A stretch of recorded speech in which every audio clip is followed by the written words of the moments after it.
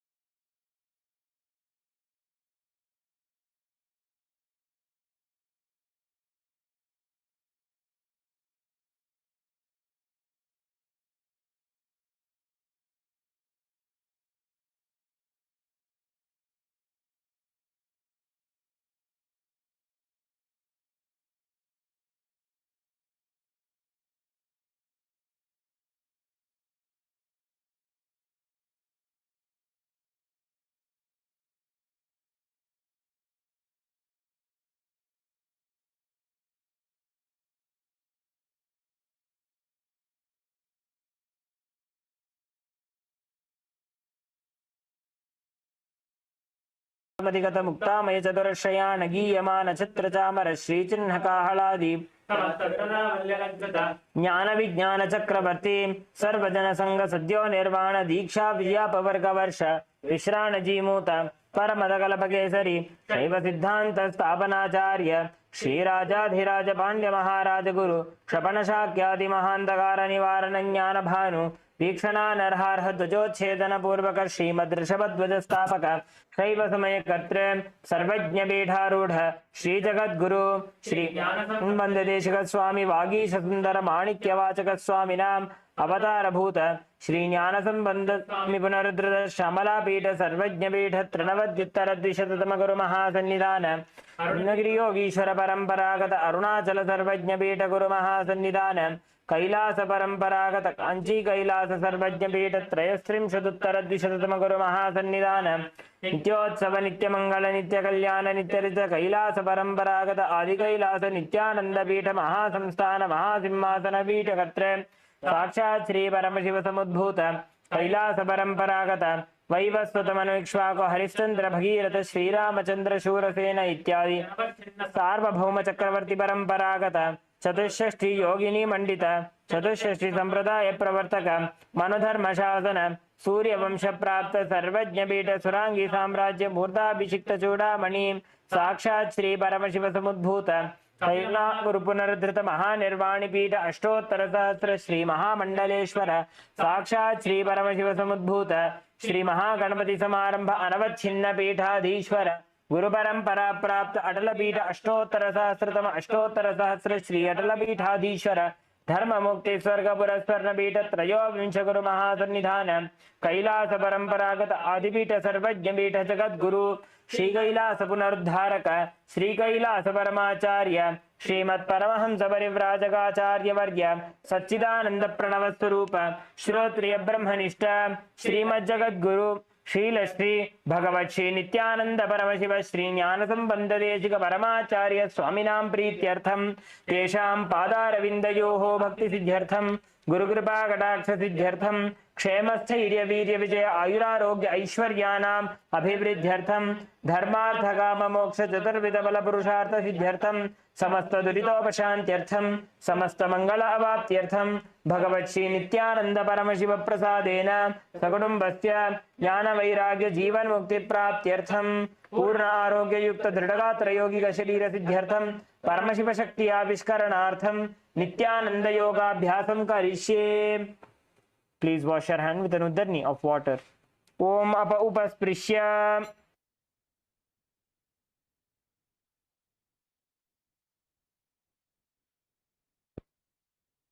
Let us now keep our Panchapatram and Udharnis to the side and let's all stand up. Let's stand up on our mats for the skeleton dance. Please stand up on your mats.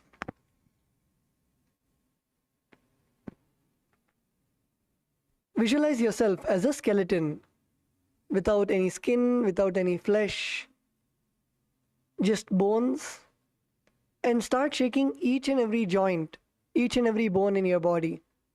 Your hands, your elbows, your shoulders, your knees, your neck. Loosen out every joint in your body and start shaking intensely. Start shaking intensely without any coordinated movements, just wildly shake.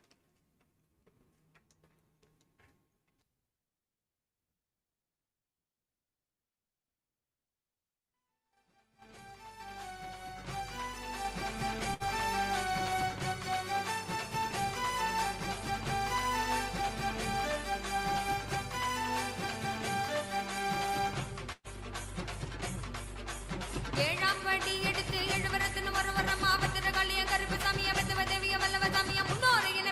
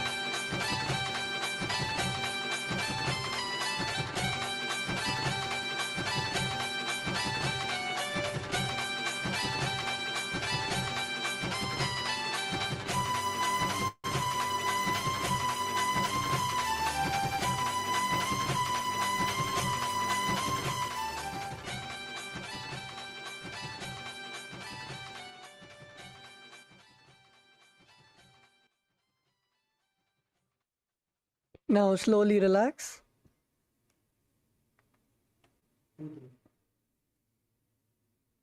Come to a standing position. Take long and deep breaths. Inhale deeply and exhale.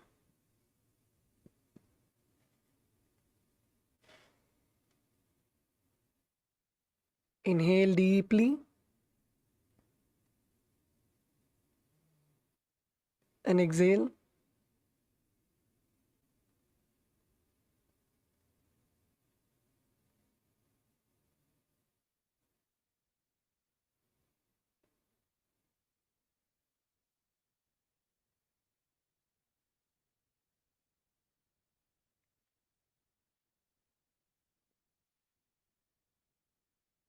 Now open your eyes.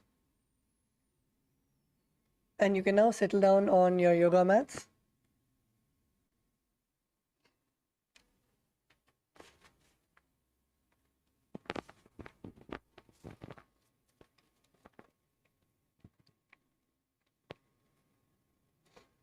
So we are continuing the Dvitiya Vinyasa Krama.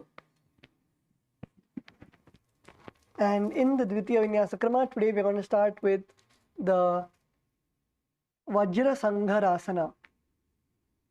So in Vajra Sangharasana, first all the participants can look at your screen. So first come on to your toes and knees. And you will be placing the soles of your feet together and standing on your toes and sitting on your heels with your knees wide apart and off the floor. And then your legs should be like in a diamond shape. And then you will take your hands behind you and hold your elbows behind your back and gaze to the nose. This asana is Vajra Sangharasana. So let's all now do it together. So come on to your hands and knees and come on to your toes. Sit comfortably on your toes and keep the soles of your feet together.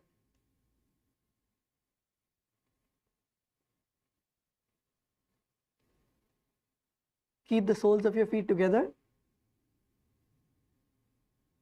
And now try to widen your legs as much as possible. Widen your legs as much as possible.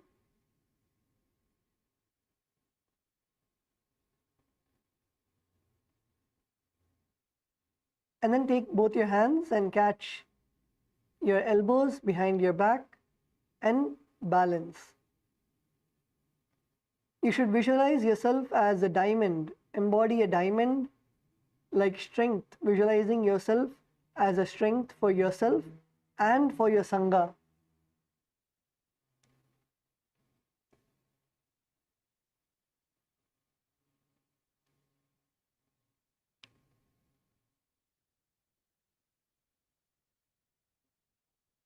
And make sure your knees are off the floor.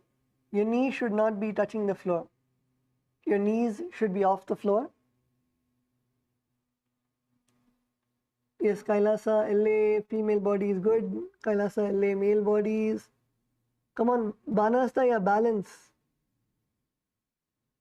You should be as stiff as a diamond. Kailasa Bolivia female body is good. Kailasa Ecuador. Antoinaya wider. Your knee should be wide as possible.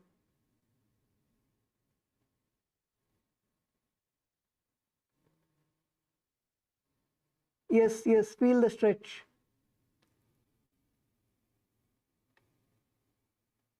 And in this asana, we'll be performing the Ujjayi Pranayama. The Ujjayi Pranayama is inhaling through your mouth. Inhale deeply through your mouth and hold your breath and visualize the prana in your heart center. And then exhale. This is the Ujjayi Pranayama. And the bandha that we'll be performing is Mula Bandha, contracting the perineum, and the japa of Om Nithyananda Paramashivoham. प्रथम फणा पाणी होए वैसे दोवो एड़ी गुदा निवैसे गोड़ा उभा राखे धीर आड़े वाय बसारे धीर पृष्ठ दिशि दो कर आने तिनकी जुगत ऐसे विदिटाने गह पर पसारी बुझा जुदोवु कोहन्या लगती पकरे सोबु जादो कबहू न लागे अवर फुट निजाय वज्र संघार आसन यह जो दिन रात सधाय. Now relax, you can bring your knees down. Relax your ankles.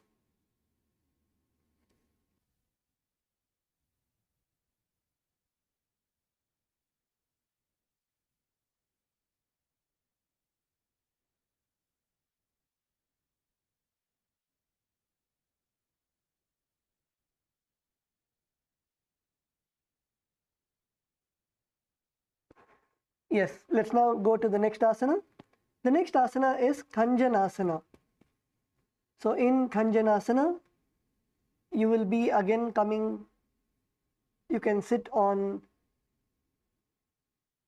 your toes and knees and keep your toes down this time. Keep your toes down and your ankles crossed behind and sit on your heels.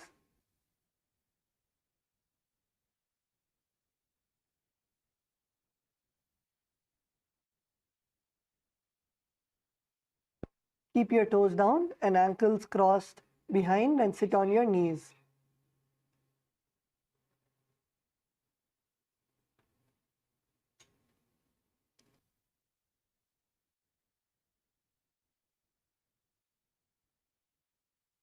Now once you are sitting comfortably on your heels, place your palms onto the mat to your side. Once you are comfortably seated on your heels, place your palms on the mat to the sides.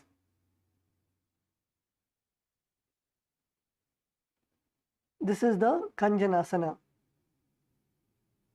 And in this asana, you will gaze to your nose and visualize perfect health beyond any and all physical and mental ailments. Visualize yourself as completely healthy.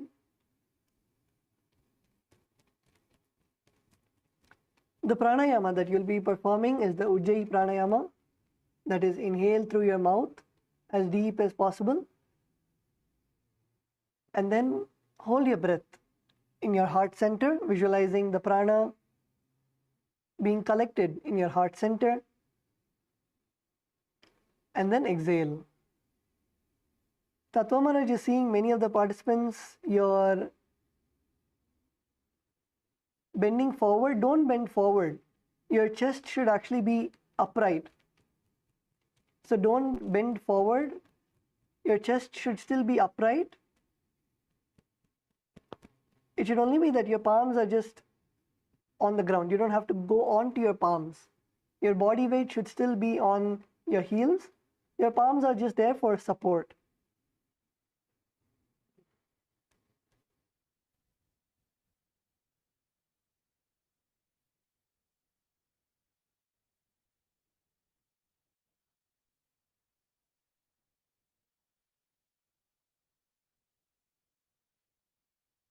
And in this asana, we are going to perform the Udhyana Bandha. The Udhyana Bandha is pulling your stomach in and up. Perform the Udhyana Bandha, pulling your stomach in and up. And the Mula Bandha. The Mula Bandha is contracting your perineum.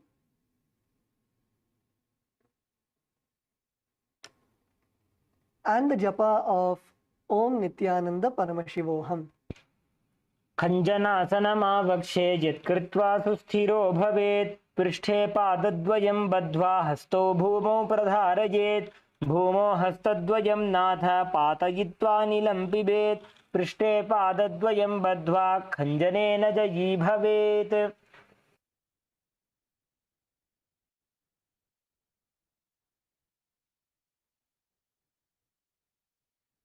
Yes, now relax.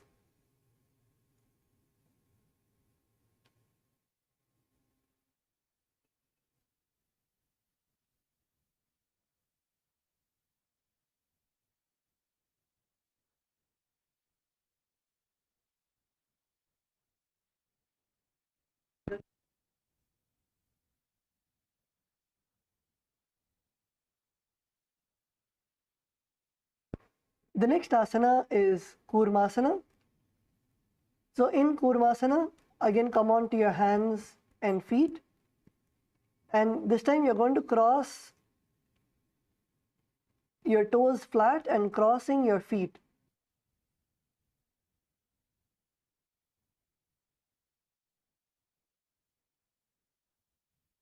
Keep your feet flat and cross your feet over each other and place your perineum on the back of the heels. Keep your feet flat and cross your feet and place your perineum on the back of your heels. And you'll be keeping your knees wide and on the floor.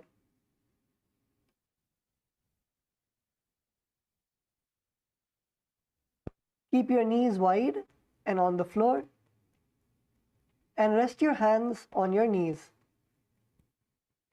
Come to a comfortable position. Gaze to your nose. Visualize yourself as a turtle, having a stable body and mind, living for hundreds of years.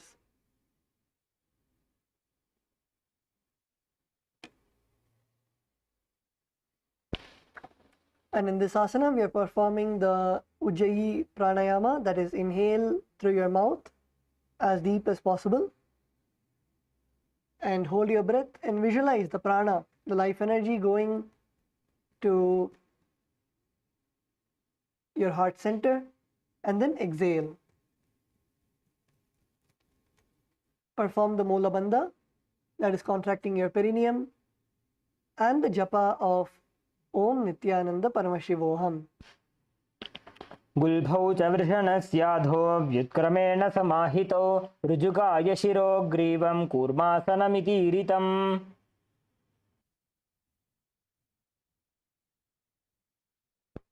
Now uncross and relax your feet.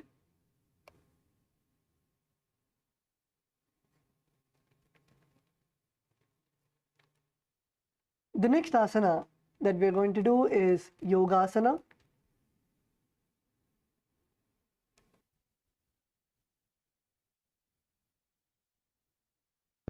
Now again come on to your toes, sit on your toes and keep your toes flat, cross your feet and place your perineum on the back of your heels and gaze to the nose.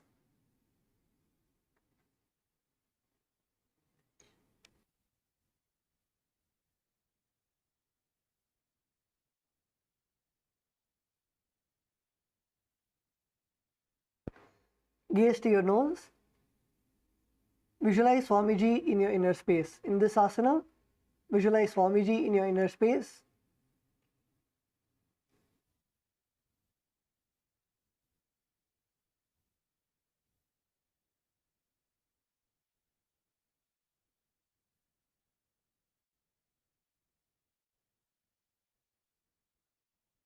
The pranayama that you will be doing is the Ujjayi pranayama. Inhale through your mouth as deep as possible. And then hold Recording your in breath. progress. Hold your breath. Visualize the prana going to your heart center and then exhale. Perform the Mula Bandha, contracting your perineum and the japa of Om Nithyananda Paramashivoham. गुदं नियम्य गुल्फाभ्यां व्युत्क्रमेण समाहितः योगासनं भवेदेतत् इति योगविदो विदुः.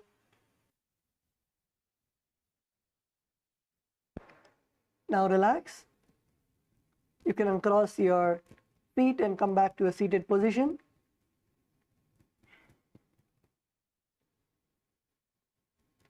The next asana that we are going to be performing is the Vijodasana. So in this asana, requesting the participants to please look at your screen. So first come up onto your knees and toes, and once you stand on your knees, you're now going to cross your ankles behind you and bring your feet to your opposite knees. You're going to be crossing your ankles behind you and keeping your feet near your opposite knees. And now you're going to bring your hands behind and hold the calves with your fingers inside and thumb outside, and gaze to the third eye. This is the Vijogasana. So let's all do this together. Requesting all the participants to now come on to your knees.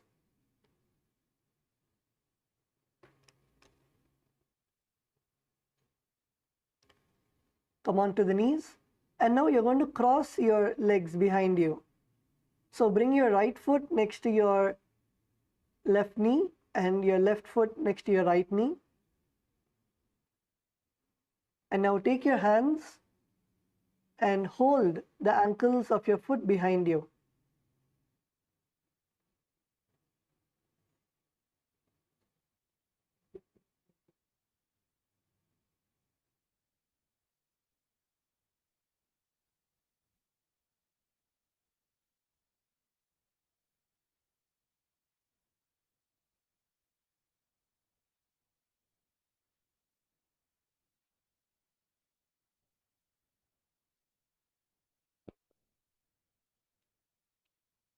Yes, hold your ankles. Now gaze to the third eye. Visualize a space of eternal oneness and Advaita with the Guru. In this asana, visualize a space of oneness, Advaita with the Guru, with Swamiji. And the pranayama that we'll be performing is the Ujjayi pranayama. So inhale through your mouth as deep as possible, and then hold your breath and visualize the prana in your heart center, and then exhale.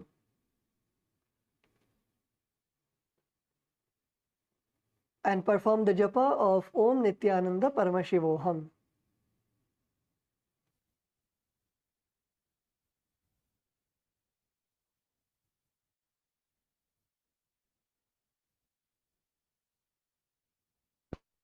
गोड़ा वामो उभो होई, गोड़ा आड़ा राखे दोई, दछिपाद की पानी रहावे, थनव वाम गोड़ा ढिकिल्यावे, कोरवारिली संधि भूटे के, एडी वाम पदी संधि वे सेखे, तामा ही करी बाहर आने, वाम पाद को फनो भूठाने.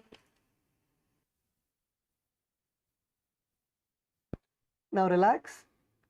Continue to stay on your knees. Continue to be on your knees. The next asana is Ushtrasana. So in Ushtrasana, you can uncross your feet, but stay on your knees, uncross your feet. Your feet should be extended outwards. Now from this position, slowly bend backwards and hold your ankles with your hands.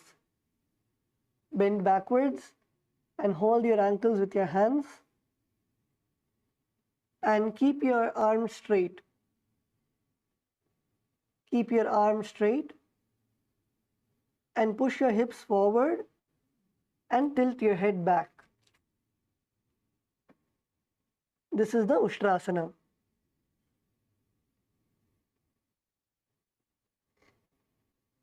So Tattva Maharaj is going to repeat. Come on to a kneeling position.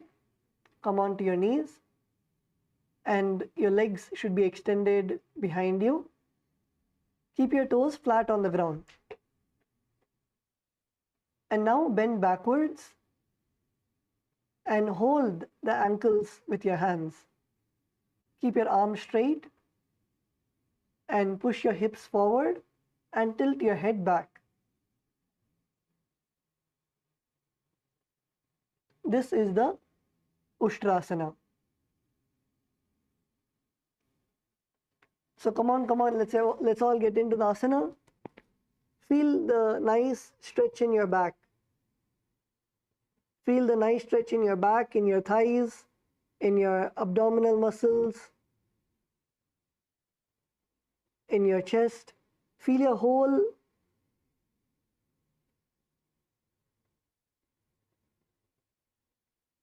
body stretching. Arch your back as much as possible. And you can let your neck fall comfortably to the back.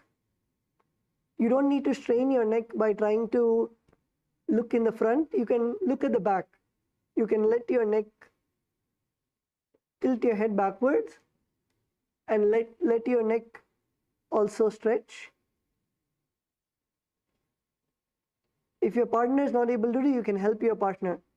You can help your partner to touch their ankle and bend backwards.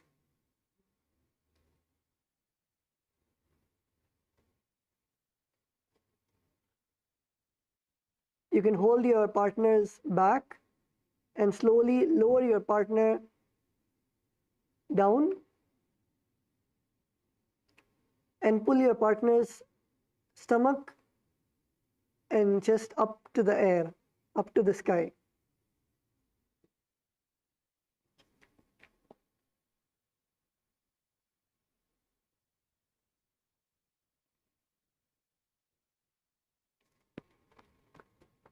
Yes, Kailasa, LA, male bodies.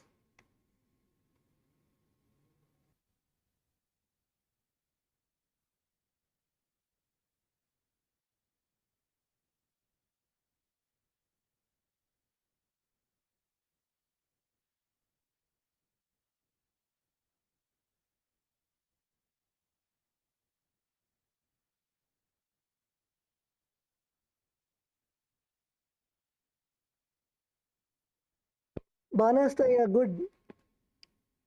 Touch your ankles, slowly let yourself go back. And you can tilt your neck also back.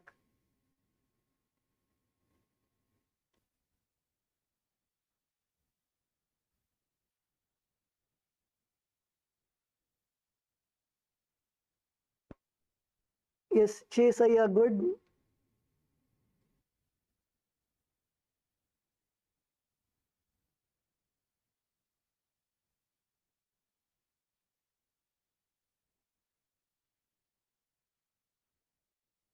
Yes, Antoanaya, good. Kailasa, Kodor.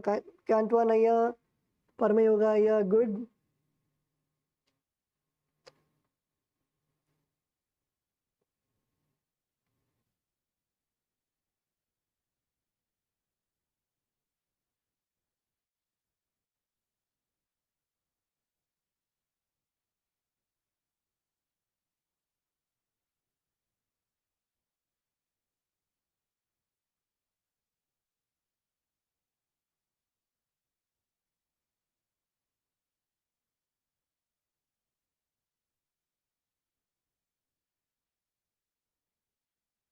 Yes, in this asana, visualize yourself as a camel. Perform the Ujjayi pranayama, that is, inhale through your mouth, hold your breath, and feel the prana going to your heart center, and exhale. Perform the Mula Bandha, contracting your perineum, and the japa of Om Nithyananda Paramashivoham. मेरुदण्डग्रन्थिदाढ्य सम्पिपादयिषुः पुमान् कपोतोष्ट्रासनाभ्यासं कुर्यान्मितहिताशनः.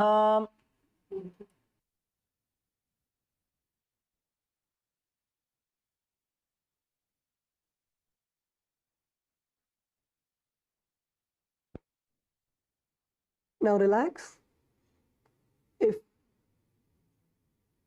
you're feeling a bit strain in your back, you can bend forward, come on to your knees, and toes onto Vajrasana, and then you can bend forward.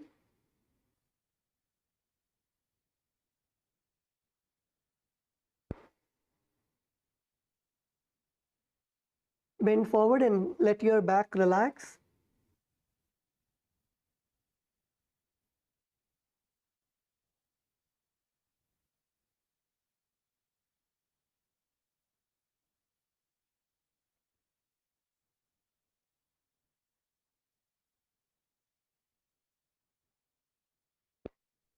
Yes, now you can slowly get up.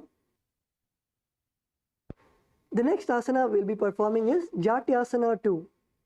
So in Jatyasana, again you'll be coming to the Ustrasana position. So come on to a kneeling position and then slowly catch your ankles, bend back, catch your ankles, and this time you're going to bring your elbows onto the ground. So bring your elbows onto the ground, but continue to catch your ankles. Keep your hands on your ankles and then bring your head all the way back and place the crown of your head on the mat and gaze to the nose.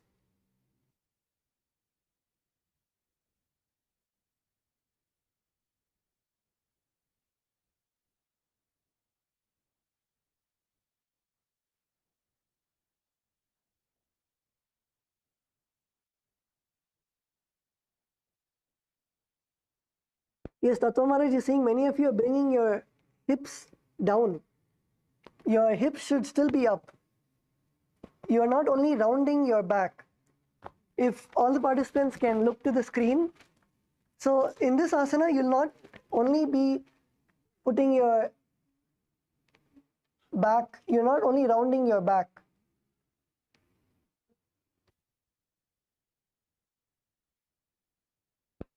In this asana, you're not just rounding your back, you're going to stretch your whole, from all the way from your knees to your elbows. So your back and your behind, your buttocks should be raised above the floor. You should not be letting your buttocks to rest.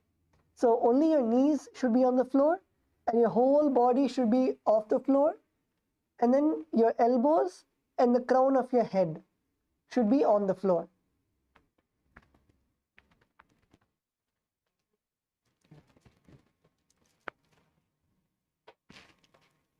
So we'll again show you how to get into the asana. So come on to from a kneeling position. Place your hands on your ankles and slowly bend backwards. And then come on to your elbows. Come on to your elbows and then place the crown of your head on the floor.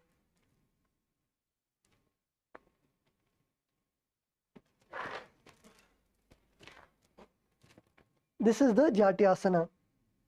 So yes, come on, let's all do.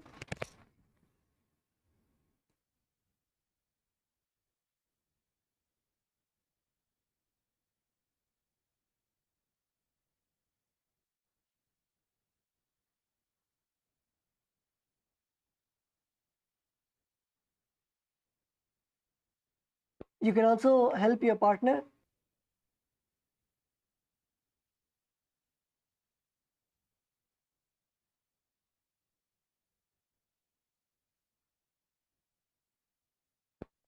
Yes, come on, go down, go down. Abhilashaya, your hips up.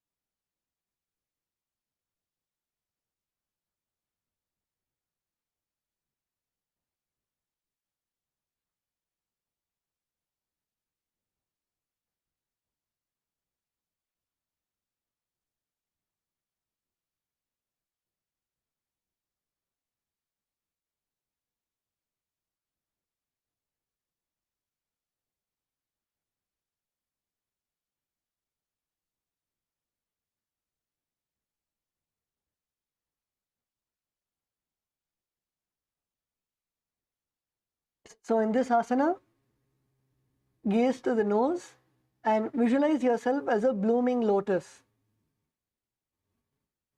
Visualize yourself as a blooming lotus. Perform the Ujjayi pranayama, that is, inhale through your mouth, hold your breath, and then exhale.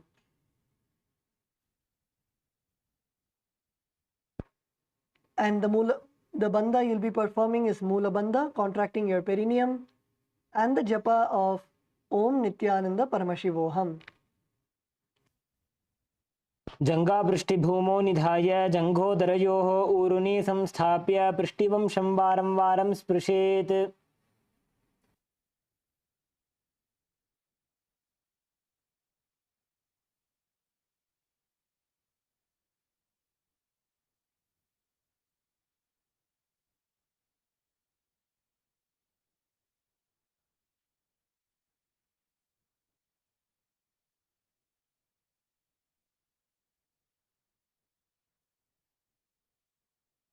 Yes, now relax. You can come back to a seated position. The next asana we are going to do is Viratasana.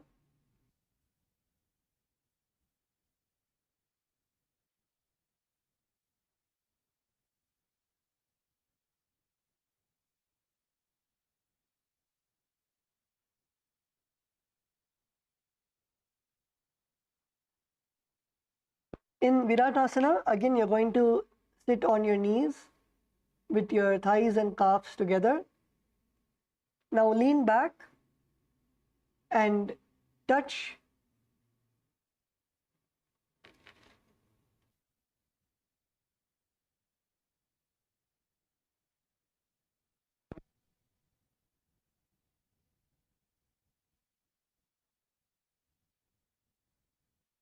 now you're going to bring your back onto the ground.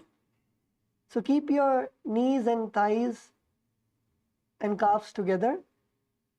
Lean back and touch your back to the ground and continue to hold your calves.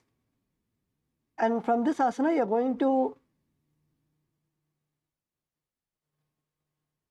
rise up back to a seated position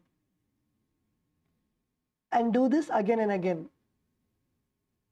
Try to do it without the support of your hands, but if you're not able to do it without the support of your hands, you can use your hands. So you can put your palms on the ground and you can push yourself up. Try to do it without the support of your hands, but if you're not able to do, you can use the support of your hands.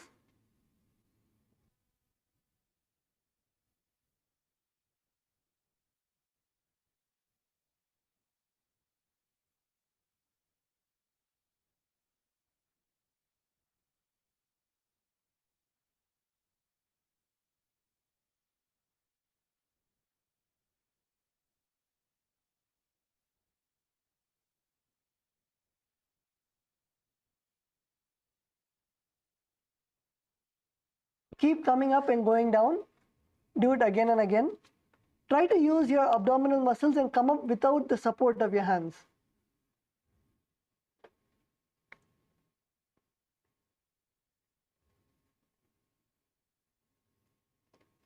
Yes, the Ma in Kailasa, Bolivia, good. The Ma in Kailasa, Bolivia, good. Kailasa, Ecuador, Antoinaya, come on. Go back and come all the way back to a seated position.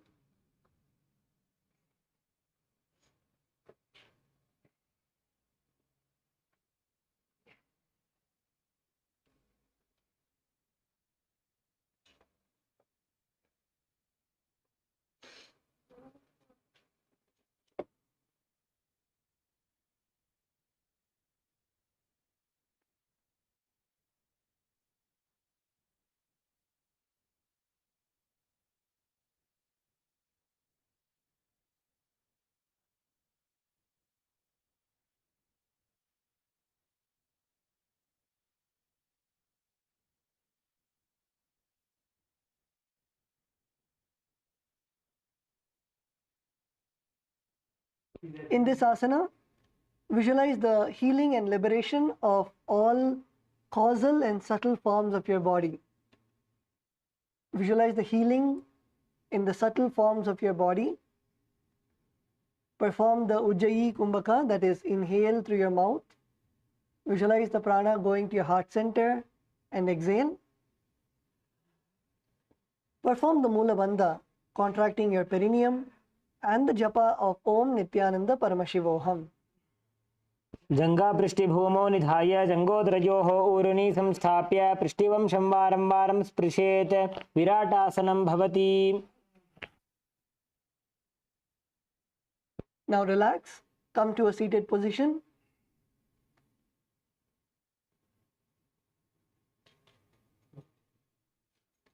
The next asana that we're going to perform is Kapotasana. So before that, how many of you are feeling the workout happening in your abdominal muscles, in your thighs, in your hip flexors? Can you raise your hands? How many of you are feeling a workout happening in your abs? Okay, that's good. So the next asana is Kapotasana. So in Kapotasana, again you will come on to your knees, come to a kneeling position, and then you'll be going all the way back, bend backward, bend all the way backward. And this time what you're going to do is you're going to try to touch the crown of your head to your toes. You're going to touch your crown of your head to your toes and your forearms on the mat and holding the back of your heels. You'll be bringing your head in between the feet. This is the Kapotasana.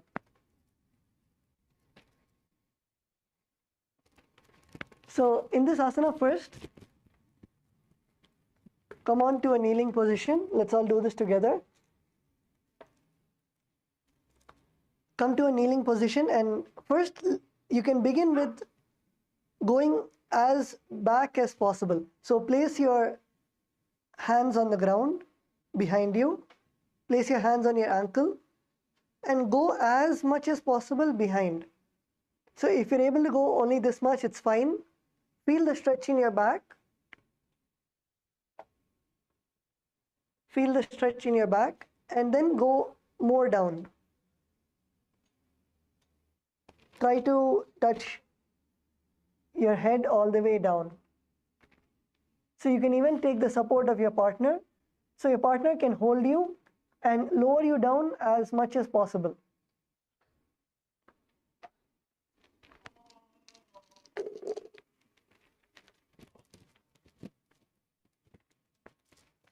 So let's all take the support of your partner.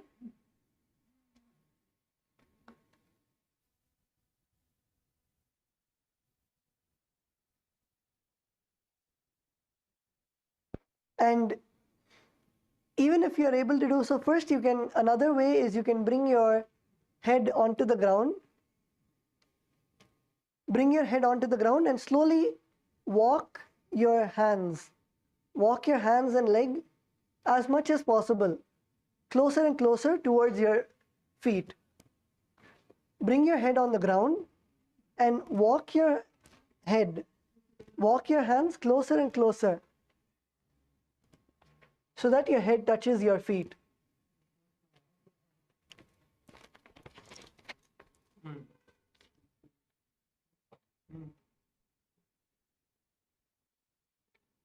Yes, you can help your partner.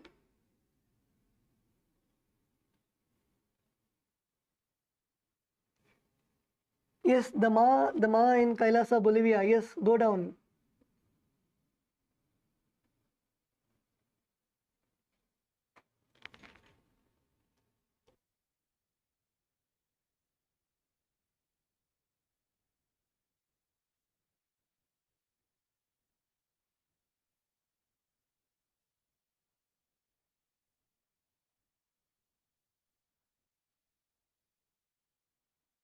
Yes, Kailasa LA. Kailasa LA female team. Let's all get into the asana. You can come together as partners. You can come together as partners and slowly help your partner go all the way down.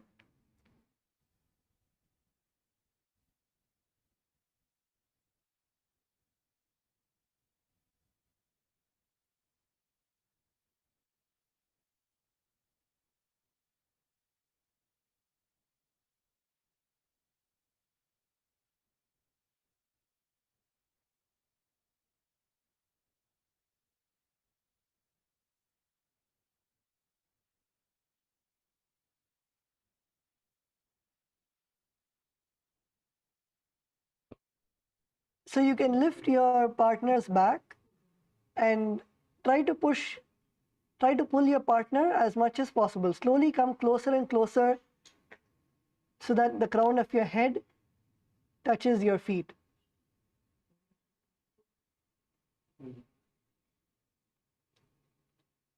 Support your partner's back. Support your partner's back and slowly arch your back as much as possible.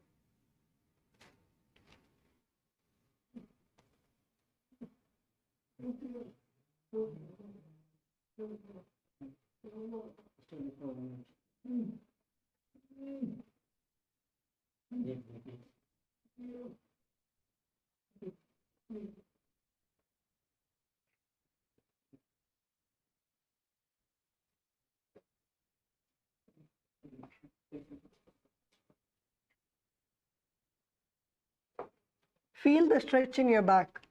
Feel the nice stretch in your back. Yes, the Ma in Kailasa, Bolivia on the blue mat. That's good.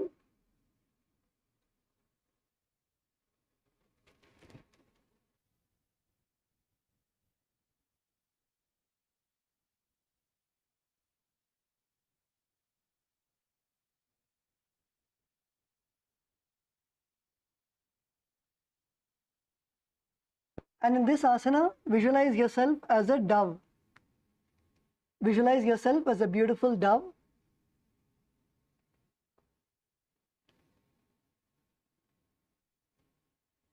And the pranayama that you'll be performing is the Ujjayi pranayama.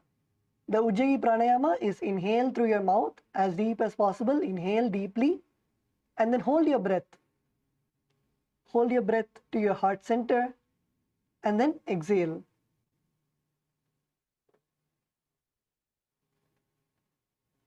Yes, come on, let's all get into the asana. Perform the Mula Bandha, contracting your perineum. And the japa of Om Nithyananda Paramashivoham.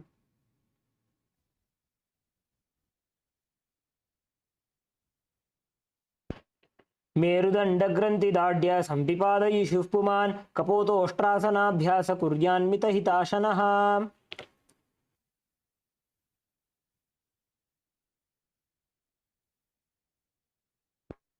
Yes, now you can all come up and come back to a seated position. And if the participants want, we can do the inverted pose for one. So come on to your knees and toes and slowly bend forward.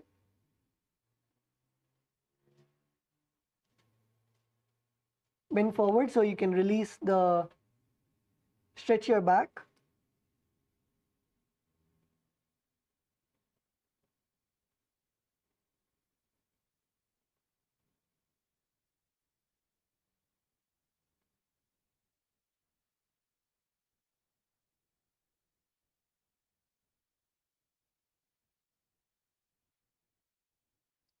Yes, now slowly come up.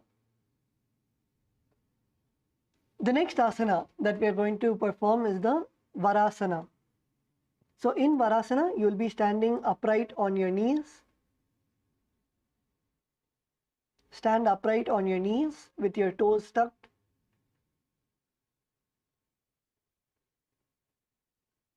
And hold your arms with your opposite hands.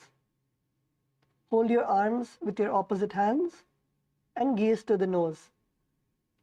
This is the boon fulfilling asana. Visualize yourself receiving all the boons that you wanted from Paramashiva, from Swamiji. Keep your knees together. Kailasa, Bolivia, the Ma on the blue mat. Keep your knees together.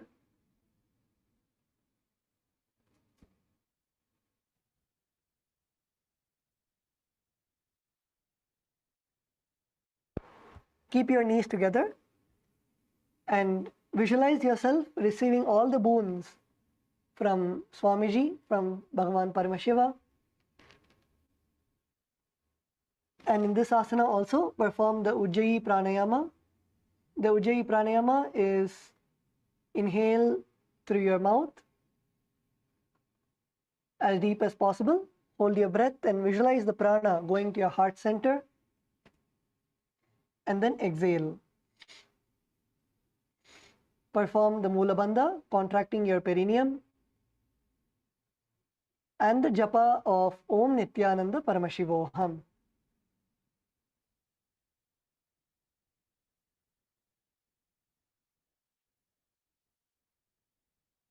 जानुनी भूमौ संस्थाप्य हस्ताभ्यां बाहुपरस्परं धृत्वा सरलं तिष्ठेत् वरासनं भवति.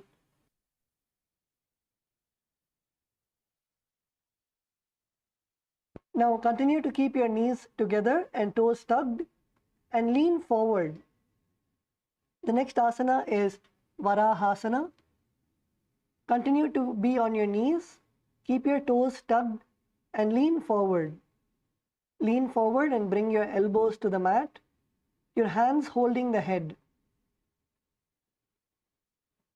Rest your hands on your head and place your perineum on your heels. Bring your perineum on your heels and place your head on your hands. Visualize yourself as a boar, one of the incarnations of Mahavishnu, the Varaha incarnation.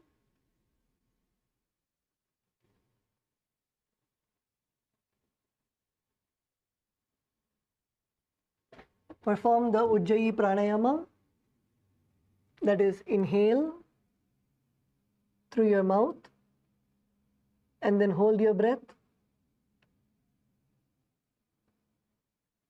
Feel the prana coursing through your body, through your heart, and then exhale.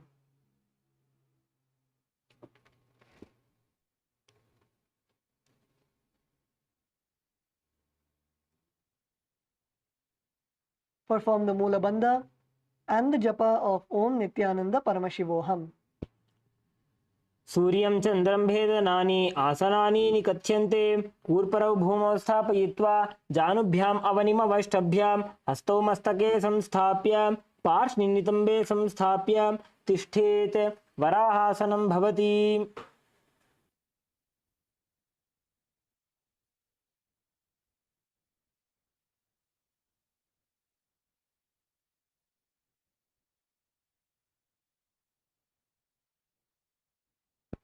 Now, every one of you can relax. The next asana we are all going to be performing is going to be Mundasana. In Mundasana, which is going to be basically standing on our head, which is headstand. Please get yourself, your partners, please pair up. Please pair up. Pair up, pair up, pair up. LA team, Bolivia team.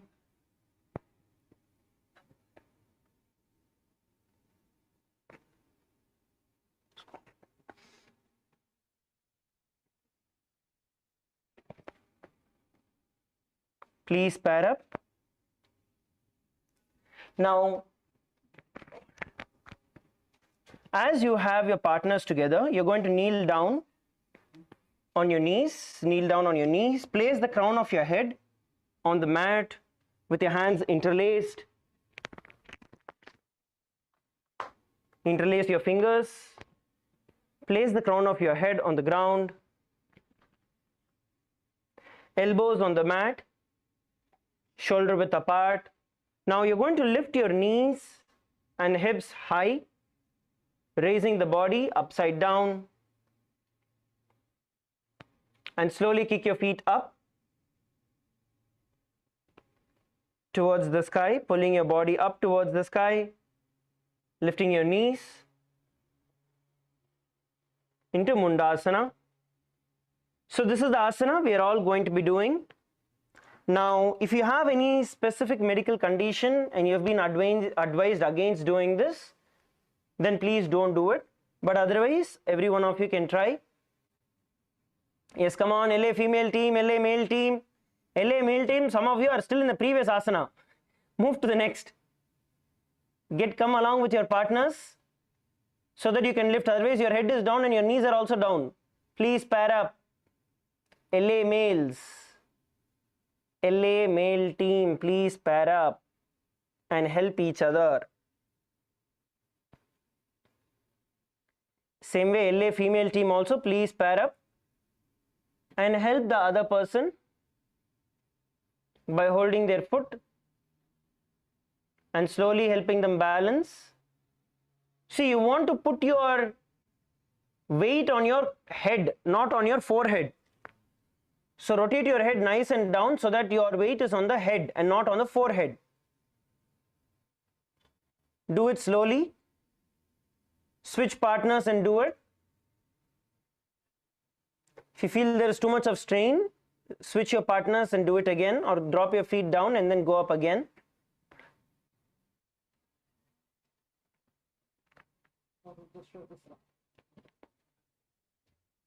Switch partners and you can do.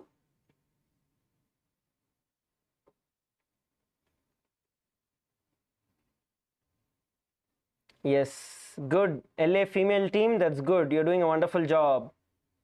Even if you're supporting with two people, that is still good. Some of you doing on the walls, taking support, that is good. Please make sure that you don't have your feet pointed towards any of Swamiji's photos. That is the only thing. Please take a few more moments to practice. Bolivia female team, you're doing a wonderful job. Many of you are already up, standing on your feet. That's great. Rest of you also please perform. There are some of you seated at the back in Bolivia female team. Can you all partner up? Please pair up together and do. You can switch partners and repeat again. LA female team, some of you at the back. Yes, every one of you are seen in the camera. Let's all do it.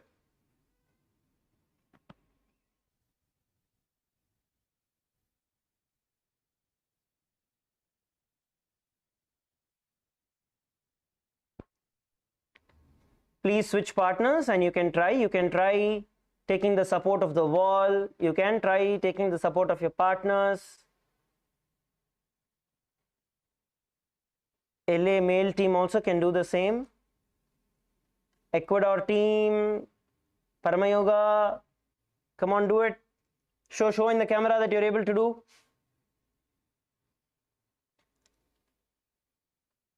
Come on, Parama Yoga, yes. Okay, wonderful, great. Hey, hold. I see your excitement, but you need to do it a little slowly, so you hold. Slowly go up and hold. Yes, you're doing a wonderful job. Hold and balance. Great. That's wonderful. Bolivia male team.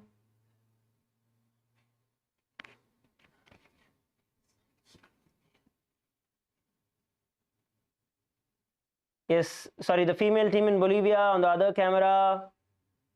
The hall volunteers, Ma, can you all help everybody? Yes. Now, in this asana, you're going to visualize yourself as a lobbed tree, which is cut in half. And the internal japa, Om Nithyananda Paramashivoham. अधो मुंडासनं वक्ष्ये सर्वेषां प्राणिनां सुखम् ऊर्ध्वमार्गे पदे दत्त्वा धारयेन्मारुतं सिद्धिः सर्वासनानां श्रेष्ठं हि ऊर्ध्वपादो यदाचरेत् तदैव महतीं सिद्धिं ददाति वायवीकला. Relax, slowly come down on the ground. Bend down, yes, on your knees. We're going to enter into Andasana, which is kneel down. Bring your head towards your knees. Bring your head down towards your knees. Round your neck, round your back. Come on, all of you do this. It's going to stretch out your neck muscles, your shoulder muscles, your back muscles.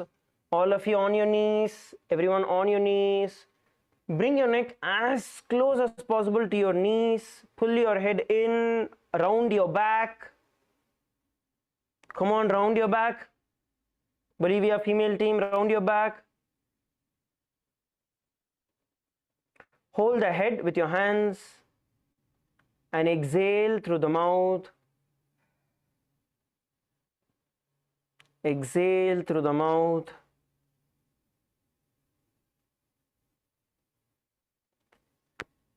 Exhale through the mouth. Now, we are going to partner in this, and all of you can look up onto the screen. So, we're just going to give a gentle push. Now, instead of having the neck towards the knee, you're just going to look forward. Look forward, hands forward. Hands forward, head down. Now, the other partner, just go and give a push onto the lower back, pushing them onto the ground. So you can see the knees are a little wide out and your body goes down. Press on the lower back. You're not going to press on the top or on the middle. You're going to press on the lower back, pushing them down and forward. Okay? And give a slight press. Do it along with your partners.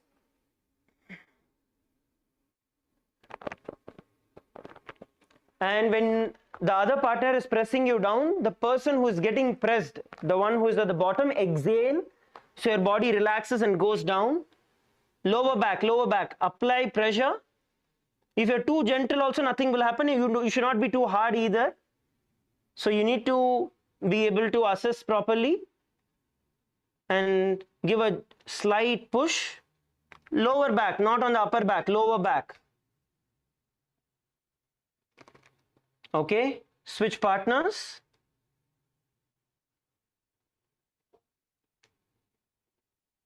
Please switch partners.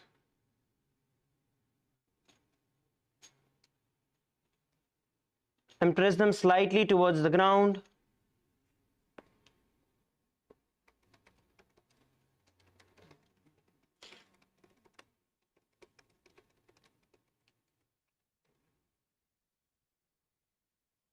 Push them slightly towards the ground, lower back.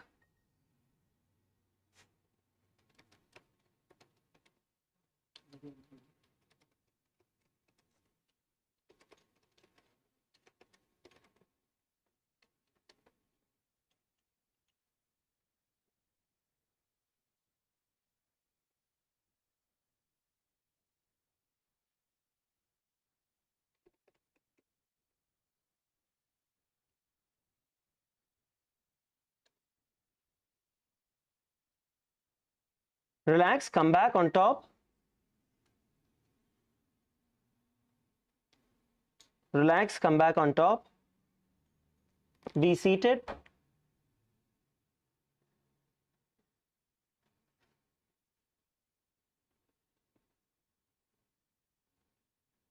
Just sit straight. Inhale and exhale. Relax your body. Rotate your neck.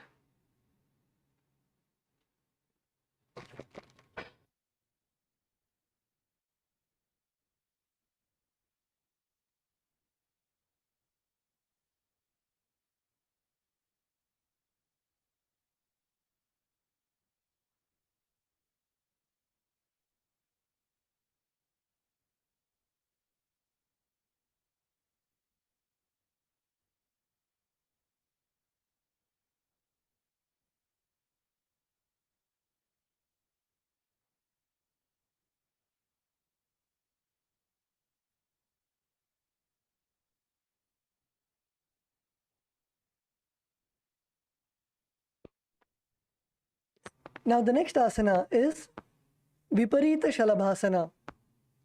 So in this asana, we are going to come on to your stomach.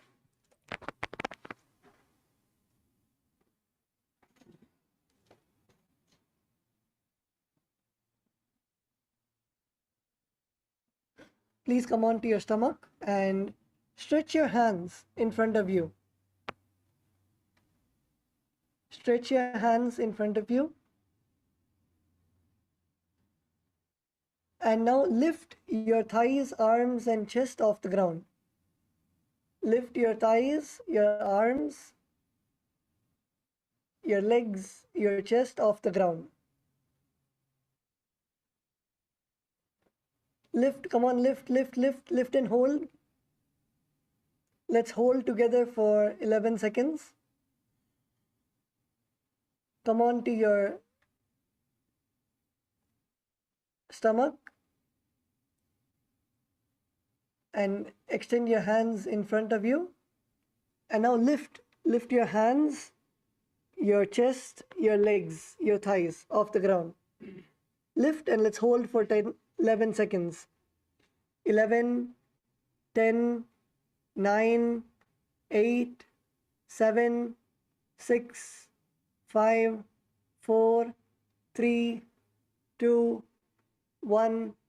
Relax.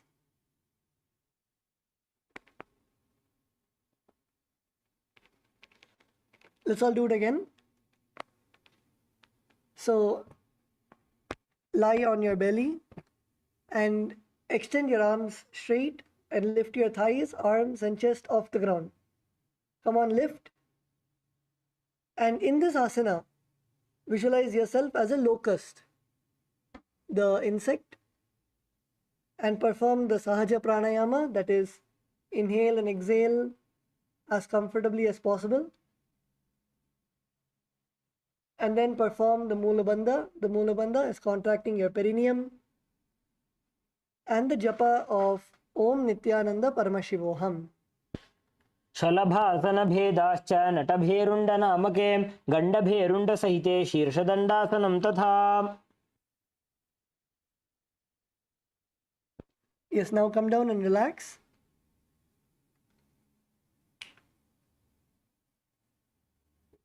The next asana is Kapalasana. So in the Kapalasana, continue to lay down on your stomach. And now keep your arms to the side. Keep your arms to the side and your forehead on the ground.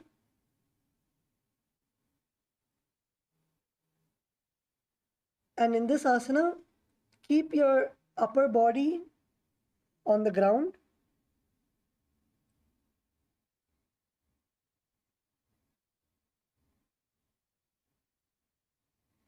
Keep your upper body on the ground and lift your legs up together.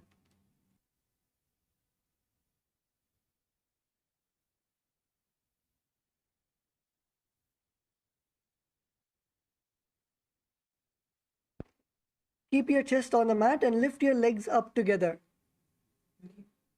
Lift your legs off the mat. Visualize yourself as the skull, representing the mind with purified thoughts and the strong will to attain enlightenment. Perform the pranayama of Sahaja Kumbhaka, that is, inhale and exhale comfortably. Perform the Mula Bandha, contracting your perineum, and the japa of Om Nithyananda Paramashivoham. कपालं भूमौ निधाय ऊर्ध्वं पादौ नयेत् कपालासनं भवति.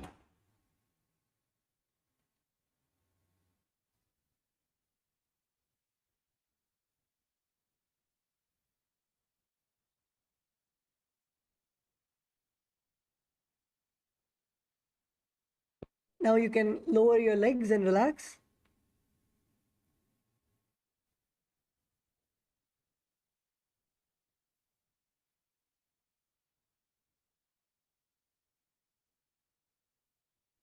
The next asana is Akasha Kapotasana. So first, requesting all the participants to look at the screen in front of you. So you will continue to be in the last asana that we did, which is Kapalasana. And from that asana, you're going to kick your legs up all the way up to the air and bring your legs all the way over your head and your legs, your feet all the way down. So from Kapotasana, you're going to kick your legs all the way up and arch your back and bring your feet to the ground in front of you. You can take your partner's support, and your partner can raise your leg as much as possible,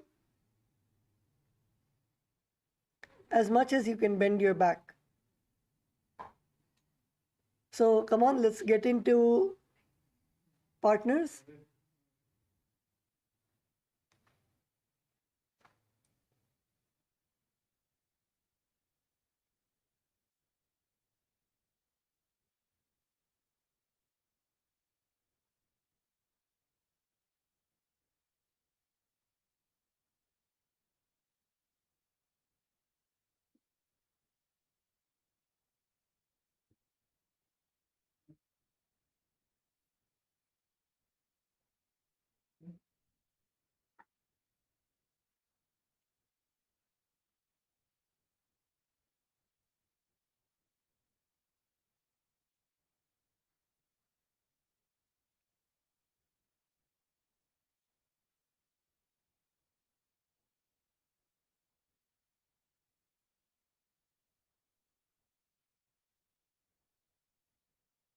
So you can take the help of your partner and you can kick your legs up and slowly bend your back.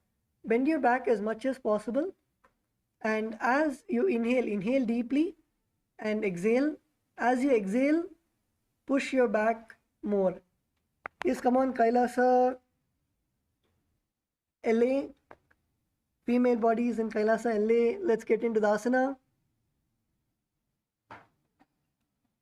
Male bodies, come together as partners. You need to have a partner for this asana. You will not be able to push your legs by yourself. So yes, Abhilashaya, partner with someone. Manastaya, partner with someone. Chesaya, partner with someone.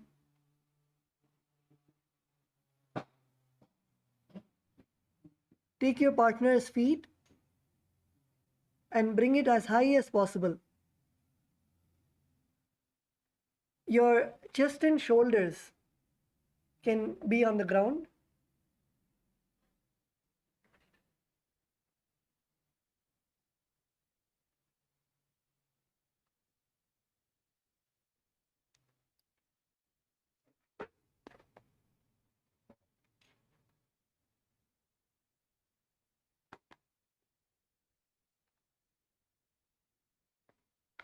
Yes, Banastaya, help the person behind you. Is that Ozranaya?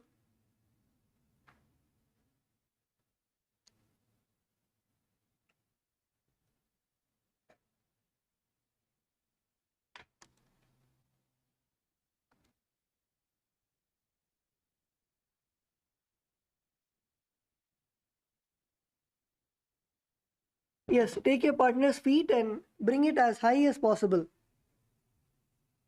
Bring it as high as possible and feel the stretch in your back. Feel the stretch in your back, in your hamstrings.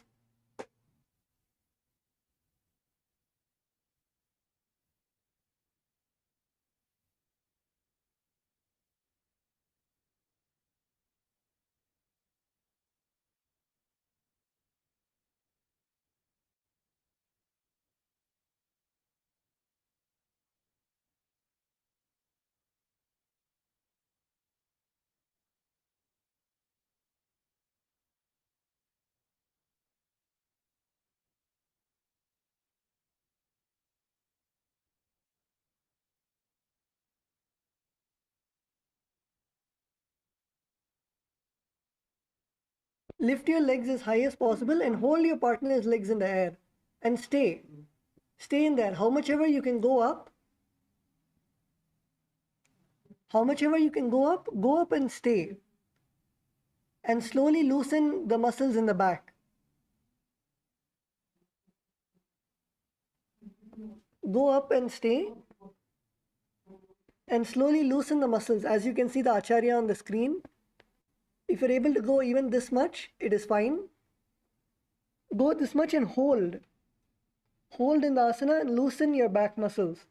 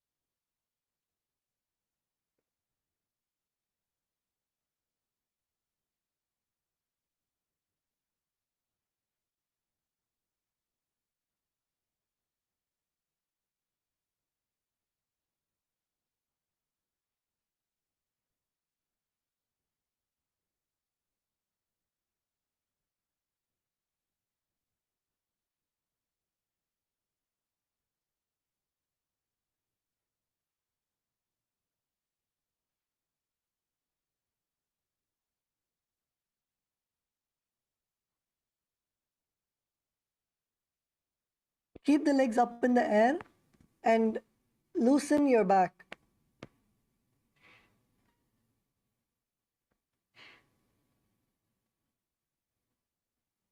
So how many of the participants are able to bring your legs up to the air at least?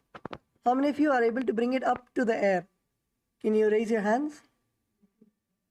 How many of the participants are able to bring your legs all the way up in the air?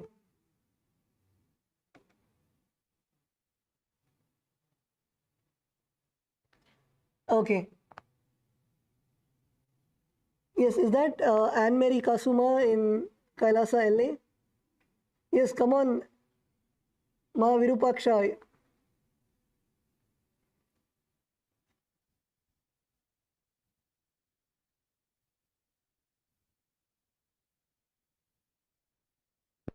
Yes, you can help Ma Virupaksha.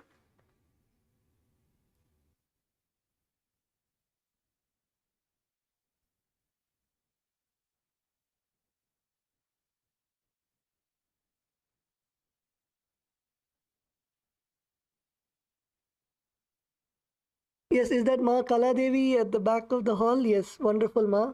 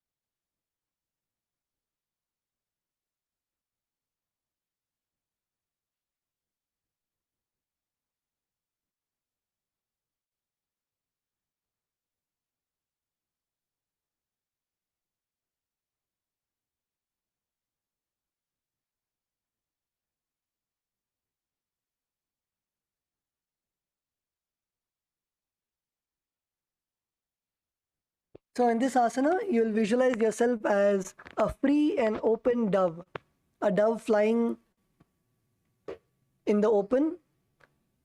You'll perform the Sahaja Kumbhaka, that is inhale and exhale comfortably. Perform the Mula Bandha, contracting your perineum, and the japa of Om Nithyananda Paramashivoham.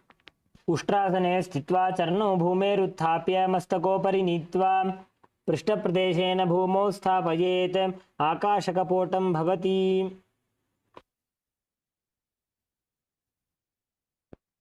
Yes, now relax And everybody can come to our yoga mats. Come back to our yoga mats.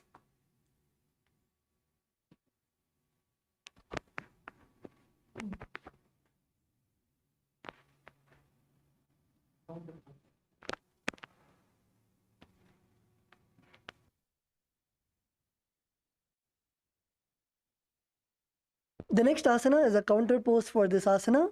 So the next asana is Chatakasana. So in Chatakasana, sit on your knees and bring your chest down. Bring your chest down so your navel touches your knees. Keep your hands flat on the mat and your forearms on the ground, and be sturdy. So come on to your knees and then bring your chest down, bend forward so your navel touches your knees. Keep your hands flat on the mat and your forearms also to the ground, and sit in a sturdy position. This is the Chatakasana. And in this asana, visualize yourself as a sparrow. Visualize yourself as a sparrow bird.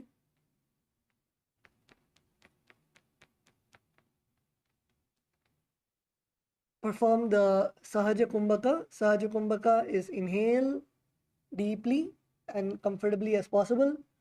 Hold your breath as comfortably as possible and exhale as comfortably as possible. Perform the Mula Bandha. The Mula Bandha is contracting your perineum. And the japa of Om Nithyananda Paramashivoham. पूर्वपर्यन्तौ हस्तौ धरामवष्टभ्य जानुनी नाभौ संकुञ्च्य तिष्ठेत् चटकासनं भवति.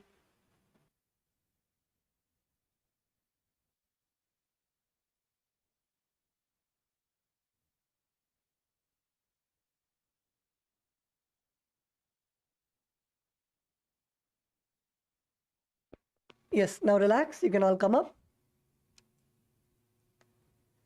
The next asana is Vrishchikasana. This is again a very interesting asana. So please look at the Acharya in front of you.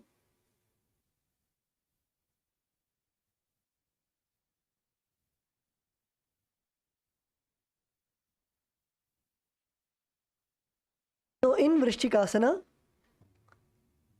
as we were in Chatakasana, continue to place your forearms on the ground. And now lift your hips up. Come on to your toes and lift your hips up. And what you're going to do is slowly walk your toes closer and closer. And then you're going to kick your legs up to the sky. You're going to kick your legs up to the sky and then bend your knees and bring your feet to touch your head. Bend your back and make sure that your feet is touching your head. And lift your chin and hold in this asana. This is the Vrishchikasana.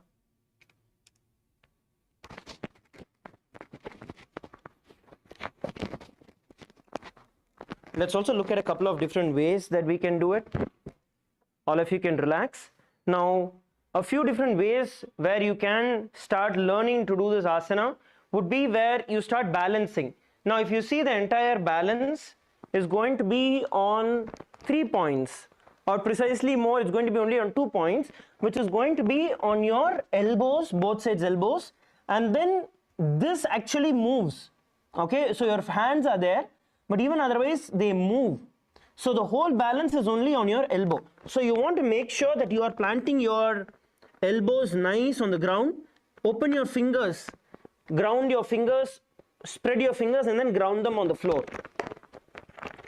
Okay. Now once you are in this position, the other partner, you can also make sure that you are having partners for this. Now you need to raise your leg up. Okay, and from here kick, just kick up and hold. The partner can just hold in this position, and then slowly once you get balance, then you can bend your knee and try to hold in this position. Relax. So this is a asana. This is actually, it's not hard. It just needs a little bit of practice. Come on, let's all partner up. See, even if you don't bend your back in the first position, it's okay. Even if your back is straight, it's okay. Even if you place your forehead on the ground, it is okay. But place your hands in the position. Come on, LA female team, partner up. LA male team, partner up.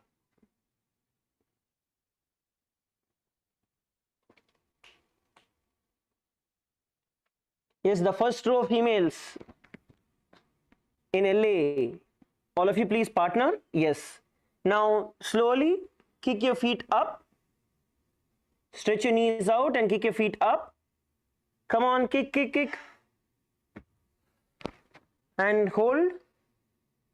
Yes. Even if two people are holding you and lifting you up on top of your elbows, that is okay. Get started with that.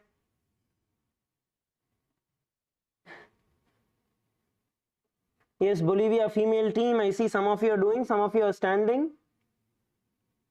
Every one of you do it.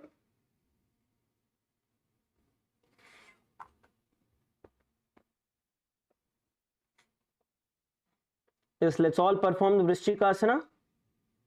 LA male team. LA male team, please partner. Chesaya and Abhilashaya, yes, both of you are partners. Same way, can others also partner up? Rest of the people also who are there, LA males, please partner up. You can switch partners and do.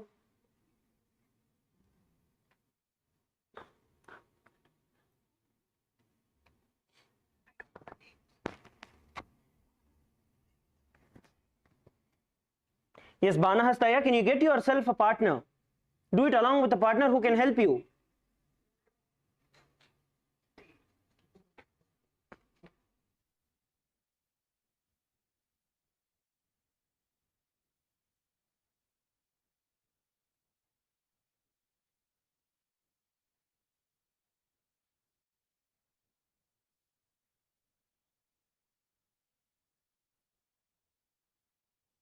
Yes, come on. Banahastaya, kick your feet up. Devarupaya is there to support. Come on, kick. Yes, lift the feet and push it up. Yes, push it up. Look forward, look forward. Banahastaya, look forward. Try to bring your neck forward. Yes, try to hold there for a few seconds and then drop. Yes, good. Switch partners. Now switch partners and try doing the same.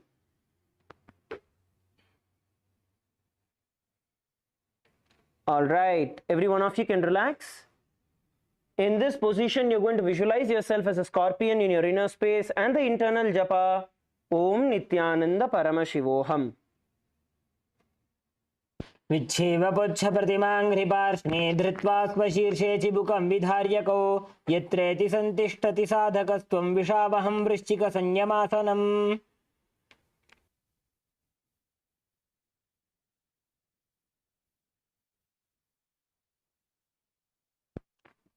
You can now relax.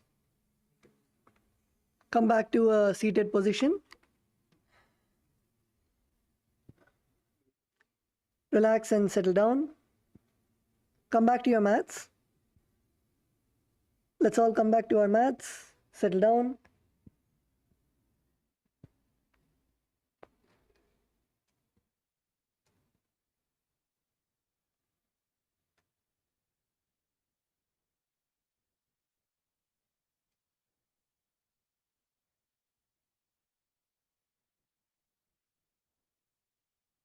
Yes. So the next asana that we're going to do is Vrishasana. So in Vrishasana, we're actually going to come on to our hands and legs. So come on and sit on your heels and place your perineum on your right heel. Place your perineum on your right heel and your left leg, place it outside your hip. Your ankle to the side. Sit on your right heel.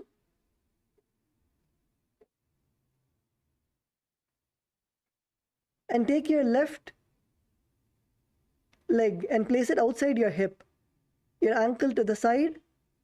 And place your hands on the mat. This is the Vrishasana. So let's all do it together now.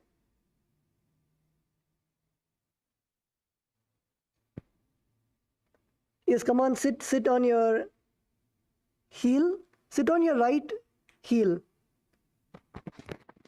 Now, while doing this, you also want to make sure that you are putting in a good amount of pressure here. So that way you are, even though you're sitting on that foot, this area you will get a stretch when you sit on the other side, because this is stretched out. The more you stretch, the more you will get a stretch in your calf and your thighs. So stretch it out nice and wide.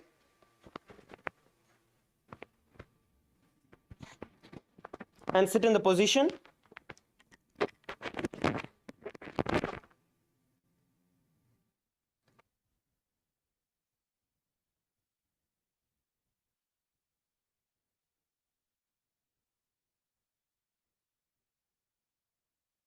And in this asana,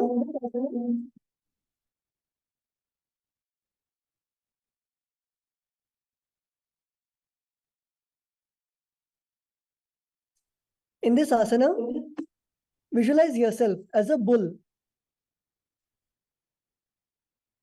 Visualize yourself as a bull. The pranayama that you'll be performing is the Antarangaka Kumbhaka. The Kumbhaka is forcefully draw in the air through your nose and then retain it, hold your breath, and then leave it slowly.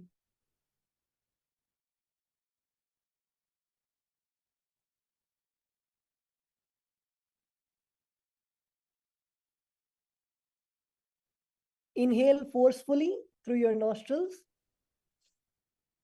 and then hold your breath as long as possible, and then exhale slowly through your nose. Perform the Mula Bandha and the japa of Om Nithyananda Paramashivoham. याम्यगुल्फे पादमूले वामभागे पदेतरं विपरीतं स्पृशेत् भूमिं वृषासनमिदं भवेत्.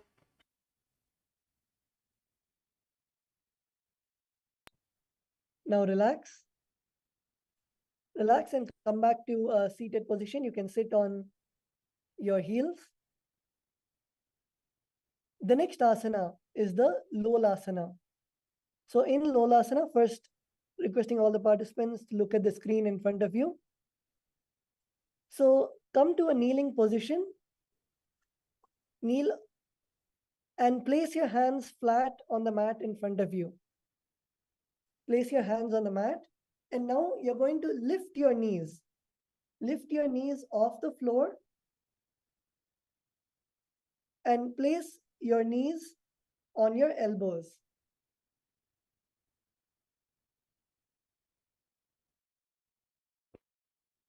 So this is asana. This is actually Lolasana. In Lolasana, there are a couple of different variations that you're going to do. Basically, what you're going to do is, while you are seated in the Vajrasana, which is on your knees, you're going to lift your feet up and cross it. That is what you're going to do. What you can do for it to be easier is get your hands as close as possible to the knees. So get your hands as close as possible to the knees. Come on, all of you, get on top of your feet. Get your hands as close as possible to the knees. So your knees are supported with your hands.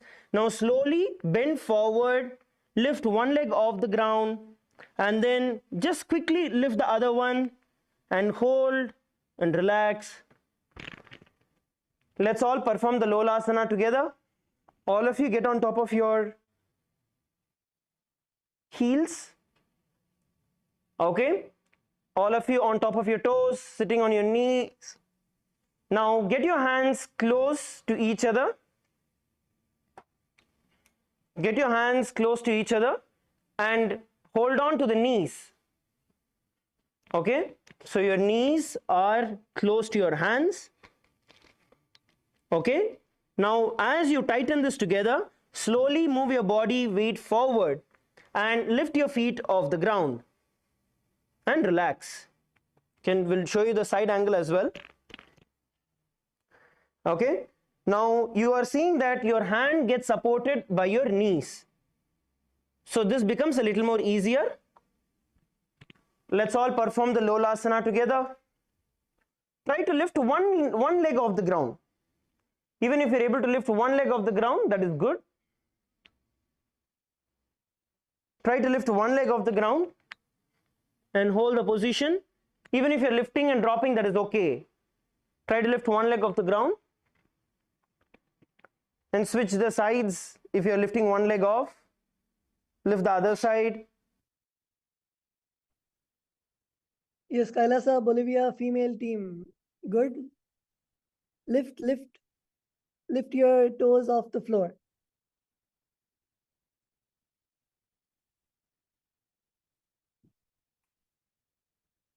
Yes, Parma Yoga, yeah, Kailasa, Ecuador. Did you do it? Okay, wonderful. Put one foot on top of each other. This time we're going to put the left foot on top of your right foot. So cross your feet. Once you lift both your legs off the floor, you can cross your feet. Who all were able to lift both your feet off the floor, you can cross your feet.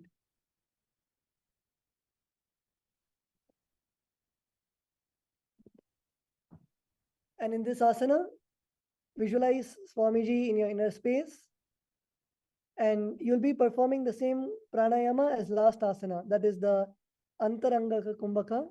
So inhale forcefully through your nostrils. Inhale forcefully and hold your breath as long as possible. And then exhale slowly. Perform the Mula Bandha. Contract your perineum. And the japa of Om Nithyananda Paramashivoham. लोलासनं सदा कुर्यात् वायुलोलापघातनात् स्थिरवायुप्रसादेन स्थिरचेता भवेद्धृतम्. Relax, all of you relax. Now come back to a seated position. You're going to be interlocking your hands and you're going to stretch your hands out in front of you. Stretch your hands out in front of you. Move it to the left, move it to the right, up and stretch, giving your shoulder muscles a good shake. And you can also do it at the back. Interlock your hands at the back and stretch it out. All of you stretch it out because this asana will put a lot of stress on your shoulder. So your shoulder muscles need to be strong to be able to perform this. So stretch out your shoulders.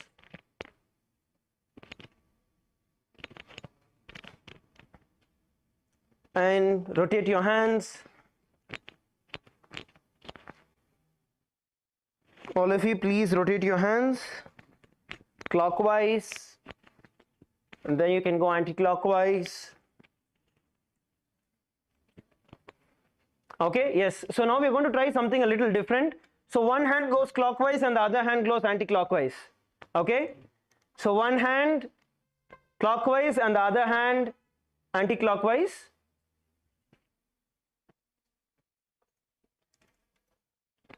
Come on, let's see how many of you are able to do one hand clockwise and the other hand anti-clockwise. This basically utilizes your whole brain. Switch directions, rotate it on the other side. Some of you are rotating it on the same side. Come on, bring your awareness and switch the other side. One goes forward, the other goes backward. Now do the same thing, holding your shoulders.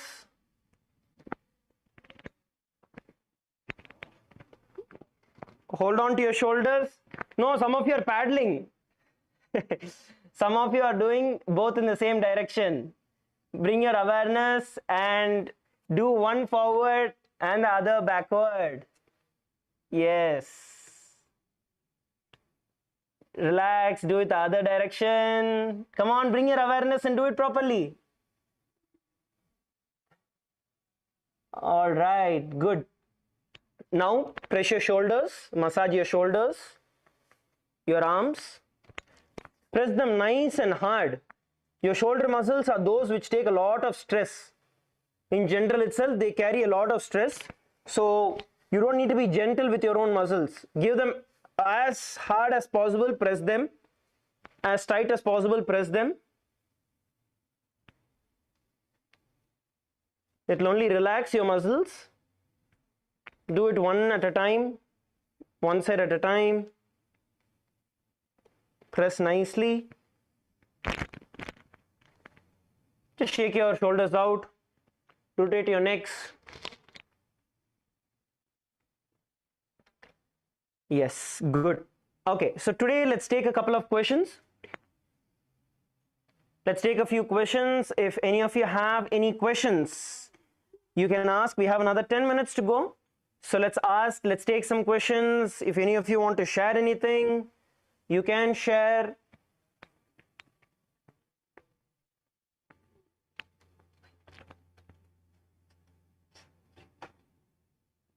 Any of you have like any questions you want to ask about something specifically, you can ask.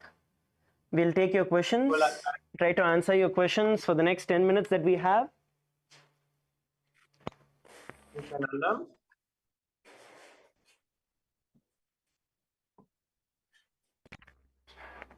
Can you hear me? Nithyananda? Yes, just a moment.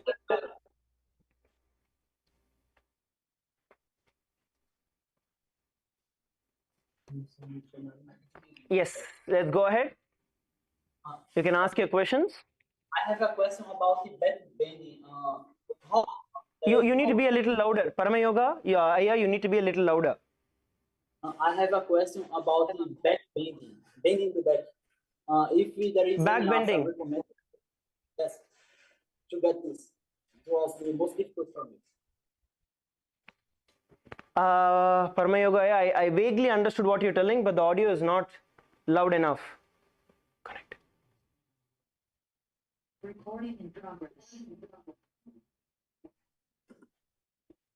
Can you please? Nithyananda? The question was, I want to do back bending, the asanas which have to bend the back to behind, but there is any stretch that recommended to get to these asanas that they were the most difficult for me. Yes. So actually you will be seeing there are going to be asanas that will be coming in. We are doing the Prathama Vinyasa Krama, Dvitiya Vinyasa Krama and Tritiya Vinyasa Krama. There will be a lot of asanas that will focus on your back bending. So just follow along. You're doing a wonderful job. We'll teach you it. Don't worry. Okay? Wonderful. Great. Yes. Any other questions? We can go to the next one. Nithyananda, Maya, Maharaj, I have two questions from LA team. Yes, Ma. Can you tell your name and can you ask your question, Ma, please? Sure. My name is Jessica. Yes, Ma, Jessica. Please go ahead. One of my questions is, in yoga, when you touch somebody or work with a partner, is there anything to be mindful of? But previously, when I had done yoga before, they actually said not to touch. So I'm wondering, is there anything to be mindful of when you support a partner? Glitch here. Sorry, Ma, could you repeat it? Sure. When you work with a partner, is there anything we should be mindful of when you touch somebody else during yoga, just with the exchange of energy? Because previously in yoga, I had been taught not to touch.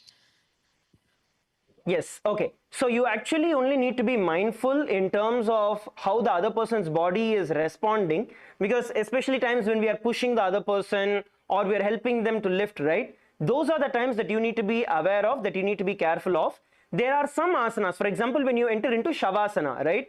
Those times we tell specifically not to touch anybody. Even your own hand should not touch your body. So in the Agama, specifically Paramashiva says where you can take help, where you should not, in terms of have enough distance. So those if we follow, that is sufficient, Ma. Paramashiva actually gives detailed instructions in the Shastra Pramanas. So places where he specifically tells, we need to be careful. Other places we can support, we can push, and we can do. No problem. Thank you. My next question, I actually injured my back 4 or 5 years ago. I couldn't walk, couldn't sit, and pain. And then in one of the Paramashivoham programs, Swamiji said, I'll heal you.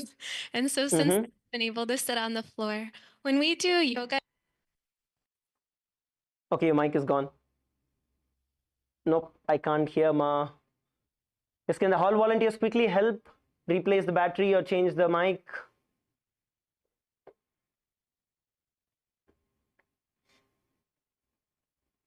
And as Ma is quickly running and getting the mic fixed, okay, this is for every one of you also, right? See, all of you focus on doing the asana as much as you can. There are limitations which are there with every one of us, but the more and more we are actually able to focus, hold ourselves in certain asanas where it is difficult, we will actually start moving through. Okay, so and same way, even when others ask questions, pay attention to it, listen to them, because a lot of your questions would get clarified. In fact, the entire asana, the whole yoga time that we are doing, we are actually stretching it slowly, focusing on different things, helping relax. In fact, you know what? The actual yoga starts only after all of this is done. Right now, we are only looking at how to get comfortable with the asanas, which is the posture. But the real experience of the oneness will start happening when you enter into the subtle components, which is the breathing, the pranayama, the bandha, the visualization. But if you do not have comfort in the posture, then you will not be able to focus on those. So that is the reason in the initial phase, we are working a lot in terms of giving the techniques, helping each other to become comfortable in the posture. How many of you are understanding this? Can you all raise your hands if you're understanding this? Yes, that's great. And Nithyananda, And really wonderful. the microphone is working. So Go ahead, ma. The question is, before when I had the back injury, I was very aware, and I realized only with this program that I kept reinforcing I have a herniated disc, and that's why this is happening. But with the visualization of healing, I'm aware of my back now, but there's absolutely no pain. And so my question is, what is Swamiji doing? Okay, yes. See, ma, there are two things in this. Okay, first of all, you need to be rest assured that one, you are there in the breathing space of Bhagwan, not just yoga time. The very LA, the place where you are, is the living field of Bhagwan. Okay, so that is point number one. Being there in itself starts healing your body. Now, the second thing, you need to actually listen to your own body. Now, for example, I'll give you my own practical example. Okay, this was what I shared in the previous time also, like the previous batch. So recently, probably about few months back, while I was doing something, I slipped and I fell, and I kind of, I think, sprained my feet a little more harder. So I couldn't actually sit in Padmasana. The leg would just not get into Padmasana, causing a lot of pain, especially at the ankle joint. Now, whenever satsangs would happen, I'll tell you what I did. Okay, whenever satsangs would happen, whenever Swamiji is there, right, I will consciously bring my foot, keep it in Padmasana. Initially, probably for 30 seconds I could keep before it would hurt a lot, and then relax. Now, as time passed by, it's not overnight, but as time passed by, days to weeks, weeks to months, the pain, I forgot that I had pain at that point in time. So this comes by listening to your body. When you have an injury right at your back, you will see there is a certain threshold that is there that you can do, which would be uncomfortable. It's not that it will be comfortable. It is uncomfortable, but it does not hurt. You see, there's a difference between it enters the hurting range and as long as it stays in the uncomfortable range. So you want to hold yourself in that uncomfortable range as much as you can and relax. And by the end of the program, for example, a certain asana, even just sitting straight was hurting your back. Probably before the program started, you would have been able to sit there, let's say for a minute. By the end of program, you'll be able to sit there, let's say for 10 minutes, 20 minutes. Now that is what makes the difference. The moment you know this technique, even after you go back home, you can just repeat it. And this is for all the asanas, and this is for every one of you also. Any medical condition that is there, it's not that you're going to go all out and hurt yourself. No, that's not the point here. But we need to understand there is an uncomfortable range and then there's a hurting range. How many of you are understanding the difference between the discomfort and the hurt, because it's very, very important. If you listen to your body, you will understand it. It's not a very big thing.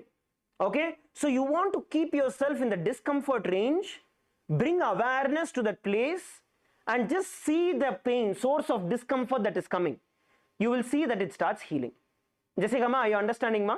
So you just have to listen to yourself, and from there, if you keep pushing, you'll actually get healed out of it completely. Yeah, the healing is amazing. Thank you. Thank you, Maharaj. Wonderful, ma. Great. All right. I think it's 59. Tomorrow also we're going to take more questions. Yes, go ahead, ma. LA, go ahead, go ahead. I think one last question we can take before it's time. Go ahead, ma. Yeah, my name is Shubhada, and Yes, ma. I just wanted to know the difference between the Shirsasana and the Mundasana we did today. Yes. So actually, ma, the visualization is different. The pranayama is also different. But we have not gotten into those details yet. See, that is the reason when I mentioned earlier, right? We need to get comfortable with the posture. Even though externally it looks same, but it is different. The pranayama is different, the visualization is different. Okay. Okay. All right, ma. Actually, many of these things you will see like that. Many things you will be sitting in Padmasana only. They will have different names. But pranayama will be different, gaze will be different, mudra will be different, bandha will be different. It is these things. Okay, wonderful. As in certain asanas which we are comfortable, there we will emphasize on the pranayama, bandha and visualization. Other asanas where we need to get a little more comfortable, we will focus on the technique.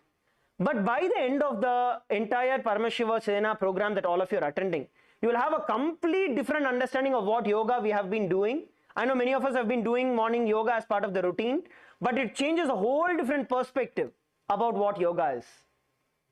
Wonderful. Are you all enjoying yoga? If yes, can you all raise both your hands, wave both your hands? Okay. Yes, that's wonderful. Great. So I think it's time. Tomorrow, let's spend a little more time, probably half an hour and 40 minutes in terms of taking questions, answering questions and all of that. And for now, let's conclude with the Purna Mantra. All of you please sit straight with your head, neck and spine in a straight line. Bring your awareness to your Ananda Gandha. Visualize Swamiji in your inner space. And let's chant the Purna Mantra. Om Purnamadav Purnamidam Purnat Purnamudachyate Purnasya Purnamadaya Purnamevavashishyate. Om Shanti Shanti Shanti Hari Om Tat Sat. Sarvam Bhagavat Shri Nithyananda Paramashiva Padukarpanamastu. Om Nithyanandam. Thank you, everybody. Let's have a 15-minute quick break.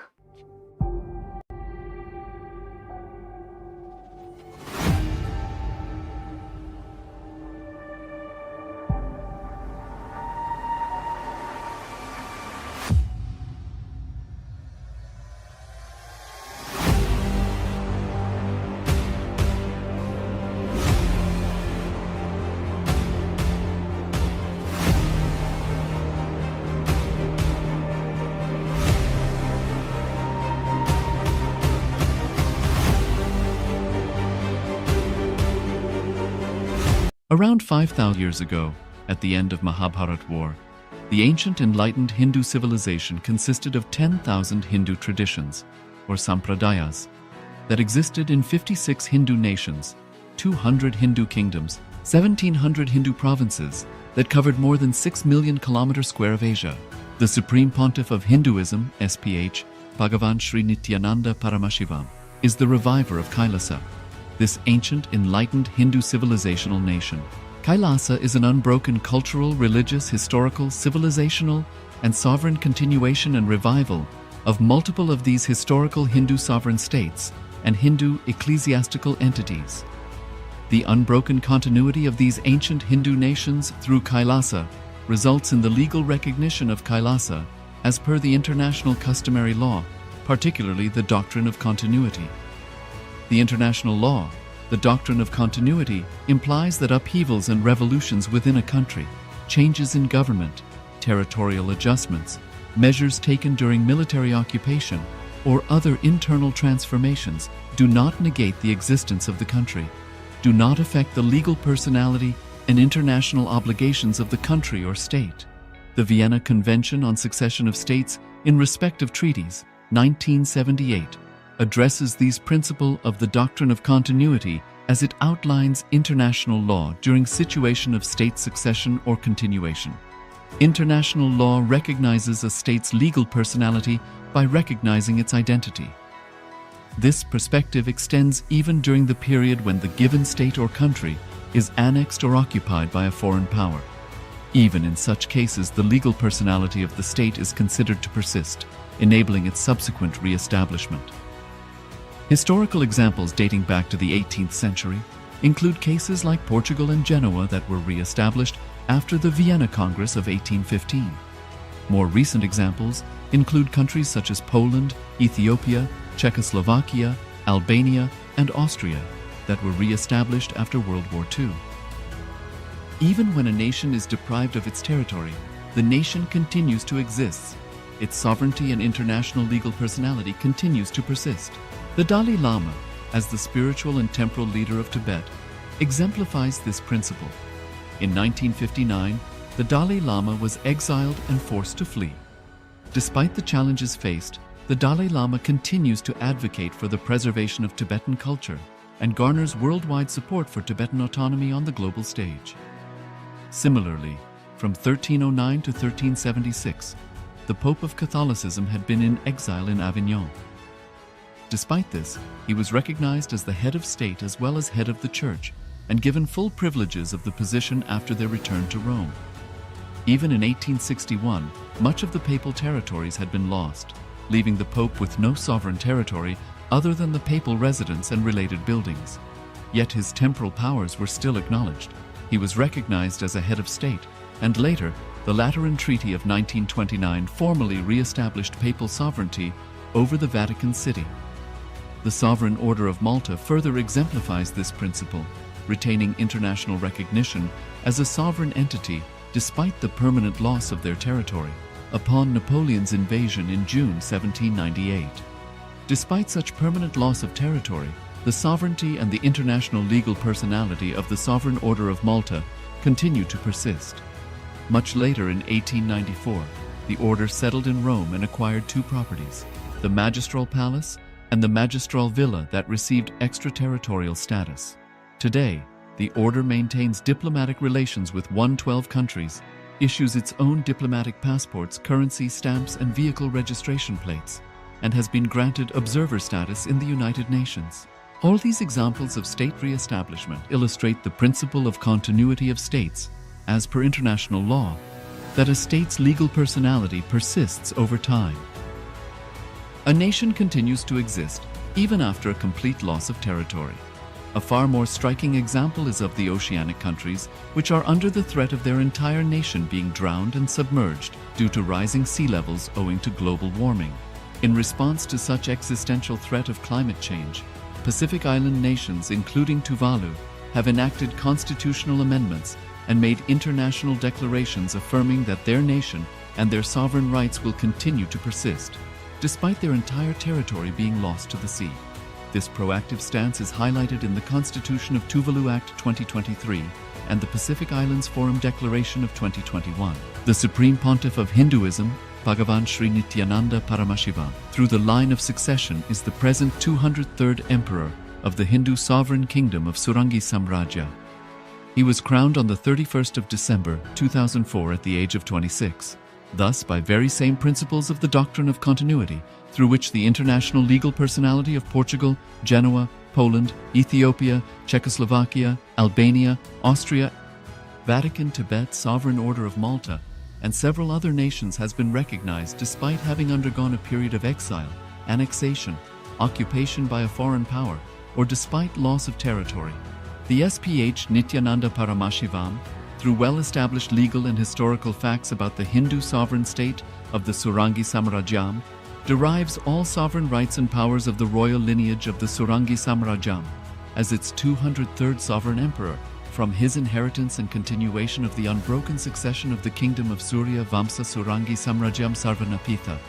Surya Vamsa Surangi Samrajyam, through unification with 20 other sovereign Hindu states and sovereign ecclesiastical, historical entities, became part of the United States of KAILASA, which thus became a sovereign, independent juridical state, with the SPH Nithyananda Paramashivoham as the sovereign. Just as how the oceanic nations like Tuvalu have safeguarded their sovereignty from the existential threat of total submersion by amending their constitution and asserting that their sovereignty will persist regardless of the loss of their territory, KAILASA, which is a sovereign continuation of 21 sovereign Hindu states and sovereign ecclesiastical historical entities, is also reviving and continuing the Kumari Kandam Hindu nations that got submerged. As per the doctrine of continuity, these facts imply that the KAILASA's statehood is recognized by international law and manifests as a natural outcome of well-established historical legal facts. Share your time, talent, and treasure. Become part of KAILASA. Sign up as an eCitizen https://kailasa.ecitizen.info. Around 5,000 years ago, at the end of Mahabharat War, the ancient enlightened Hindu civilization consisted of 10,000 Hindu traditions, or sampradayas, that existed in 56 Hindu nations, 200 Hindu kingdoms, 1,700 Hindu provinces that covered more than 6 million kilometers square of Asia. The Supreme Pontiff of Hinduism, SPH, Bhagavan Sri Nithyananda Paramashivoham, is the reviver of KAILASA, this ancient enlightened Hindu civilizational nation. KAILASA is an unbroken cultural, religious, historical, civilizational, and sovereign continuation and revival of multiple of these historical Hindu sovereign states and Hindu ecclesiastical entities. The unbroken continuity of these ancient Hindu nations through KAILASA results in the legal recognition of KAILASA as per the international customary law, particularly the doctrine of continuity.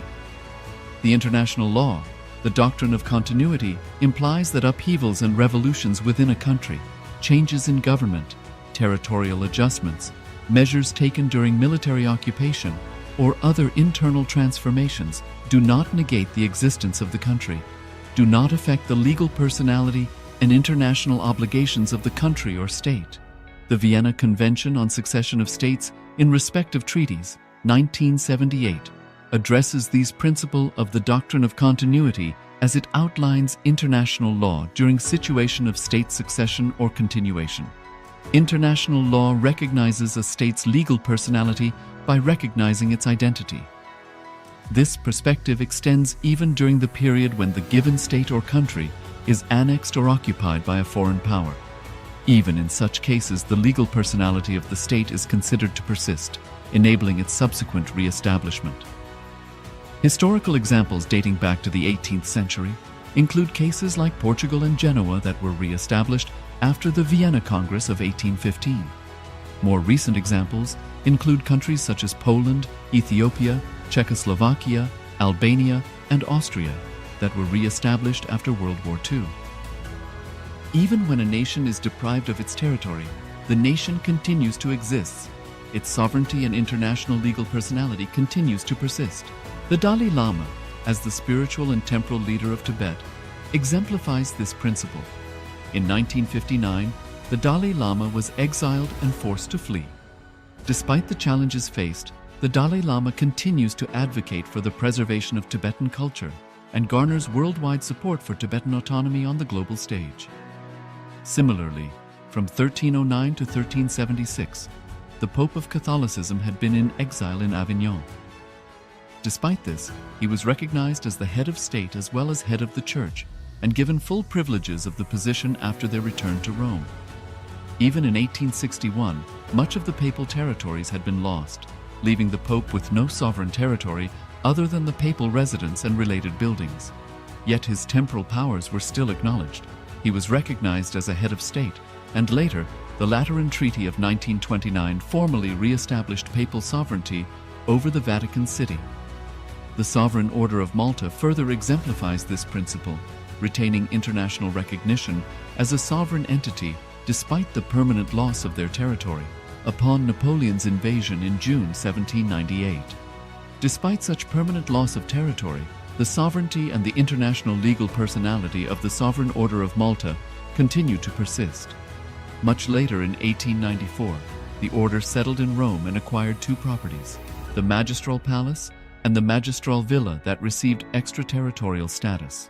Today, the order maintains diplomatic relations with 112 countries, issues its own diplomatic passports, currency, stamps, and vehicle registration plates, and has been granted observer status in the United Nations. All these examples of state re-establishment illustrate the principle of continuity of states, as per international law, that a state's legal personality persists over time. A nation continues to exist even after a complete loss of territory. A far more striking example is of the oceanic countries, which are under the threat of their entire nation being drowned and submerged due to rising sea levels owing to global warming. In response to such existential threat of climate change, Pacific Island nations, including Tuvalu, have enacted constitutional amendments and made international declarations affirming that their nation and their sovereign rights will continue to persist, despite their entire territory being lost to the sea. This proactive stance is highlighted in the Constitution of Tuvalu Act 2023 and the Pacific Islands Forum Declaration of 2021. The Supreme Pontiff of Hinduism, Bhagavan Sri Nithyananda Paramashivoham, through the line of succession, is the present 203rd Emperor of the Hindu Sovereign Kingdom of Surangi Samrajya. He was crowned on the 31st of December 2004 at the age of 26. Thus, by very same principles of the doctrine of continuity, through which the international legal personality of Portugal, Genoa, Poland, Ethiopia, Czechoslovakia, Albania, Austria, Vatican, Tibet, Sovereign Order of Malta, and several other nations has been recognized despite having undergone a period of exile, annexation, occupation by a foreign power, or despite loss of territory. The SPH Nithyananda Paramashivoham, through well-established legal and historical facts about the Hindu sovereign state of the Surangi Samrajyam, derives all sovereign rights and powers of the royal lineage of the Surangi Samrajyam as its 203rd sovereign emperor, from his inheritance and continuation of the unbroken succession of the kingdom of Surya Vamsa Surangi Samrajyam Sarvanapitha. Surya Vamsa Surangi Samrajyam, through unification with 20 other sovereign Hindu states and sovereign ecclesiastical, historical entities, became part of the United States of KAILASA, which thus became a sovereign, independent juridical state, with the SPH Nithyananda Paramashivoham as the sovereign. Just as how the oceanic nations like Tuvalu have safeguarded their sovereignty from the existential threat of total submersion by amending their constitution and asserting that their sovereignty will persist regardless of the loss of their territory, KAILASA, which is a sovereign continuation of 21 sovereign Hindu states and sovereign ecclesiastical historical entities, is also reviving and continuing the Kumari Kandam Hindu nations that got submerged. As per the doctrine of continuity, these facts imply that the Kailasa's statehood is recognized by international law and manifests as a natural outcome of well-established historical legal facts. Share your time, talent, and treasure. Become part of KAILASA. Sign up as an eCitizen, https://kailasa.ecitizen.info. Around 5,000 years ago, at the end of Mahabharat War, the ancient enlightened Hindu civilization consisted of 10,000 Hindu traditions, or sampradayas, that existed in 56 Hindu nations, 200 Hindu kingdoms, 1,700 Hindu provinces that covered more than 6 million kilometers square of Asia. The Supreme Pontiff of Hinduism, SPH, Bhagavan Sri Nithyananda Paramashivoham, is the reviver of KAILASA, this ancient, enlightened Hindu civilizational nation. KAILASA is an unbroken cultural, religious, historical, civilizational, and sovereign continuation and revival of multiple of these historical Hindu sovereign states and Hindu ecclesiastical entities. The unbroken continuity of these ancient Hindu nations through KAILASA results in the legal recognition of KAILASA as per the international customary law, particularly the doctrine of continuity. The international law, the doctrine of continuity, implies that upheavals and revolutions within a country, changes in government, territorial adjustments, measures taken during military occupation, or other internal transformations do not negate the existence of the country, do not affect the legal personality and international obligations of the country or state. The Vienna Convention on Succession of States in respect of treaties, 1978, addresses these principles of the doctrine of continuity as it outlines international law during situation of state succession or continuation. International law recognizes a state's legal personality by recognizing its identity. This perspective extends even during the period when the given state or country is annexed or occupied by a foreign power. Even in such cases, the legal personality of the state is considered to persist, enabling its subsequent re-establishment. Historical examples dating back to the 18th century include cases like Portugal and Genoa that were re-established after the Vienna Congress of 1815. More recent examples include countries such as Poland, Ethiopia, Czechoslovakia, Albania, and Austria that were re-established after World War II. Even when a nation is deprived of its territory, the nation continues to exist. Its sovereignty and international legal personality continues to persist.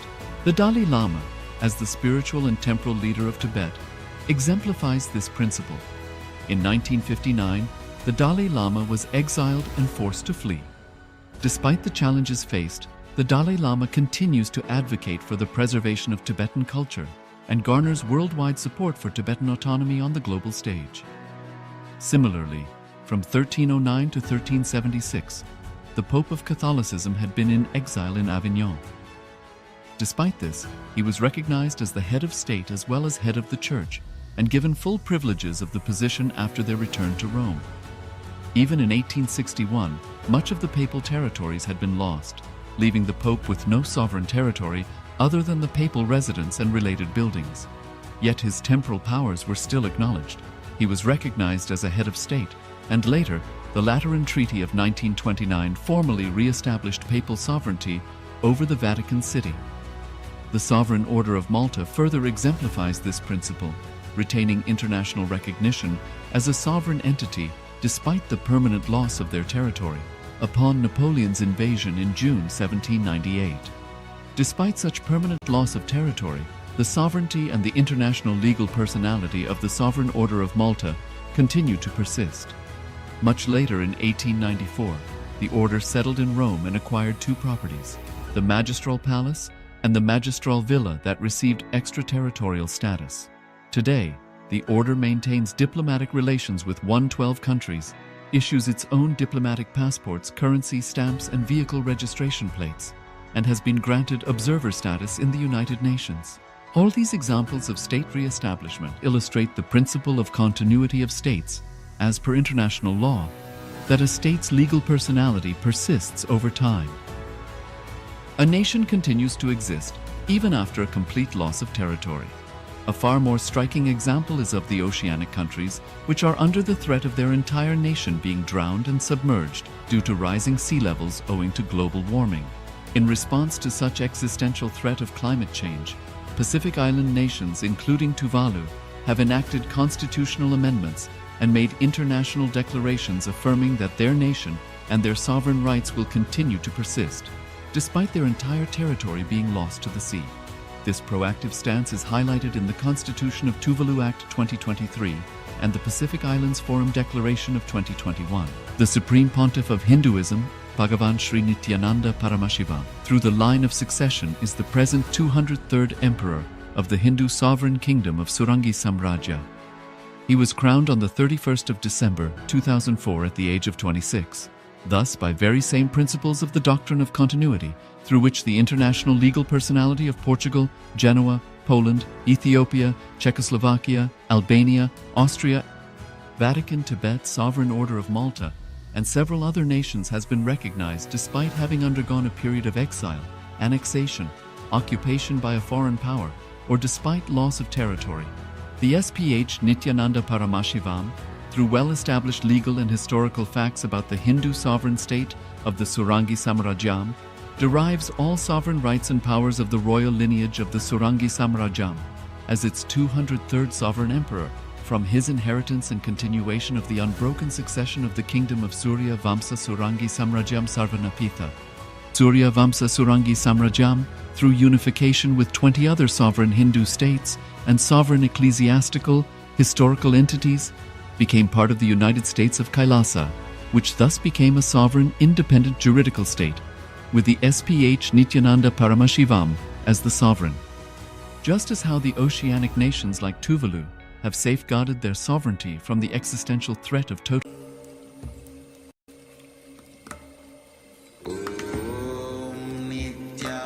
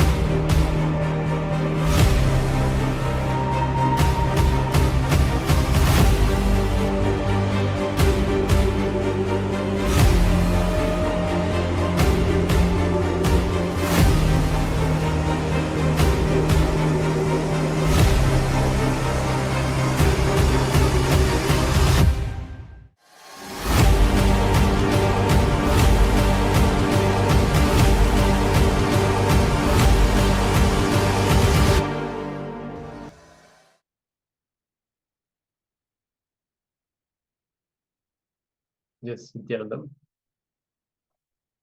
Sorry for the technical glitch. We welcome you all for the day 5 program of the Paramashivoham Level 2. After this heavy yoga of 3 hours of continuous DVK, Sakrama. Now let us enter into the power manifestation. The day begins with power manifestation. Yes. So I welcome all the participants in the day 5.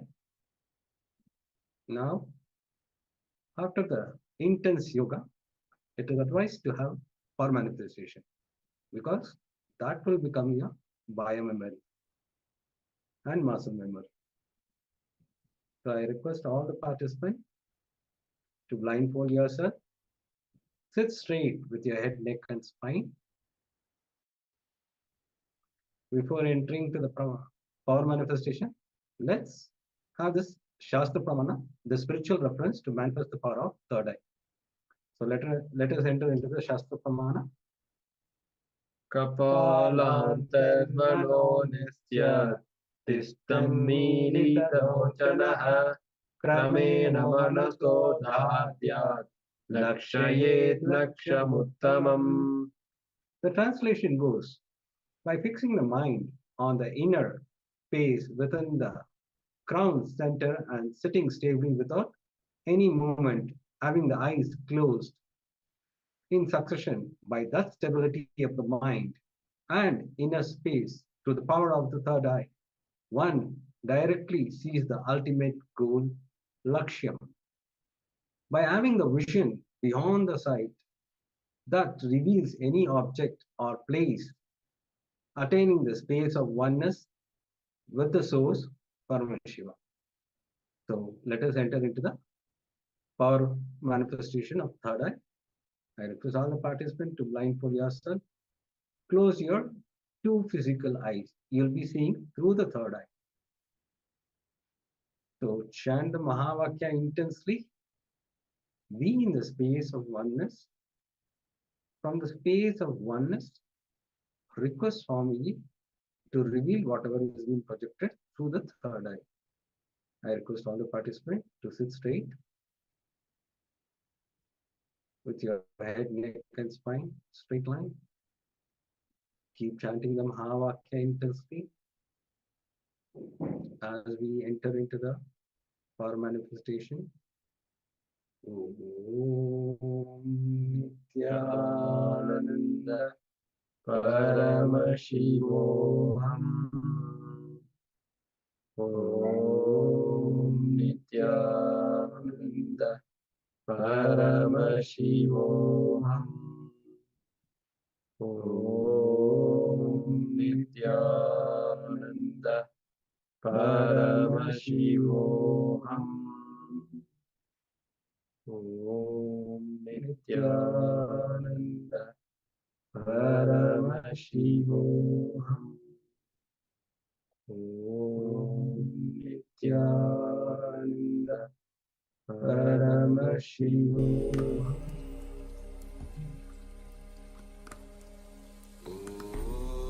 Nithyananda Paramashivoham.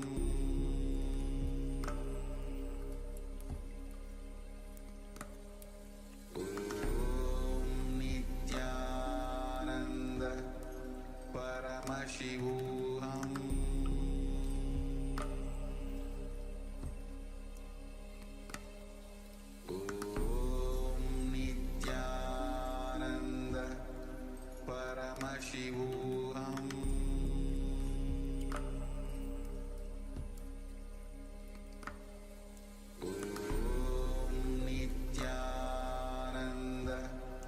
Paramashivoham. Nithyananda Paramashivoham.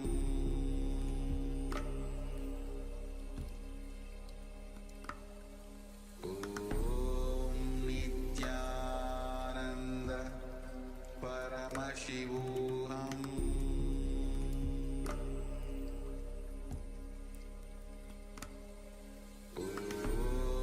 Nithyananda Paramashivoham.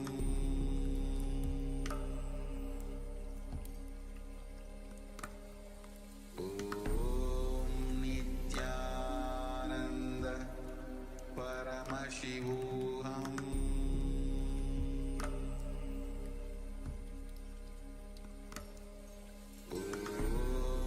Nithyananda Paramashivoham.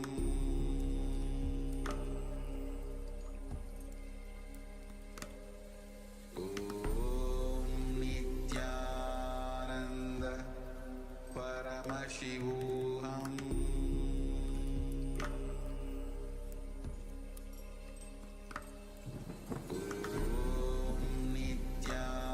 Nithyananda Paramashivoham.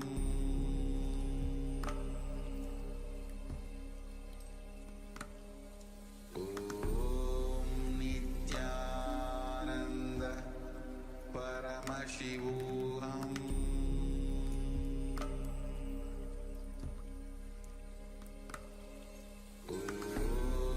Nithyananda Paramashivoham.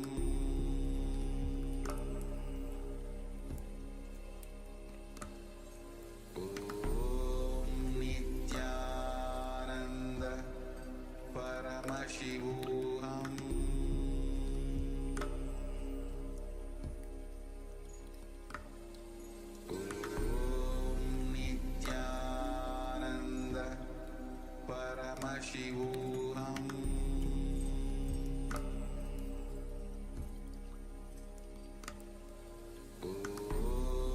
Nithyananda Paramashivoham.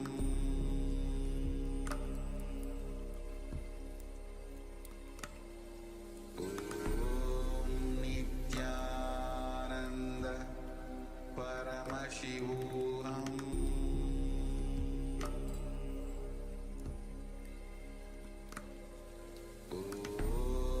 Nithyananda Paramashivoham.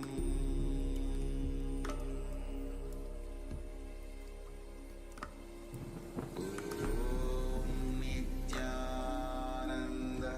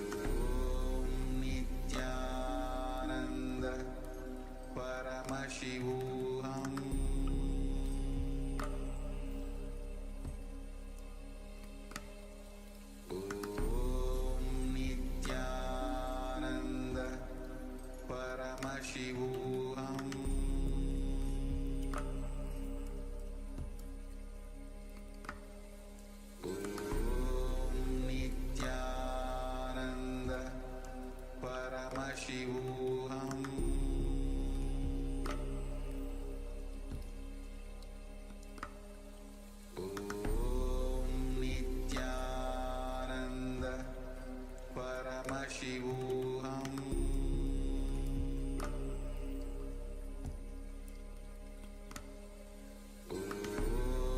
Nithyananda Paramashivoham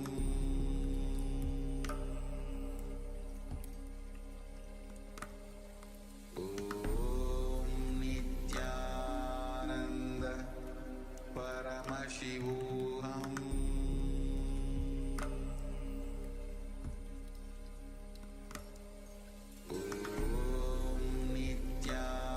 Nithyananda Paramashivoham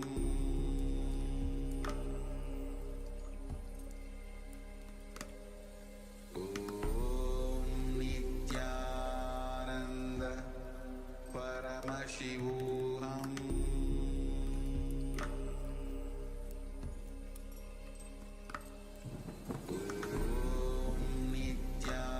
Nithyananda Paramashivoham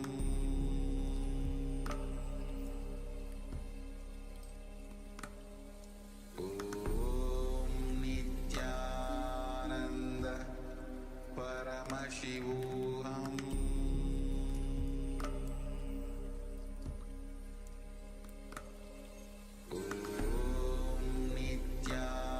Nithyananda Paramashivoham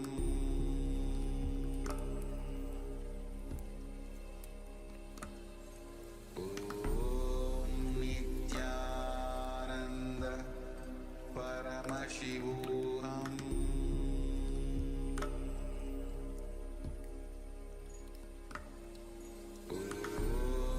Nithyananda Paramashivoham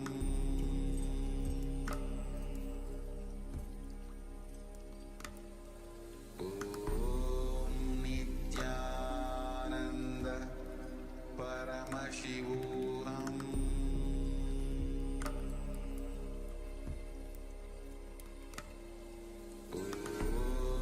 Nithyananda Paramashivoham Nithyananda Paramashivoham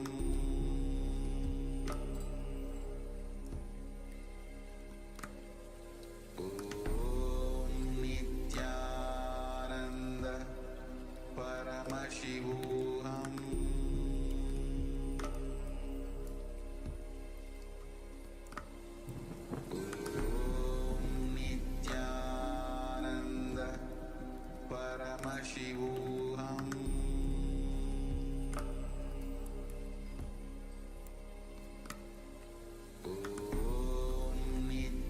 Nithyananda Paramashivoham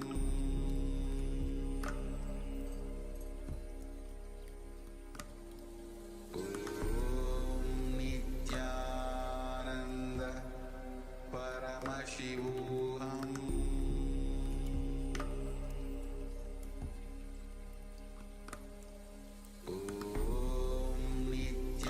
Nithyananda Paramashivoham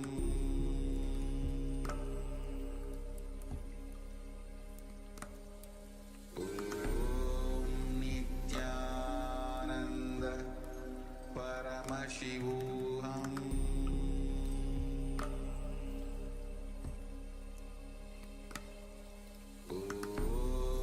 Nithyananda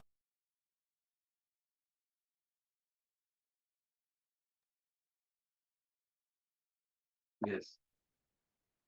Now, I request all the participants slowly open your eyes with deep gratitude and surrender. Whatever Swamiji revealed through the third eye, you can put it in the chat. I request all the participants. Whatever Swamiji revealed through the third eye, you can put it in the chat so that we can help you in the power manifestation.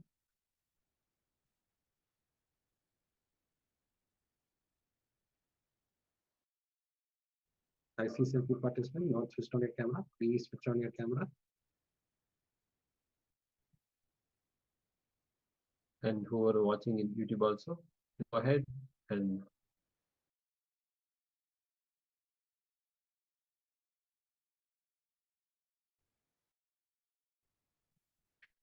you're following the program in the YouTube, please go ahead and put your hands off the list.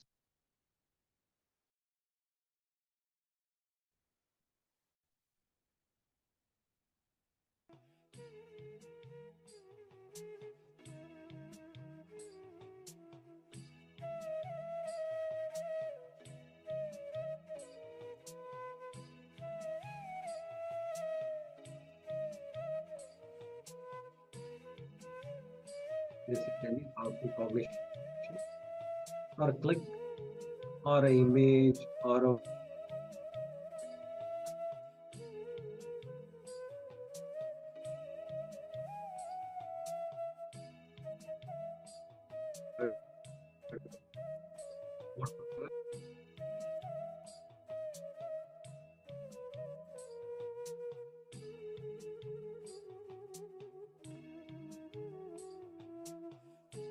yes, now we're going to project the image.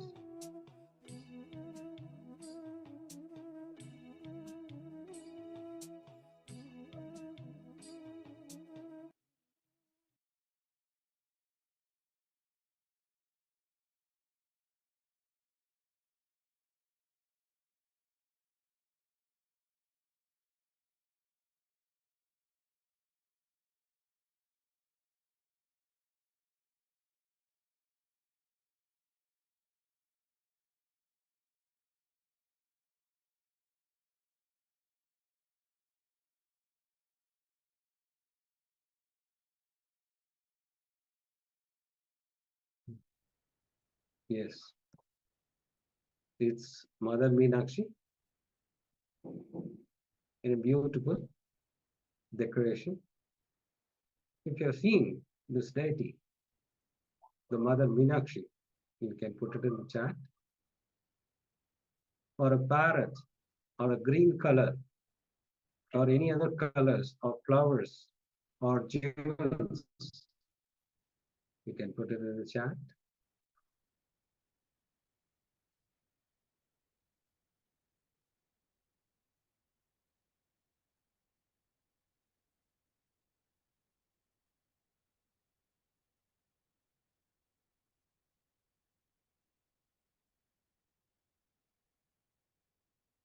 Yes, now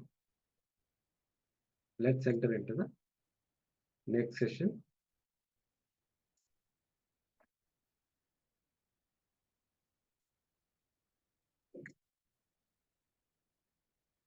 Today we will be working on Vak Shakti. The whole day we'll be working on Vak Shakti, initiation to develop Vedic mind. Today we'll have Mahasadashivamurti Darshan. And the whole session will be working on Vak Shakti.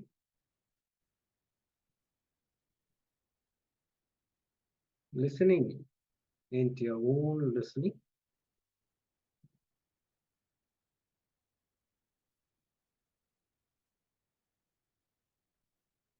Yes, I request all the participants to get your book and pen.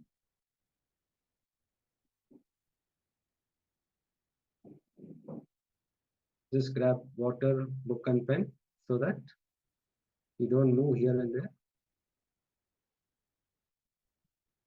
I request all the participants to participate sincerely. This will help you in manifesting powers. So first session we'll be looking on speaking into your listening. So how often does this happen to you? In speaking into your listening, if you are unable to train yourself, knowing something is good but not following it, knowing something is wrong and continuously doing it.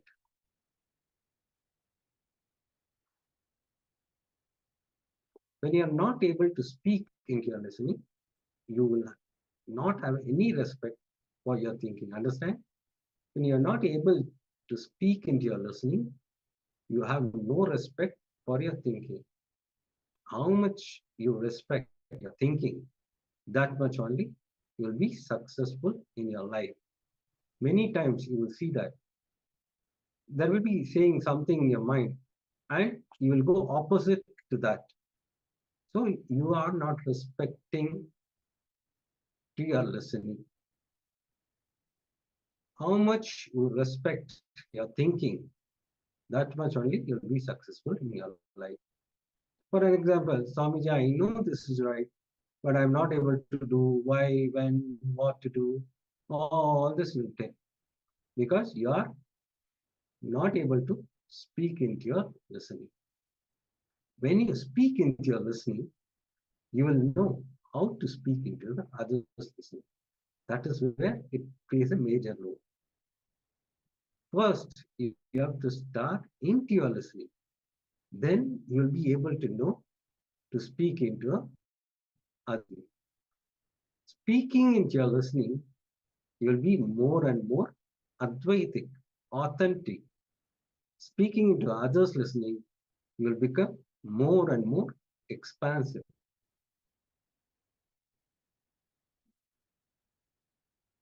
Speaking into your listening and others' listening is a simultaneous process. Understand? Speaking into your listening and others listening, simultaneous process, not part by part. It's a simultaneous process. Both should happen from powerful, complete space. Understand? This both should happen with complete, powerful space. Then there will not be boredom, tiredness when you speak into your listening. Listening to you is the first step in spirituality. Understand? Listening to you is the first step in spirituality. Now, whenever somebody is not listening outside, they are extension of you. They are not external, they are intra-external. I mean, inside you, if you have the same feeling of you not listening into yourself, you will project it outside also. When you tell somebody, that person won't listen to you. Nobody is external. Everybody is only extension. So when you provide authentic listening to others, you will learn the art of providing authentic listening to yourself. Yes, recently, Hinduism said, all these patterns, whichever you are affected by, it is fed by the society. So when you provide authentic listening to others, then you will be able to provide authentic listening to yours. When you break the patterns of society, you will be able to break your pattern inside.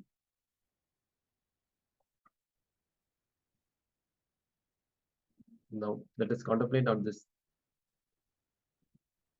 speaking into listening. So, how often does this happen to you? Just contemplate on this. How often this happened to you? You are unable to try yourself. Knowing something is good, but not following it, and knowing something is wrong and continuously doing it.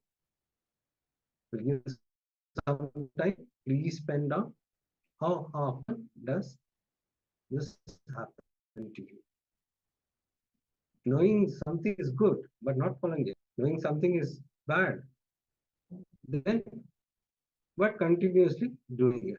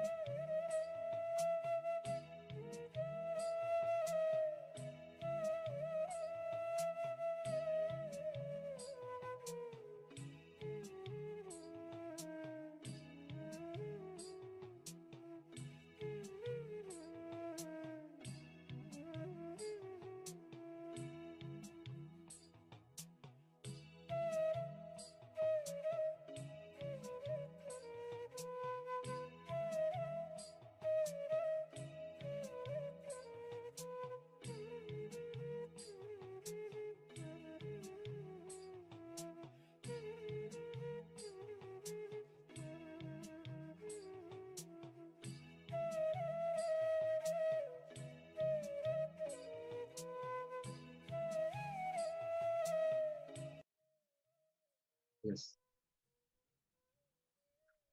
Now,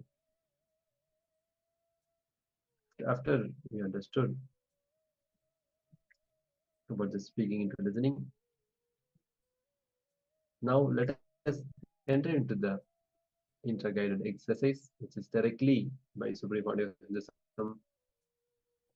who is going to take us to more and more deeper truths for us to internalize and understand how the speaking into your listening and others listening to manifest that in our life.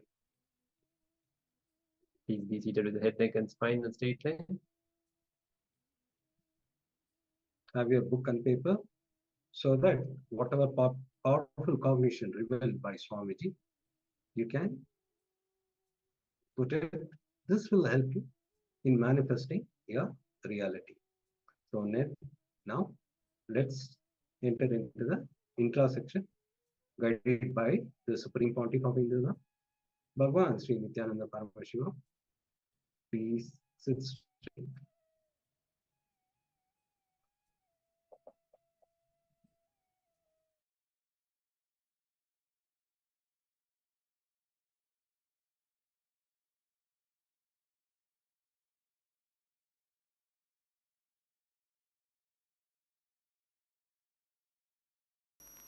Listen, today I am going to teach you a very important method called speaking into your listening. Please listen. Listen to these words. Speaking into your own listening.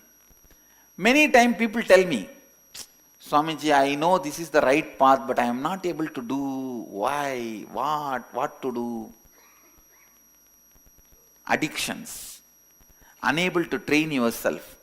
Knowing something is right and not doing it. Knowing something is wrong and continue to do it. All this is because you are not able to speak into your listening. Means even you are not listening what you are saying. Am I right? Even you are not listening what you are planning. Even you don't have respect for your thinking. Then who will respect your thinking? How much your thinking is respected, that much you will be successful in your life. That's all. Understand?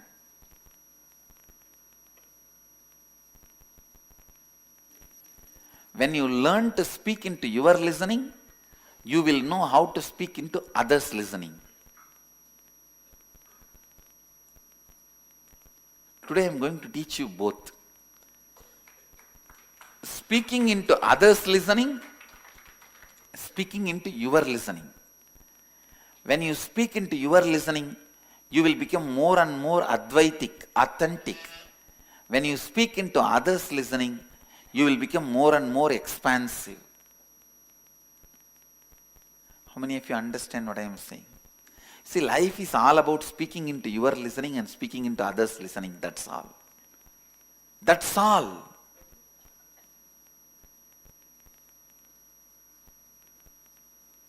Nothing else. It is not just because I am in the speaking profession. Whatever may be your profession, it is nothing but speaking into yours listening, speaking into others' listening. Whether your family, love, life, friends, partners, business, team, wherever. Life is nothing but speaking into your listening and speaking into others' listening. Am I right? I have seen 2 doctors passing out from the same college. After 10 years, one is the owner of chain of hospitals. The another one is sitting in the same old village and reading the same old Hindu newspaper with a big glass, having patients come to remove the teeth for 5 rupee, injection 7 rupee. Same.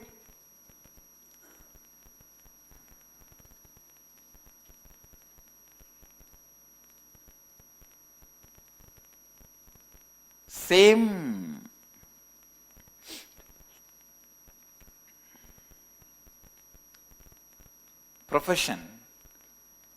If you are not able to speak into others' listening, how you practice?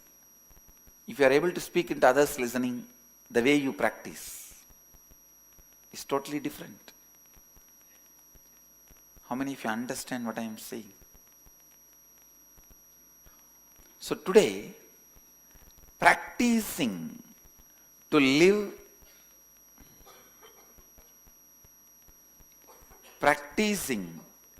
our ability to speak into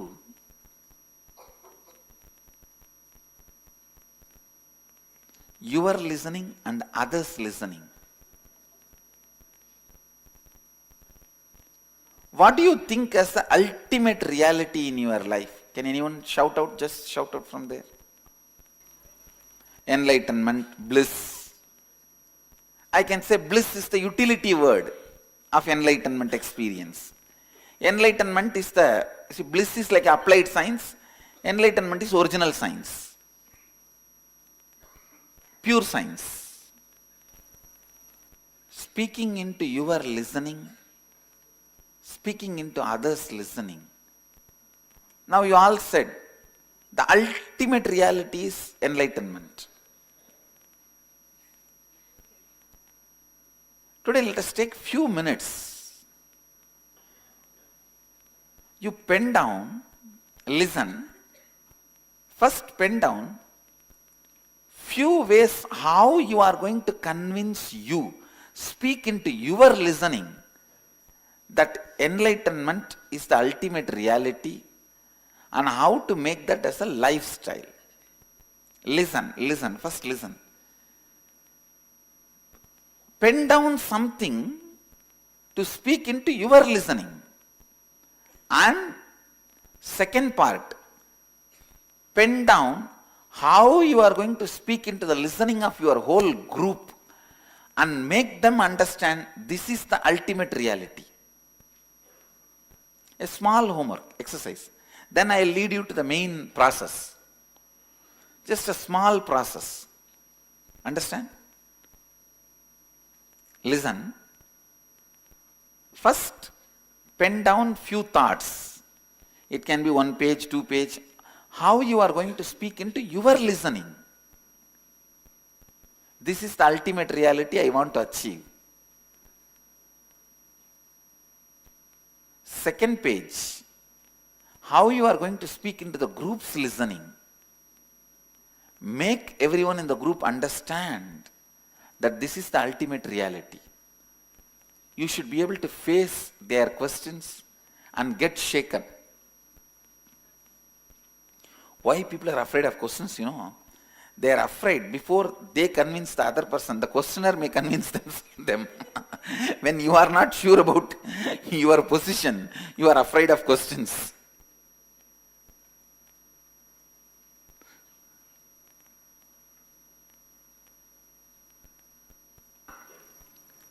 Few minutes, shall we do this homework? Listen, this will really help you to raise your authenticity and the space of Advaita. It will help you in a big way. So the first question, how you are going to speak into your own listening and make you understand about the ultimate reality is enlightenment. It is required for you. How to achieve it, all that. And how you are going to speak into the listening of the group, teamily. Make them understand it is the ultimate reality for them. So each question at least answer in 1 full page.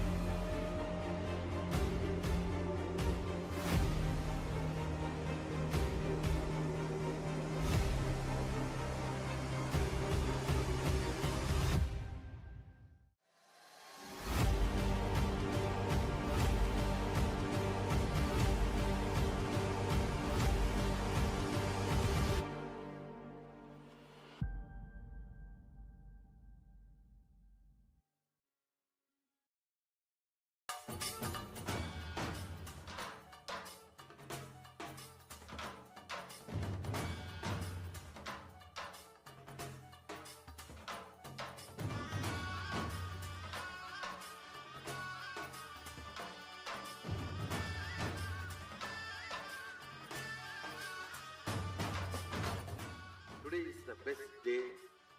Sadashiva appears for Brahma and Vishnu early morning in the form of light shaft. Means the consciousness which is beyond time and space enters into time and space. Sadashiva declares, let me become many to celebrate myself. So morning we celebrate he becoming many. You can see every deity, every god, we go and light the lamp. So each, the Sadashiva himself becomes many. So whole campus we went round. It was such high energy. So again the many becomes one. Not only spiritually, even socially this celebration forms a very important part of my life, because this is the only celebration I enjoyed from my birth, at least in this body.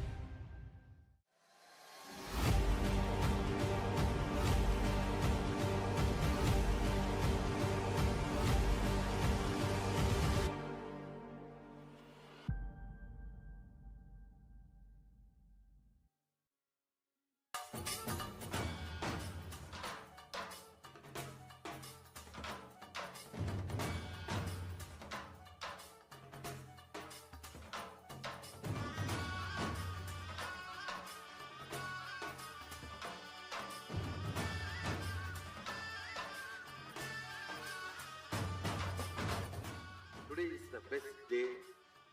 Sadashiva appears for Brahma and Vishnu early morning in the form of light shaft.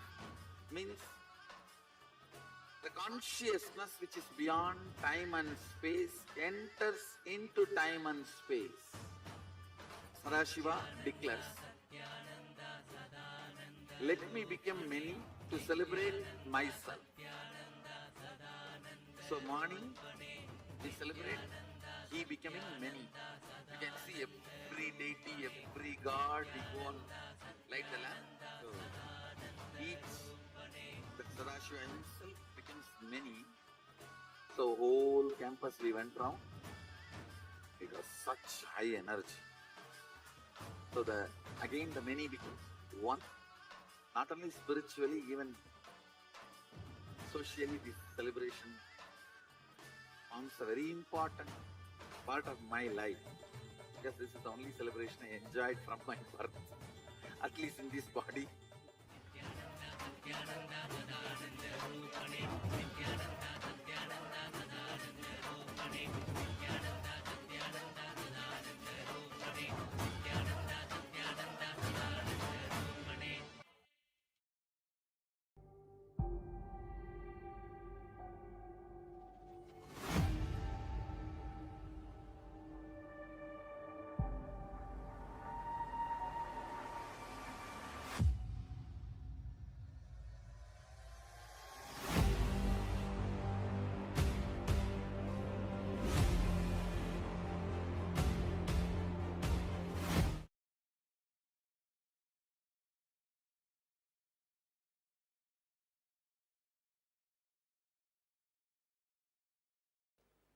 Please understand few basic things about communication.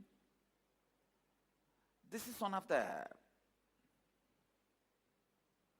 thing which you do in your whole life but never get trained.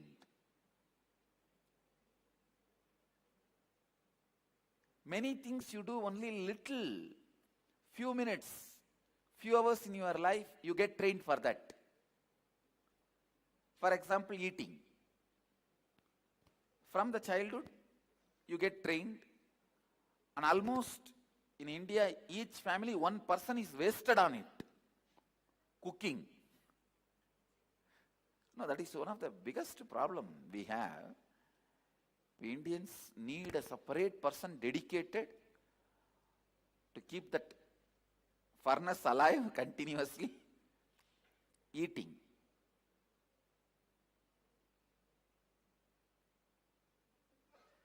Of course, seeing does not need any training. Listening does not need any training unless the spiritual listening. The simple listening does not need any training. Of course, the touch. You guys have too much training. Even though whole day is not spent in that, but too much training. But the speaking, even though your whole life is dependent on it, whether you make your life or break your life, it is all in your tongue. I can say this whole Sangha stands on the 2-inch tongue. Not only for me, for every one of you, whatever may be the profession you are in, whether you are a lawyer or engineer or doctor or a teacher or in a clerk or in a profession where you think you don't need to even open your mouth, you just need to put your head on the computer and work, even then your talking plays a major role about who you are going to become outside you and inside you. How many of you understand this one idea? I'll give you an example. Any of you think, no, in my lifestyle, my profession, talking is not at all a part?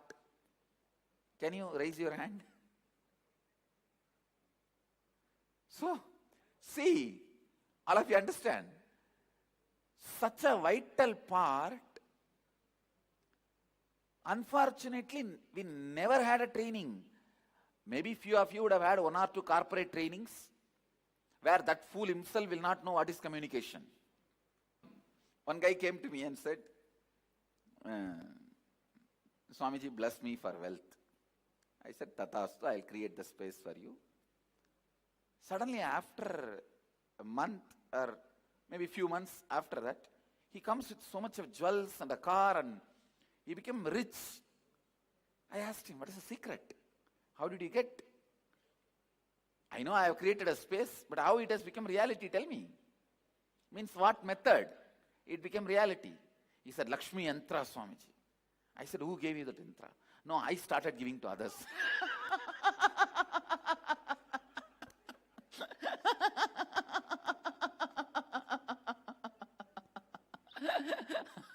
I started giving to others. Please understand, I am defining. Listen.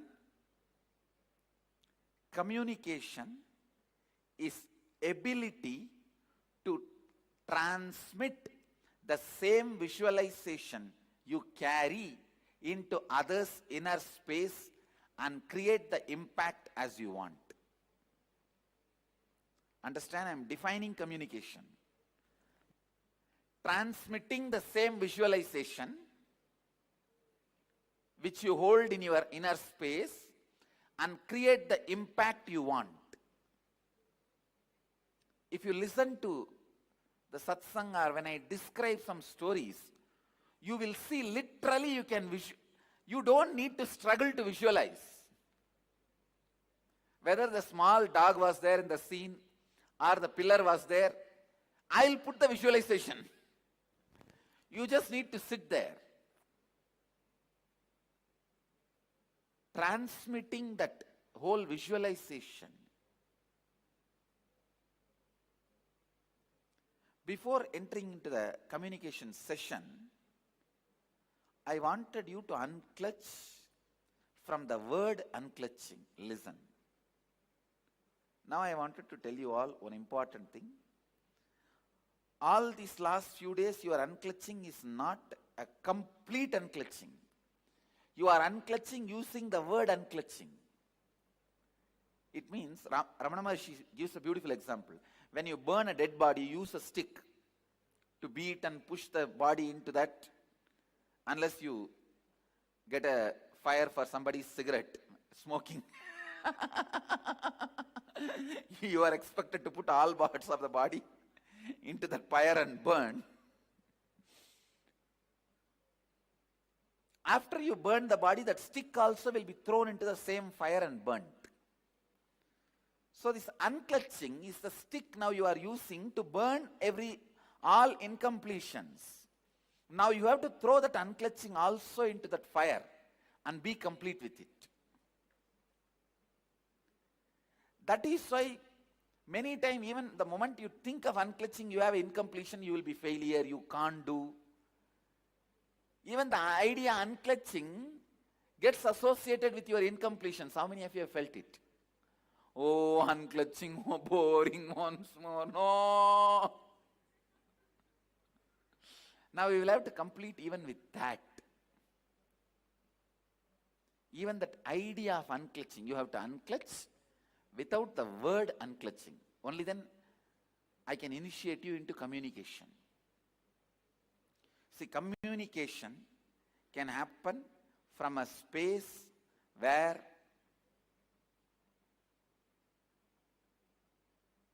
even incompletion about unclutching doesn't exist.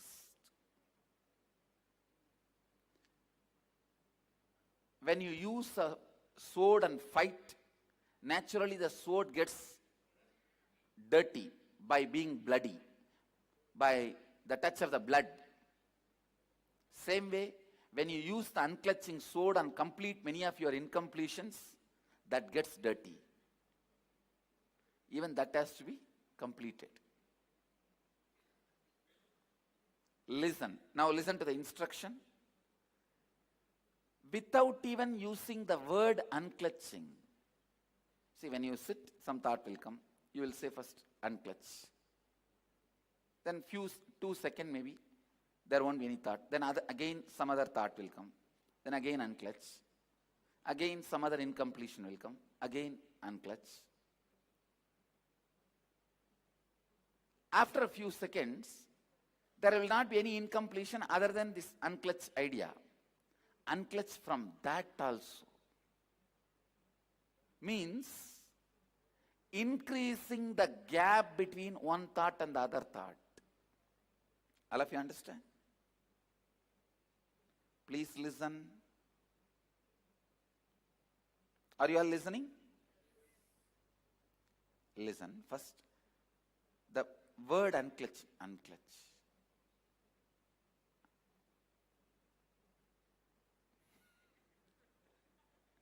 First you use the word, then just internal remembrance, then that's it. Just the mood unclutching. Understand? First you use the word unclutching to unclutch, then slowly, not even the word, just remembrance.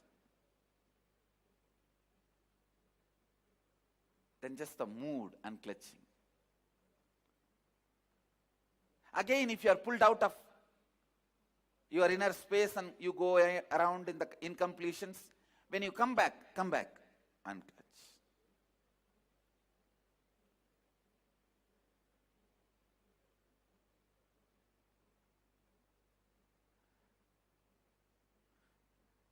How many of you understand what I am saying? Unclutching using the word, then idea of unclutching, then just mood.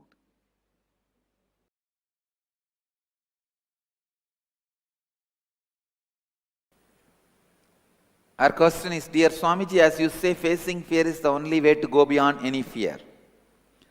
Kindly correlate practicing 4 tattvas and living without fear of any sort from now on. For example, from fear of public speaking going up to fear of death. You think public speaking is such a small fear? Aruna, you are wrong. Fear of public speaking is nothing but fear of losing your image, which is much worse than fear of death. At least after death, you know, I don't need to face these fellows. Nobody is going to come back and ask you, why did you die such a bad way? You could have died a little more gracefully. No, nobody is going to ask you. But everybody is going to ask you, why did you blabber your mouth so much?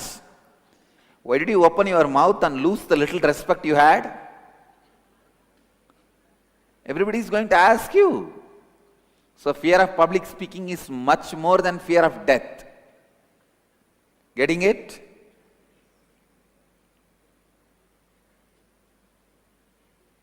The statistics are right when they say fear of public speaking is the largest fear than fear of death. Fear of death comes only as second. The survey reports. Understand, listen. When you face certain fear, I'll give you one example.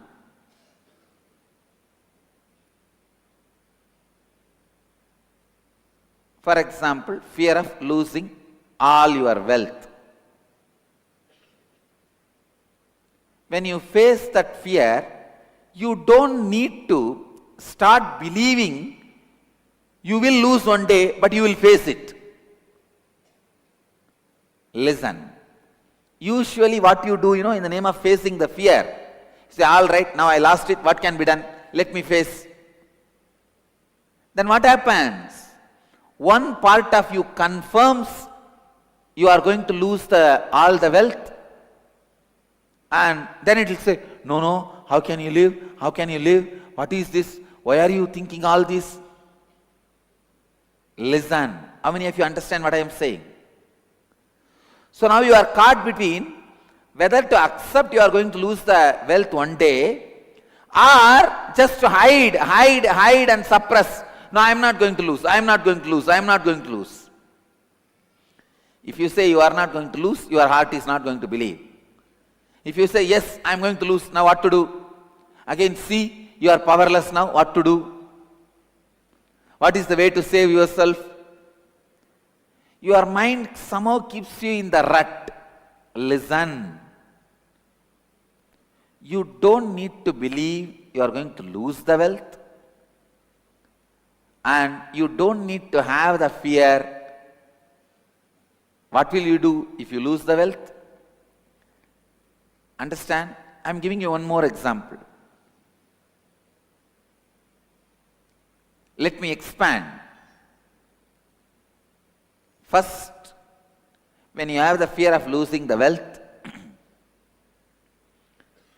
go to the root when this fear started and complete with that root. Neither deny the fear nor say yes to the fear. Understand?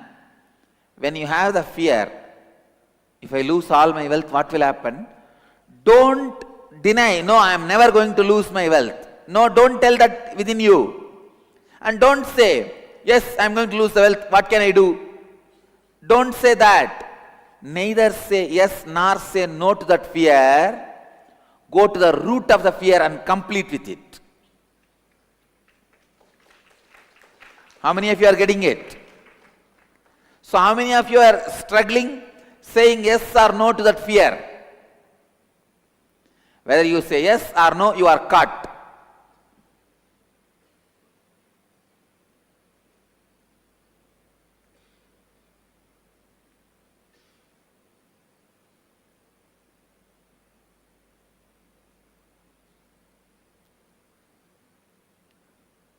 Listen, I'll give you one more example.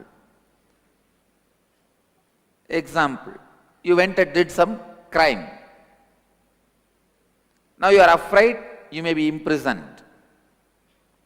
If you say you are not going to be imprisoned, your heart is not going to believe. If it happens, what to do? If you say, all right, if you are imprisoned, it's okay, you say, I'll face it. Then again, oh no, you see, you are so powerless, your life is gone. What will happen to this? What will happen to that? What will happen to wife? What will happen to child? What will happen to your life? You are in depression. How many of you struggle with the saying yes or no? Both leads to struggle. Saying yes or no both leads to powerlessness. Raise your hand. That is why I am telling you, fear is the most cunning guy. Whether you say yes or no, you are in mess. Don't say yes or no. Go to the root and complete. From where you start, come on, tell me that. Ask the fear, from where you start, come on, tell me that. Who are you? Who is your father? In India, we have the habit, in villages especially. For anything, they will first thing ask, who is your father? You are from which family? I tell you, the whole India, all of you need to know, with such a less police power, such a small land order infrastructure, India is the lowest crime rate in the whole world. Do you know that? Lowest crime rate. Reported, unreported, both. Lowest crime rate. Why you know? Not because of police and law and order infrastructure. It is just this one idea. Who is your family? Hey, they will blame my family. They will blame my father. From which family you are? This is the first question they will ask. Even if you go to school late, the school teachers will ask, Yaar payandani? Are, who is my father? How is it going to affect me coming late to school a day?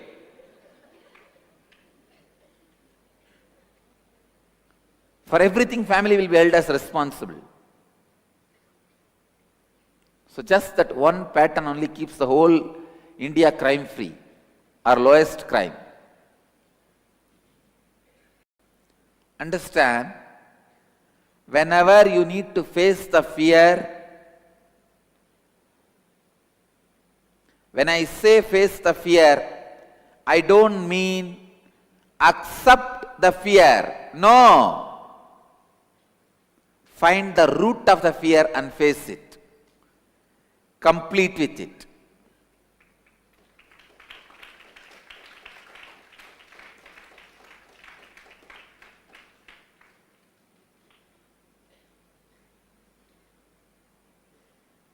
Even when I lead you into the death process, I am not making you accept what will happen to death. What will happen after death, let me accept. No. I am only guiding you into the root of death fear and completing it. Now study the whole death meditation. What answer do you get? Do you get any answer for what will happen after death? No. I am not interested in giving you the answer for what will happen after death. I am only interested in from where this fear started, leading you there and completing it.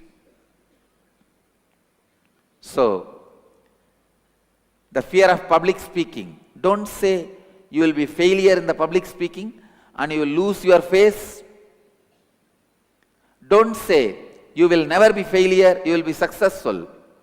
Just go to the root when that fear of public speaking started. When that started. This one thing I can never understand in my life is, what do they mean by fear of public speaking?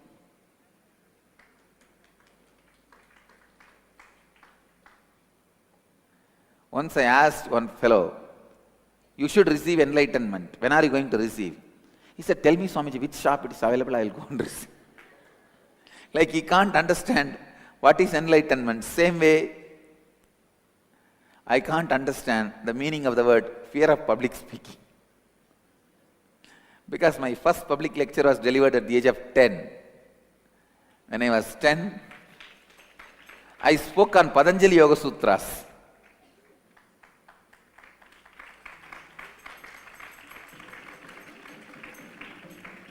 And now 35, last 25 years, I am continuing to be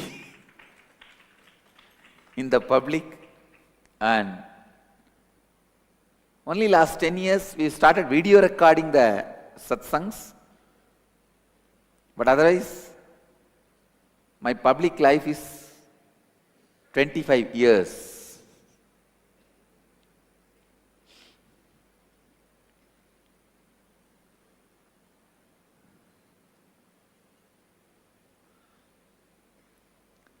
Fear of public speaking is nothing but fear of talking to yourself.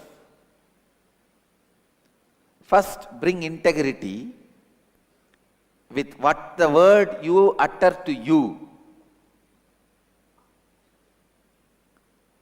Then you will understand the fear of public speaking will disappear. It will disappear.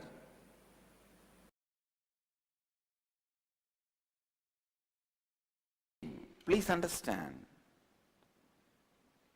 let your every decision, every moment, every action, every moment, every word, every moment be aligned to what you authentically listened and what you authentically internalized.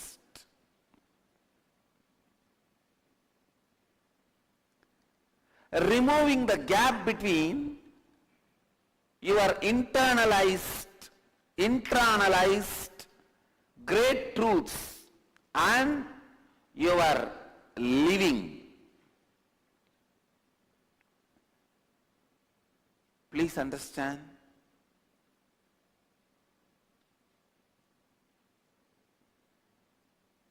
Sometimes people ask me, why are you so active, so workaholic? Practically 20 hours a day working, Swamiji. Once for all, I wanted to answer this question. I cannot be in any other way. If you authentically listened, if you have done shravana, listening authentically, manana, internalizing authentically, you will be radiating authentically. Nothing can be done about it.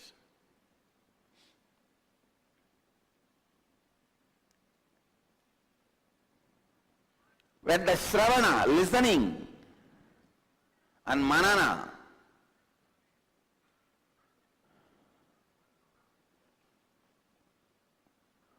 internalizing happens authentically,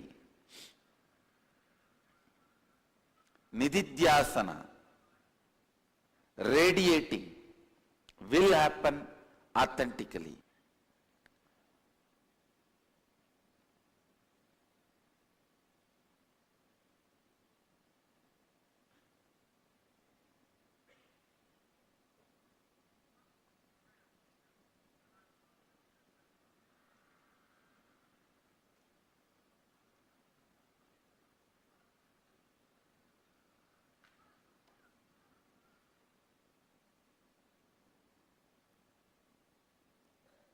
Internalizing and radiating.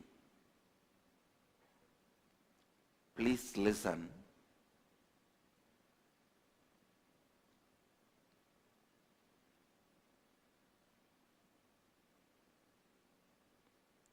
Your life needs to be constantly powerful. You should be living to do what you want. You should be talking to get the result of what you want. You should be talking to move the other person the way you want. You should be talking into the listening of the listener. You should not be talking, fighting with the patterns of the listener. You should be talking into the listening of the listener. When will that happen? If you are established into your listening, you will talk in other person's listening.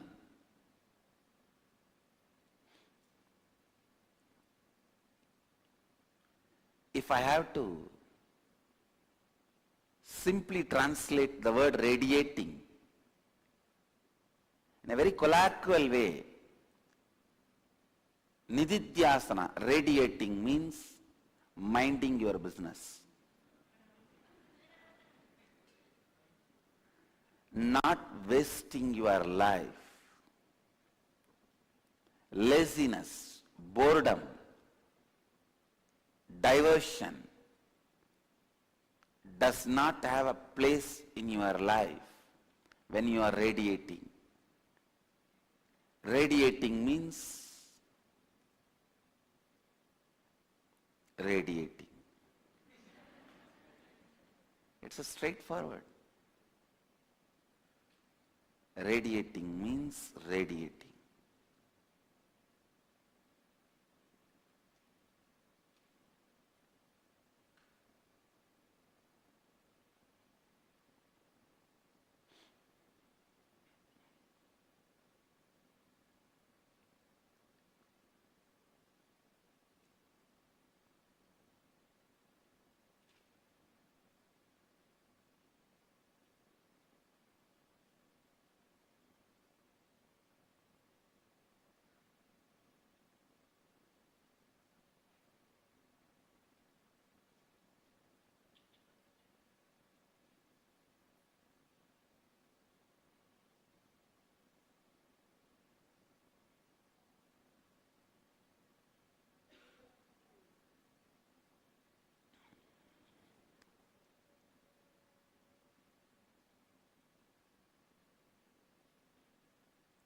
Live your life intensely. Live your life authentically. Live your life with the strength. Live your life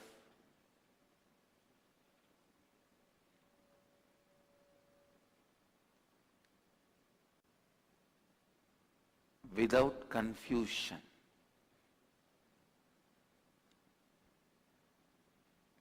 First thing you need to learn to radiate. For Nithyananda, the first thing is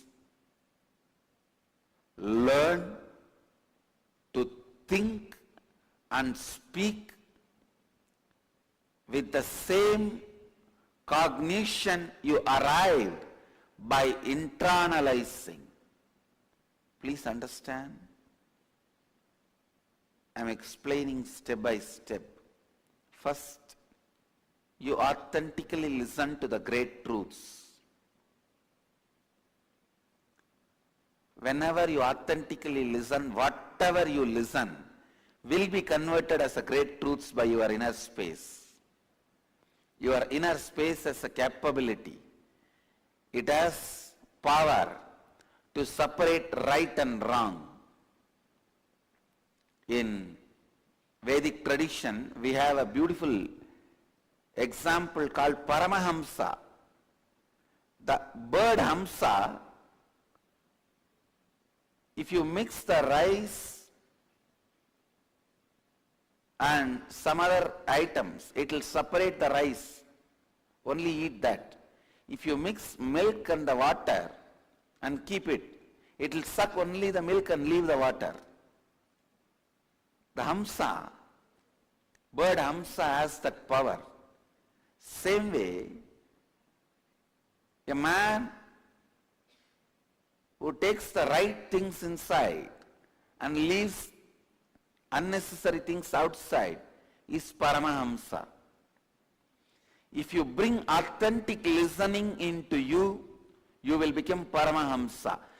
Anything you listen, you know what to internalize and what to reject. What to internalize and what to reject. Authentic listening brings tremendous clarity. See, it is the clarity which is really lacking in the seeker's life, especially when somebody is interested to get enlightened, live the life of a Jivan Mukta. Clarity is a very predominantly important quality.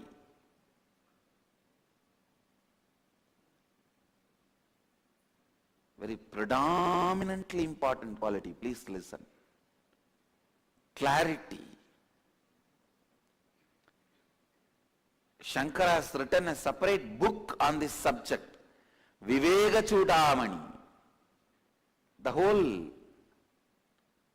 book is on clarity. Authentic listening leads to clarity, and internalizing, manana, leads to cognitive shift. If you don't live that cognitive shift powerfully, you will lose it. Please understand. Powerfully living the cognitive shift is what I call radiating. I tell you, how to find out whether you are radiating or not. Simply life around you will constantly be getting enriched. That is the signal. If the constant enriching is happening, then you are radiating.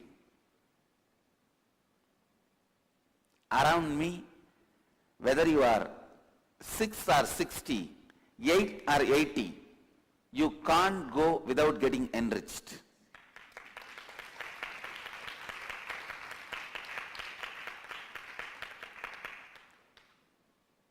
Radiating means such powerful body language, such powerful words, such powerful thinking.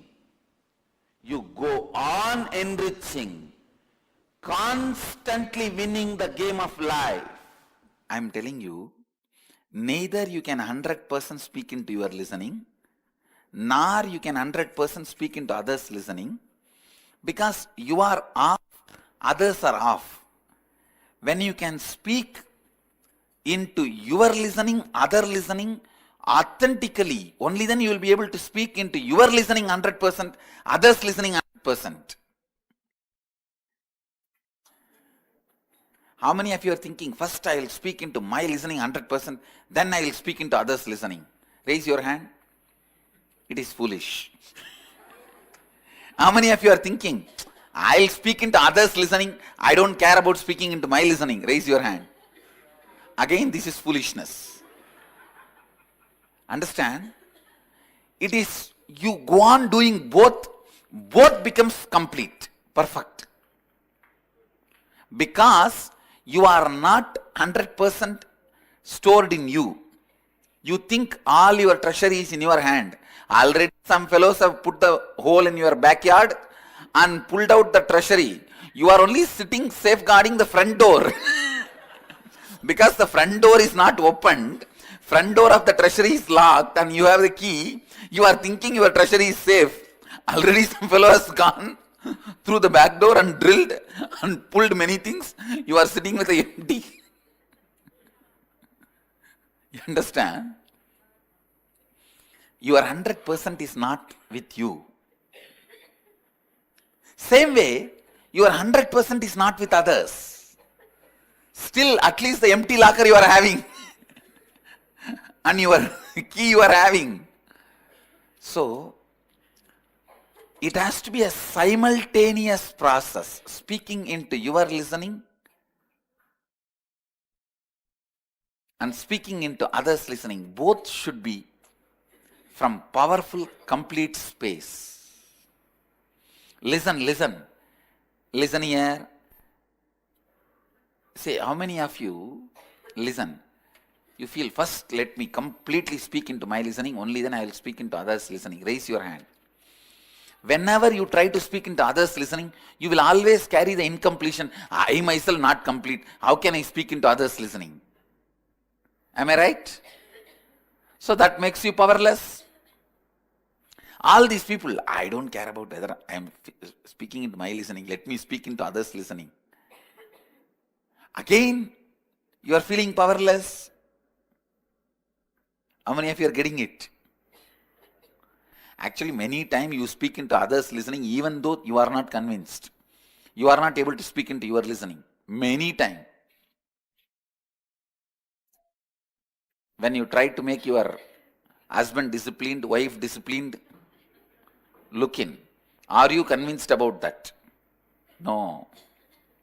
So that time, again, because you feel you are not convinced but you are speaking into others' listening, you will be powerless. Both, if it is done as a part by part, it is powerlessness. Both done as a lifestyle out of powerfulness reaches completion. That is what I am saying. If you start doing, both is similar. Both have a strong connection. Listen. Please, all of you, look here. Can you all look here? Look here for a few minutes.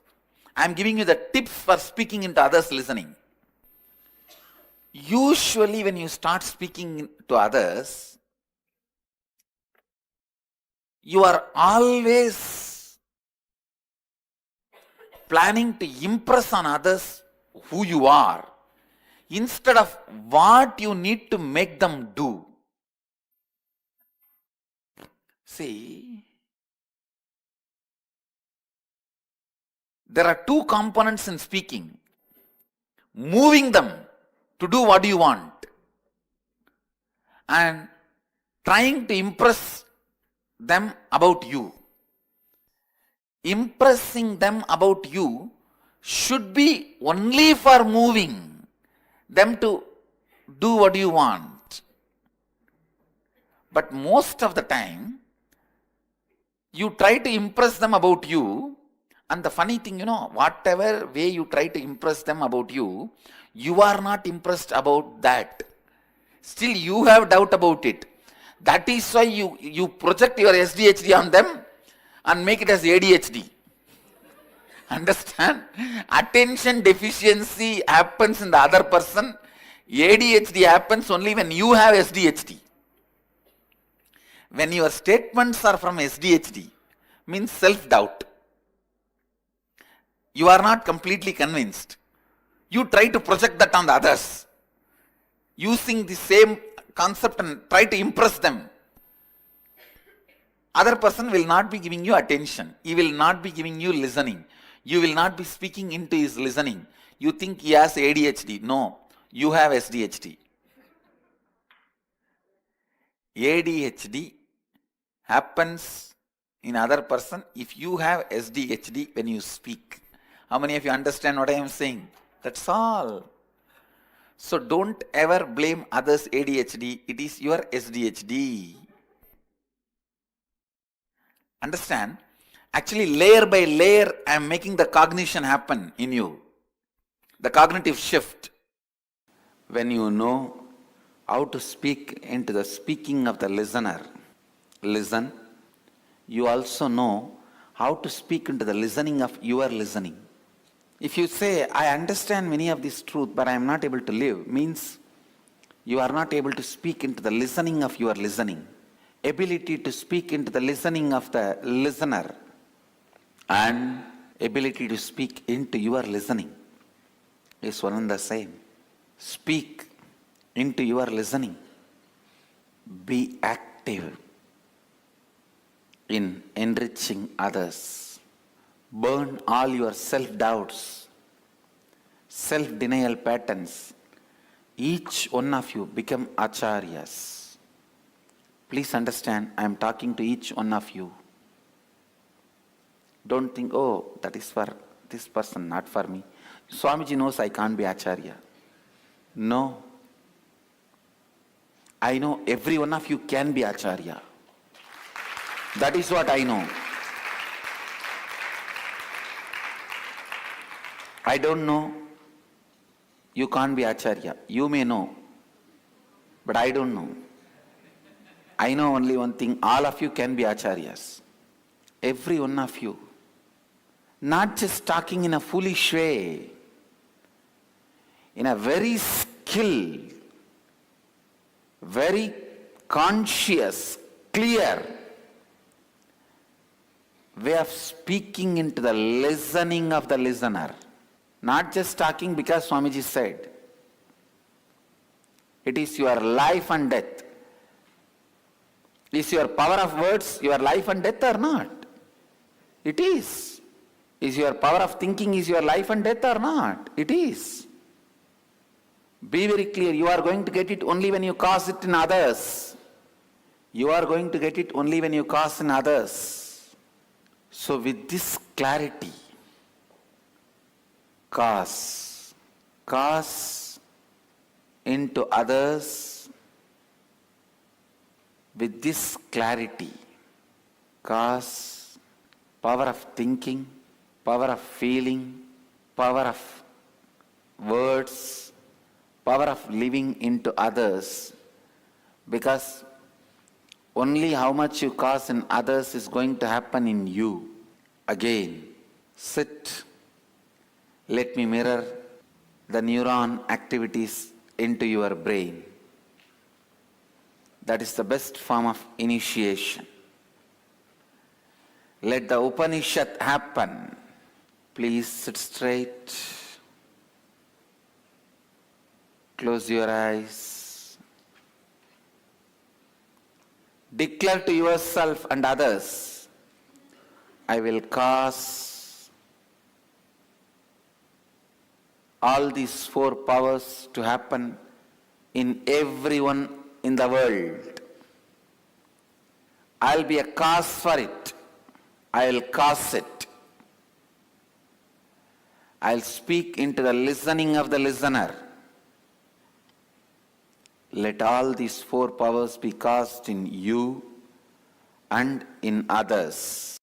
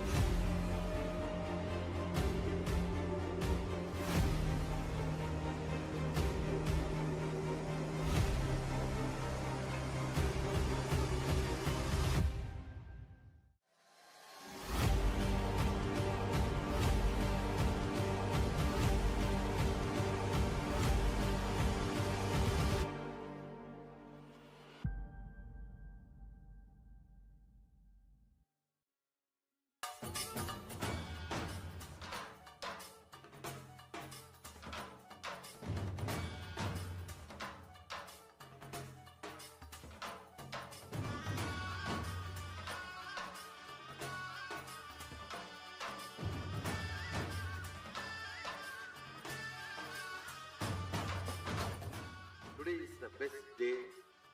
Sadashiva appears for Brahma and Vishnu early morning, the form of light shaft, means the consciousness which is beyond time and space enters into time and space.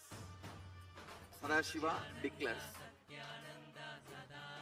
let me become many to celebrate myself. So morning, we celebrate he becoming many. You can see every deity, every god, we go on light the lamp. So each, the Sadashiva himself becomes many. So whole campus we went round. It was such high energy. So again the many becomes one.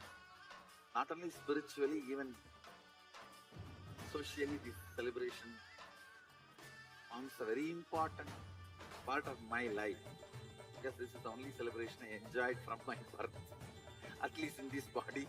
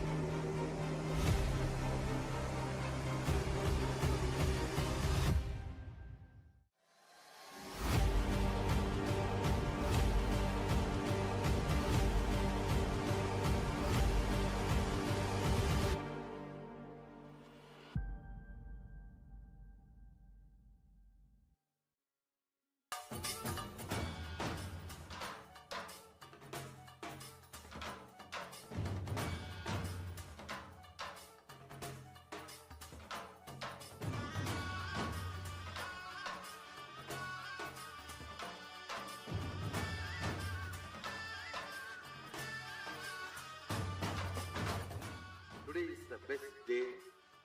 Sadashiva appears for Brahma and Vishnu early morning in the form of light shaft. Means the consciousness which is beyond time and space enters into time and space. Sadashiva declares, let me become many to celebrate myself. So morning we celebrate he becoming many. You can see every deity, every god, we go and light the lamp. So each, the Sadashiva himself becomes many. So whole campus we went round. It was such high energy. So again the many becomes one.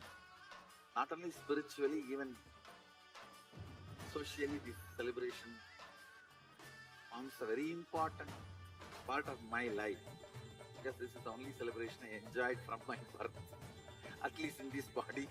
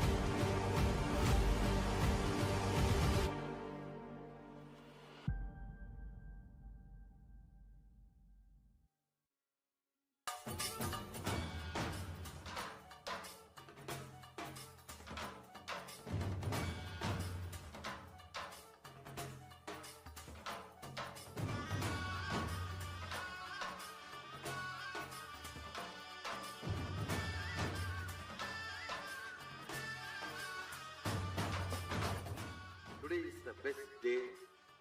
Sadashiva appears for Brahma and Vishnu early morning, the form of light shaft, means the consciousness which is beyond time and space enters into time and space. Sadashiva declares, let me become many to celebrate myself. So morning, we celebrate he becoming many. You can see every deity, every god, we go and light the lamp. So each, the Sadashiva himself becomes many. So whole campus we went round. It was such high energy. So again the many becomes one. Not only spiritually, even socially, this celebration forms a very important part of my life, because this is the only celebration I enjoyed from my birth, at least in this body.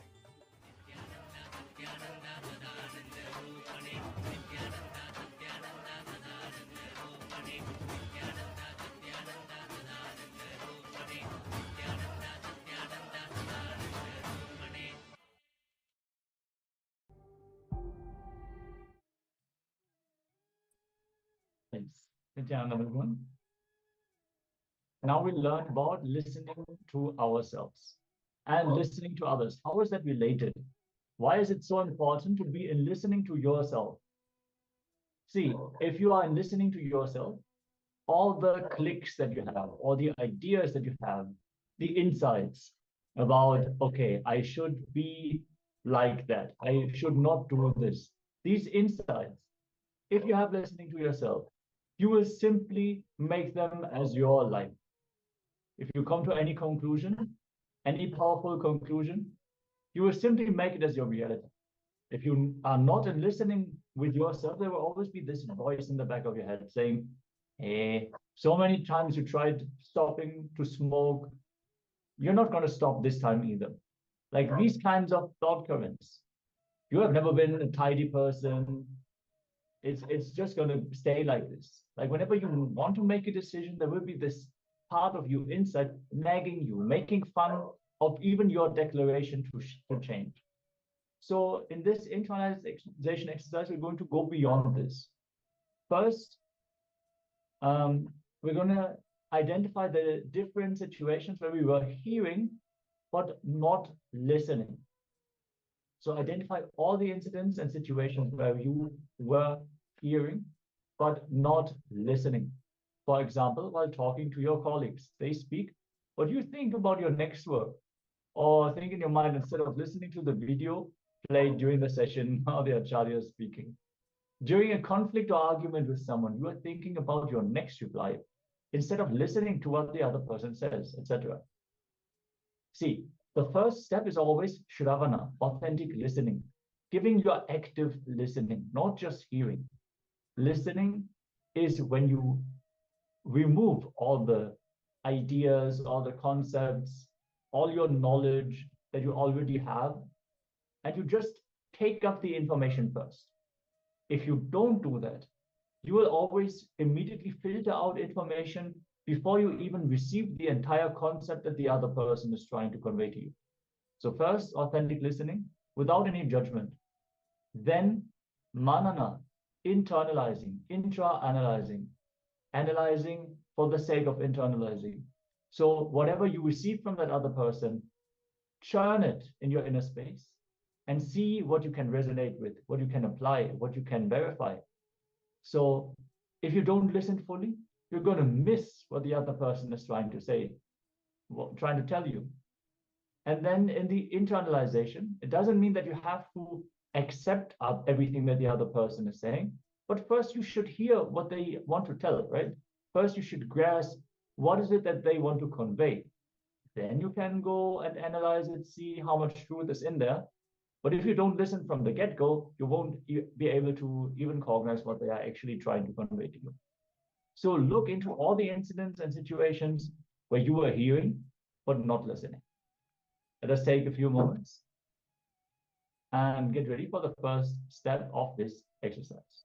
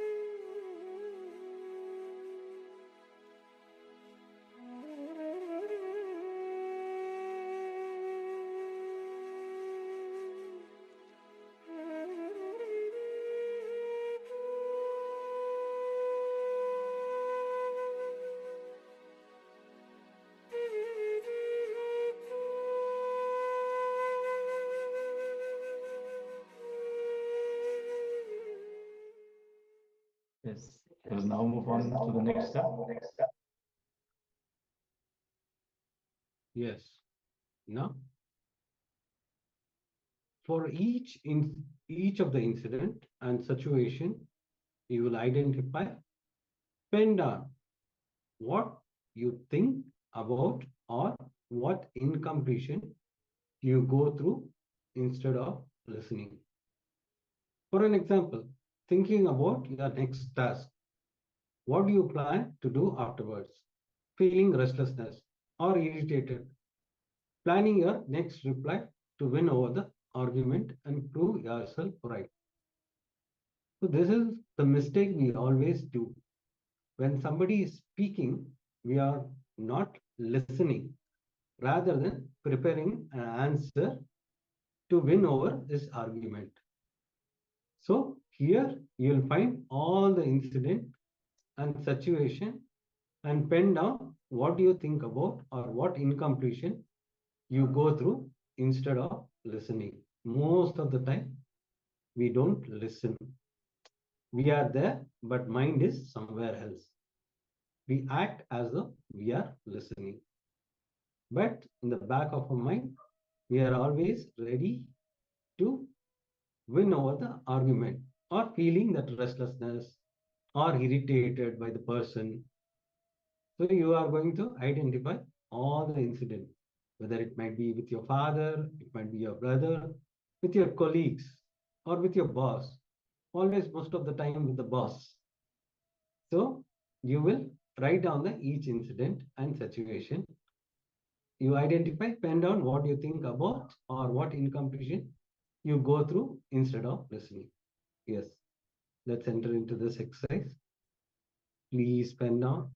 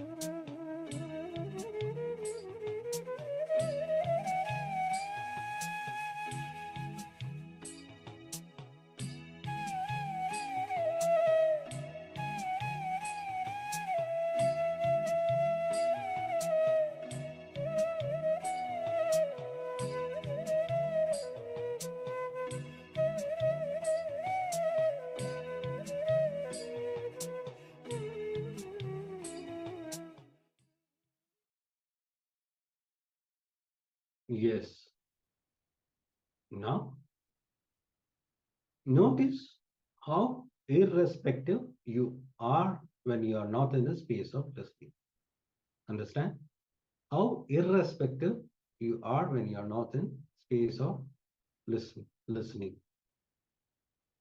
Irreceptive, sorry, it is irreceptive you are when you are not in the space of listening. Complete with all the incompletions you wrote in step 2 and decide to be in a space of listening in all the situation from now onwards. Understand? You are going to internalize this exercise, how irreceptive you are when you are not in a space of listening, and you will complete with all the incompletion you wrote in step 2 and decide to be in a space of listening in all the situation from now onwards. Let's take few minutes to pen down with all the incompletion.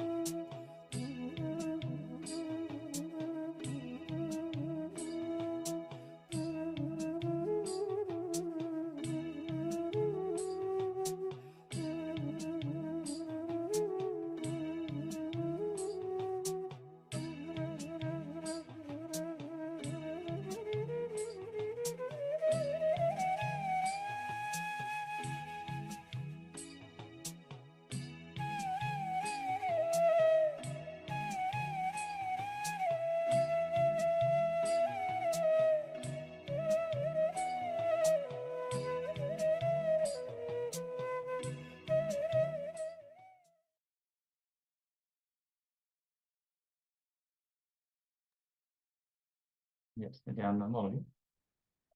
With this, let us now get ready as we are moving forward to the next one of today's power manifestation. So, requesting all of you to settle down and come on camera. We're manifesting the power of the Ashtamahashaktis, continuing the manifestation of the 8 great powers. So, get ready.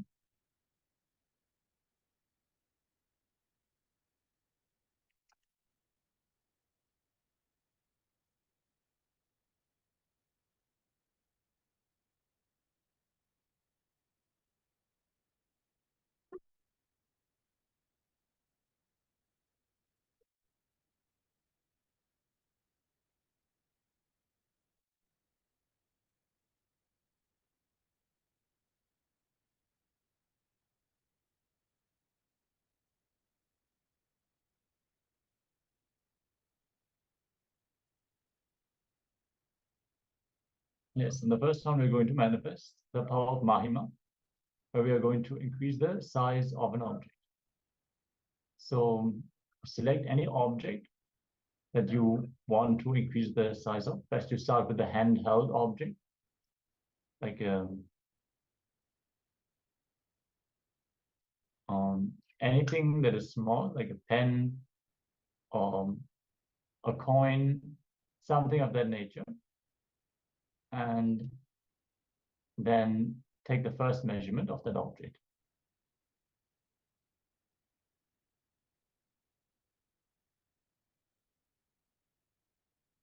Once you've taken the measurement of the object,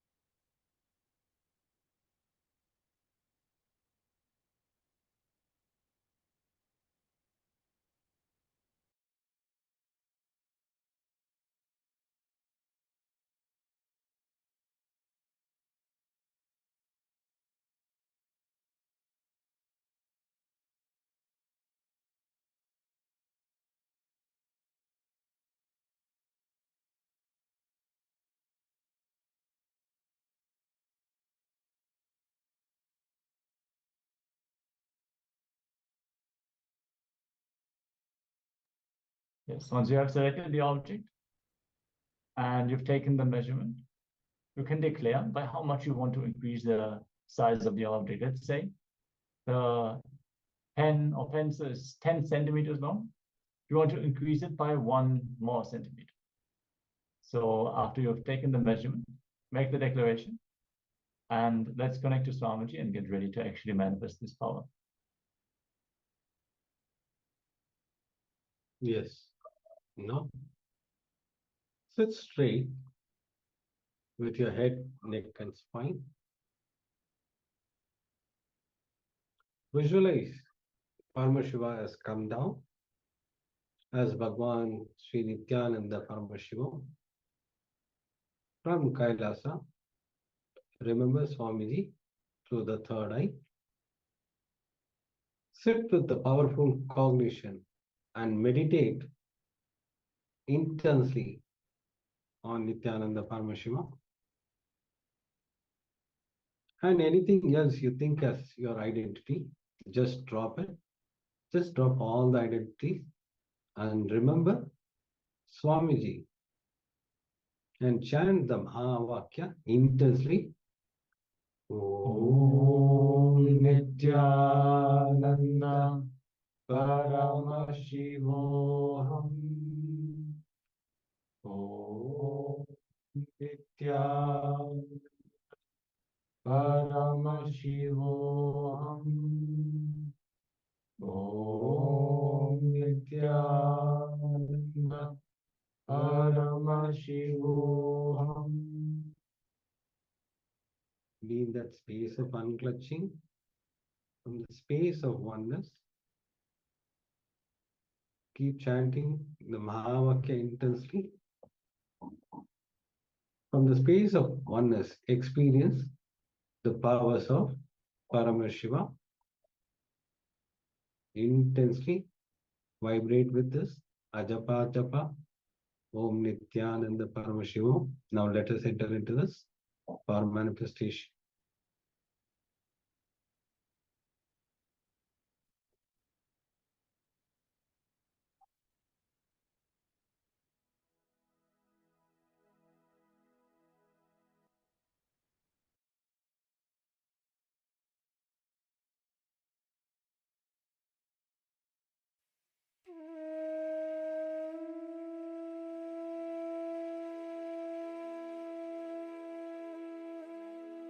Keep chanting the Mahavakya intensely. Be in that oneness space and manifest this power of Ashtama Siddhi.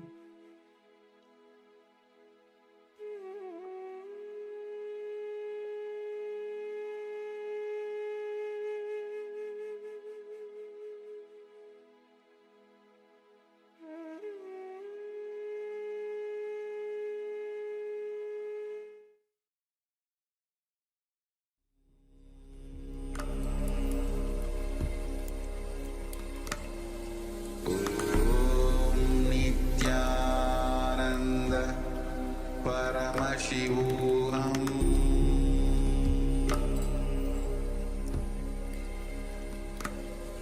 Om Nithyananda Paramashivoham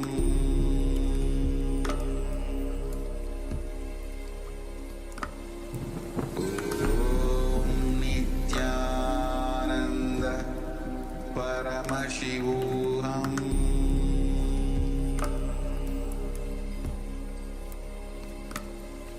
Om Nithyananda Paramashivoham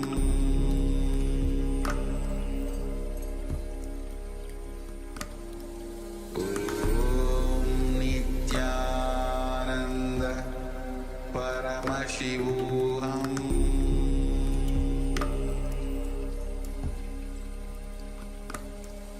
Om Nithyananda Paramashivoham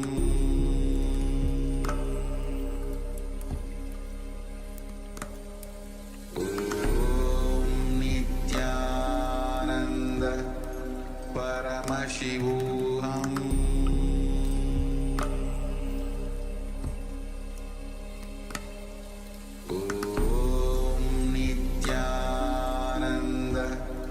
Paramashivoham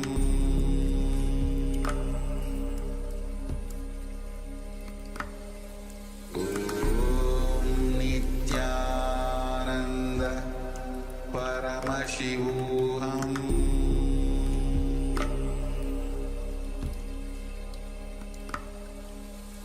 Om Nithyananda Paramashivoham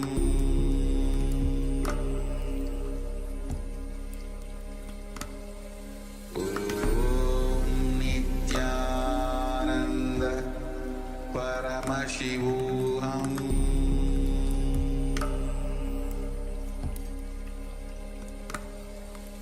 Om Nithyananda Paramashivoham Om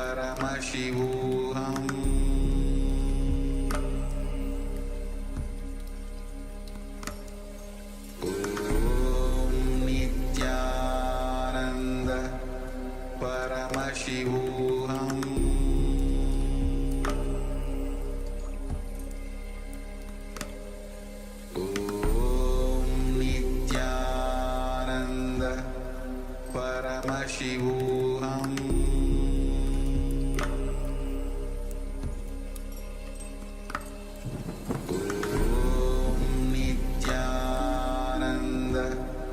Paramashivoham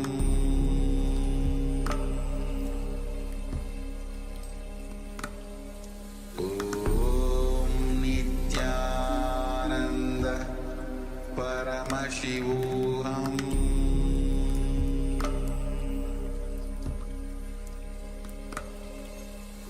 Om Nithyananda Paramashivoham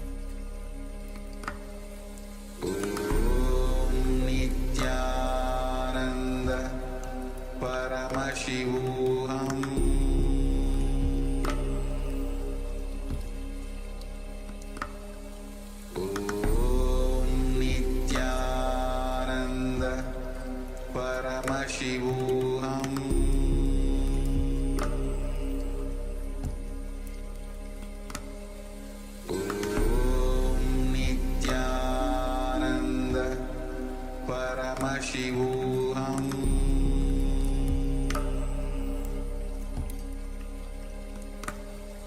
Om Nithyananda Paramashivoham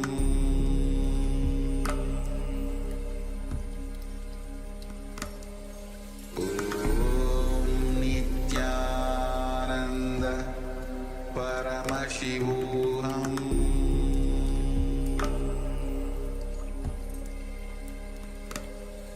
Om Nithyananda Paramashivoham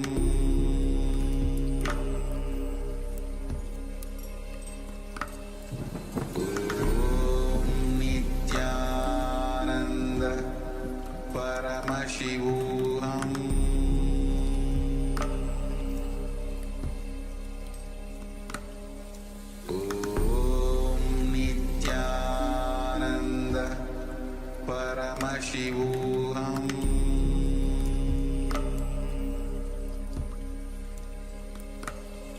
Om Nithyananda Paramashivoham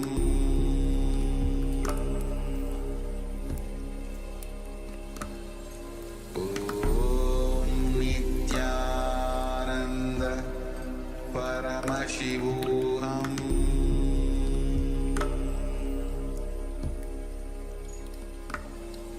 Om Nithyananda Paramashivoham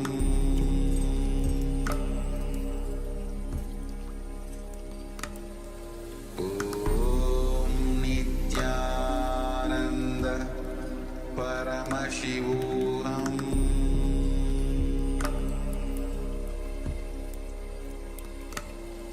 Om Nithyananda Paramashivoham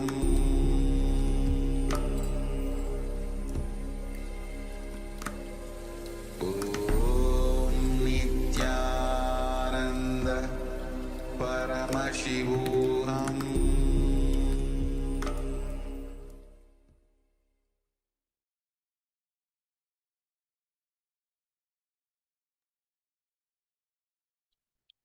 Yes.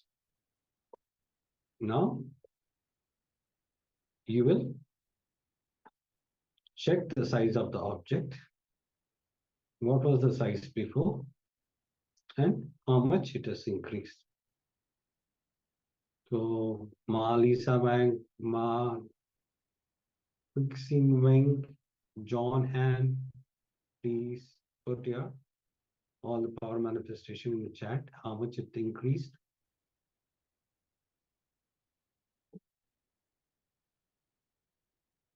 I request all the participants to sincerely participate so that you can manifest these powers. If somebody is swimming, if you see them, you'll be able to swim. The mirror neurons happen. Same way, if some of the participant is manifesting a power, same thing, the mirror neuron will happen to you. That is why we suggest all the participants to participate sincerely in the power manifestation so that you will mirroring the neuron. If anybody is able to manifest, you have the possibility to manifest those powers. So I request all the participants sincerely put whatever the power manifestation. If you have increased the size of an object or decreased, please put it in the chat.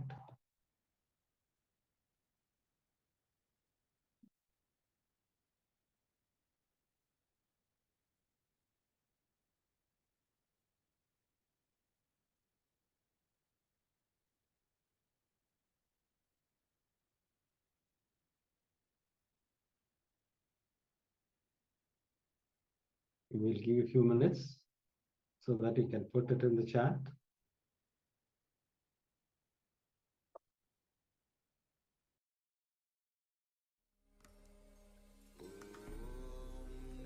Nithyananda Paramashivoham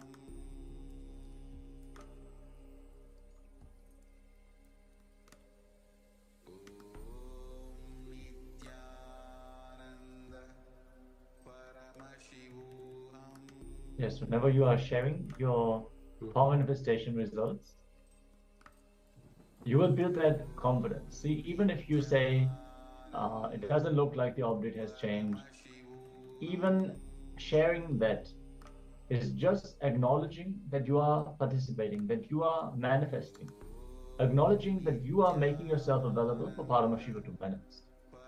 So then all you need to do is manifest more power. So you should want to express yourself. You should want to share. Then that excitement that's going to come when you actually manifest the power, when it actually expresses fully, if you share that also, then you will inspire others to join you, others to manifest as well. So yes, they will also celebrate with you. See, the moment you manifest the powers, they will be also able to manifest the powers. If you are not able to manifest the powers, just declare, because you are in Nithyananda Sabha. Swamiji is going to hear you. So if you pray sincerely, it will manifest. The only thing is required is the bhakti and the surrender to Swamiji. Because you always think about you, not about Swamiji. That is the reason we insist to visualize Swamiji on your third eye. The moment you visualize Swamiji, you are inheriting his qualities. You will be able to manifest the powers. Just that sincere, deep gratitude is required from your side. And drop always this I and mine. This ego only stops you from manifesting the power.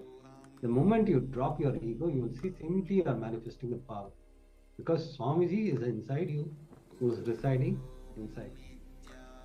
The Paramashiva will manifest the power through you. So do it sincerely, have that gratitude.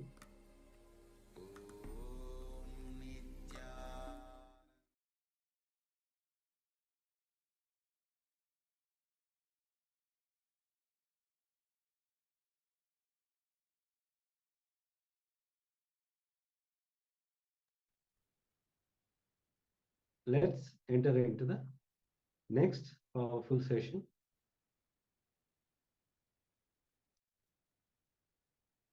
we're going to learn how everything that we experience is our very own expression, our very own extension. Everything that we are experiencing in our life emerges directly from ourselves. So what we see on the outside is not something that is happening to us. It is something that is happening from us. Swamiji is going to share the various different powerful cognitions.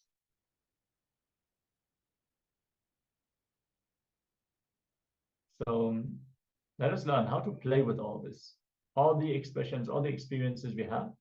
Let us learn how to alter, manipulate, play with them from Swamiji directly. So be in a space of listening and restful of all as we enter. Yes, have your book and pen along with you. So whatever powerful cognition you receive from this powerful session will always help you to manifest the powers. This is a very beautiful subject. The ultimate truths are revealed in the session.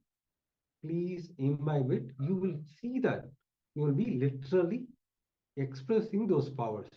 You need to imbibe this powerful cognition.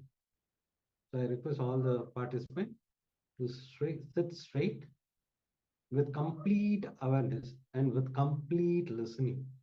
Not just hearing, it should be complete listening. Now let's enter into this powerful session from Swamiji.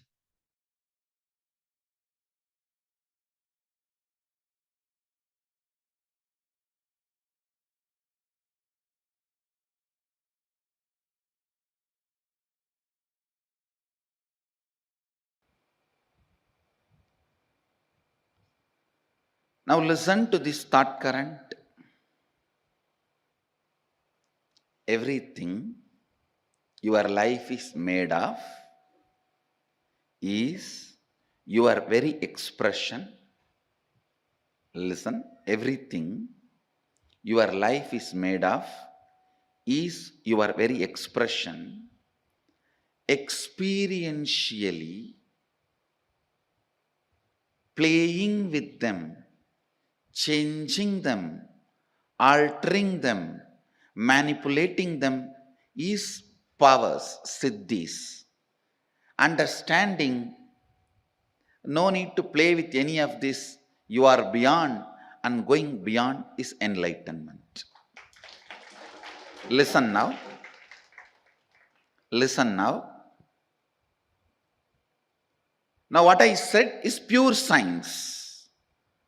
Mahadeva gives a very powerful practical methodology to experientially realize this statement. The statement which I uttered now is a sutra, pure science. Whatever you see in your life, including the walls of this hall and me sitting in front of you, this throne, your chair, the people sitting around you, everything is made of a material which is from inside you. You can alter, manipulate, extend, reduce, change everything as you want. Please understand. Everything you see in your life is made out of a stuff which comes from your very self.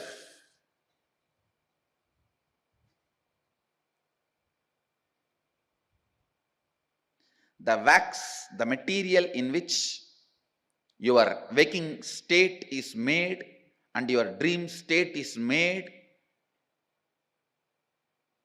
that material is from you, inside you, just like cobweb. It's from you, the material is manifested. Listen. Listen. How this can become our realization? How this can become our realization? This thought current now which I said is a pure science. Now Mahadeva comes next to applied science. How to make that into reality for you and how to use that in your day-to-day life. It's a very beautiful revelation. Listen. Mahadeva says,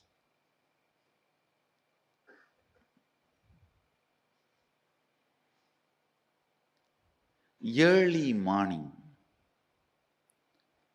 the period of Brahma Muhurta, where the so-called reality, waking state has not become 100% real for you, and the dream state has not yet become 100% dream state for you, where you are just moving in between. Brahma Muhurta, morning 4:30 to 6, where your inner space, some moments is in waking state, some moments in the dream state.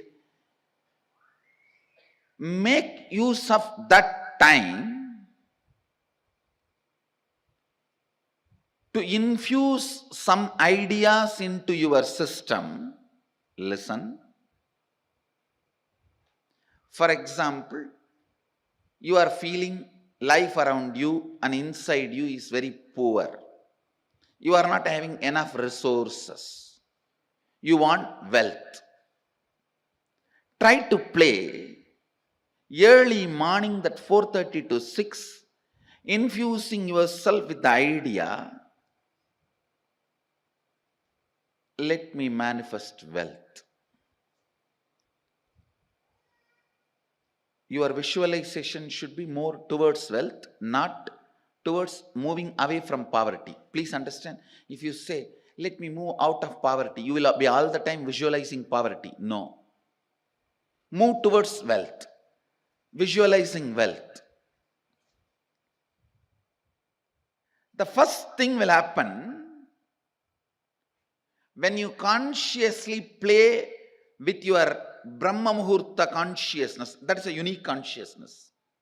That's a unique time and space where you are neither fully awake, nor fully sleeping, nor fully dreaming.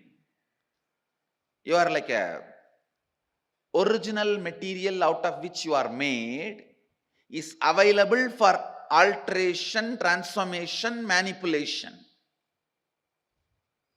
The material out of which you are made is available to yourself at that moment. Just few days from today to next Sunday, this 1 week, every morning, this Brahma Muhurta time, try to play with your consciousness. I gave you the example of money because that is the biggest problem everyone has. Whether you have or don't have, you have a problem. If you don't have some type of problem, if you have some type of problem,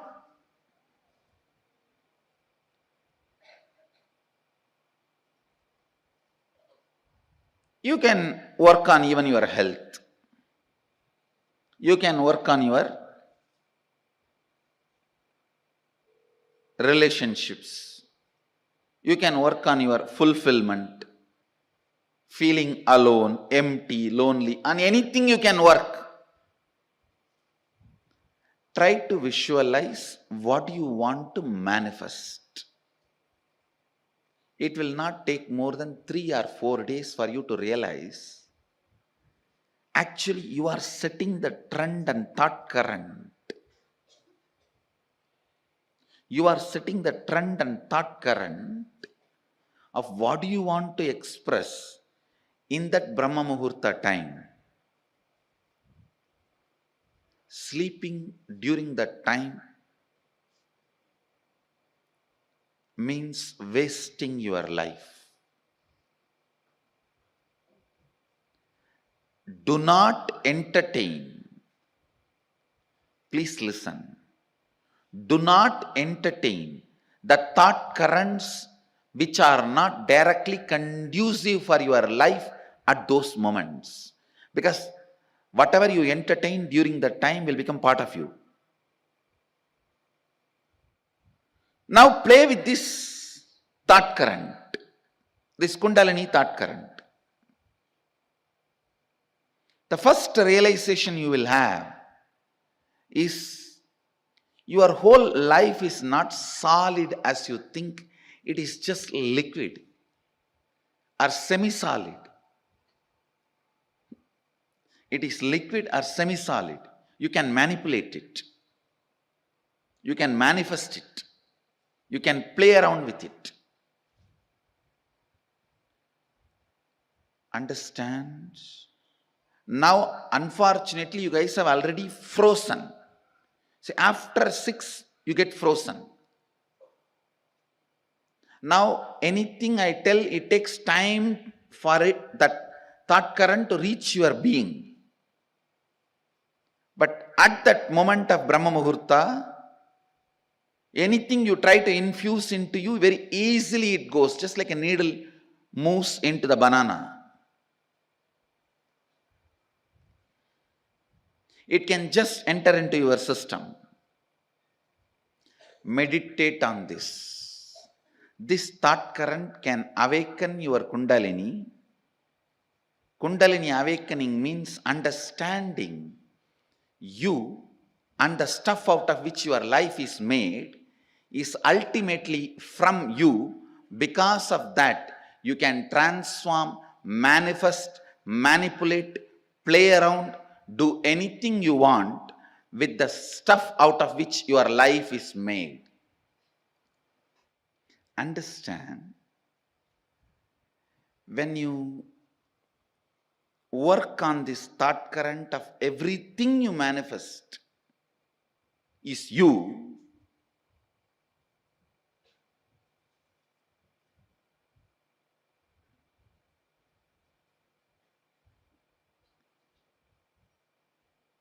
just work on it this week. In 2-3 days itself, you will understand the reality, the truth of this statement. I am not saying believe this statement, what I am uttering. No. It is too much, you can't even believe. You need to work with it. You need to work with this thought current. Next 1 week, every morning, 4:30 you have to get up. In that boring, frustrated mood where you curse everyone around you and inside you for waking you up at 4:30. You curse the alarm, you curse the bed, you curse the pillow, you curse the fan, you curse the AC. You curse everyone around you, outside you, inside you. You curse your bathroom, you curse the bucket, you curse the wash basin, you curse the broomstick. So in that mood, stop cursing and put this idea, sit and think, contemplate. Swamiji said, me and my life, everything around me, inside me, I am manifesting that material, that stuff. If I see love, if I see anger, if I see frustration, if I see enmity, if I see friendliness, everything I see in my life, I perceive in my life, I experience in my life, all that is manifested from me.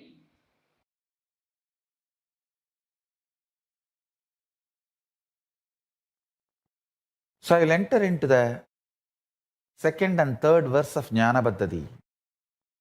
Tatsarvam gatayishyami yoga yuktya shrunupriye yatsvarupam nijam suddham vyapakam sarvatomukam sarvabhudantaravastam sarvapranishu jivanam yogagamyam durasadam dushprabam hridadambihi.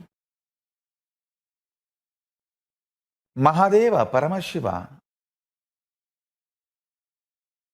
is saying in the second verse, Yat Swarupam Nijam Suddham.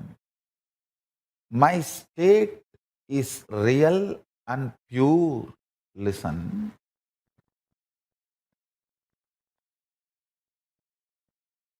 Yesterday I was revealing an important secret, the sacred secret.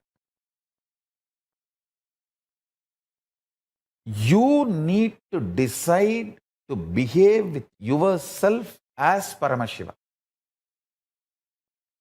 You need to be convinced. Blessed are those who are able to convince themselves that they are ultimate. Means they are able to cross the last delusion of self-doubt, self-denial, self-hatred. I tell you, bhakti should be the expression of the gratitude and powerfulness of everything you have been given, not from the attitude that you are separate from the source. Understand? I overflow with gratitude and bhakti to my Guru, not because I am separate from him, but because he made me realize he is me. Understand? The right understanding. Listen very carefully. The identity you carry in the waking state, identity you carry in the deep sleep state, identity you carry in the dream state, identity you carry in Turiya state, and identity you experience in Turiyatita state, in all the 25 states of consciousness, each identity is independent. The moment you realize the undercurrent of all these 25 identities, your pure consciousness, which is the source of you and which is Paramashivam, all the 25 heads, 25 identities gets integrated. That is why Paramashiva is always described with the 25 heads. Means, who has realized his 25 identity is in oneness with his source consciousness, pure Paramashiva, ultimate. As long as your identities play separate games, without getting integrated to the source, you continue to remain in suffering. When you are ready to cross your self-doubt, understand, courage to cross the self-doubt, self-denial, self-hatred is tapas, vairagya. Ferociousness you need to cross your self-hatred, self-denial, self-doubt is called tapas. It can be psychological ferociousness, it can be physical ferociousness, it can be ferociousness to detoxify your system, ferociousness to break from patterns, ferociousness to break from addictions, ferociousness to manifest the higher understandings, ferociousness to live the higher understandings. It can be anything. Understand? The ferociousness to cross the self-doubt, self-hatred, self-denial, to reach you are one with Paramashiva is tapas. Blessed are those who decide they are one with Paramashiva, who cognize they are one with Paramashiva, because other than him, nothing else can exist. If something else can exist other than him, then he cannot exist. He is the only Purusha. There cannot be anything other than oneness. That is why it is oneness. So if you feel you exist, you are only Paramashiva. You exist only as Paramashiva. Any other identity you assume is assumption. Understand? Nothing else can exist. And nothing else exists. Demand everything to be Paramashiva. I tell you, that is what is manifesting the state of Paramashiva. Deciding, declaring yourself as Paramashiva to yourself, intensely demanding yourself to be Paramashiva by yourself is what is manifesting the space, the state of Paramashiva. That is what is manifesting the state of Paramashiva.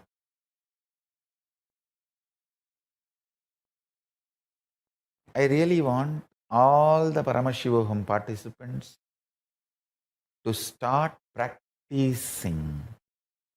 Declare yourself as Paramashiva to yourself and demand yourself to be Paramashiva. Talk to yourself as you are Paramashiva.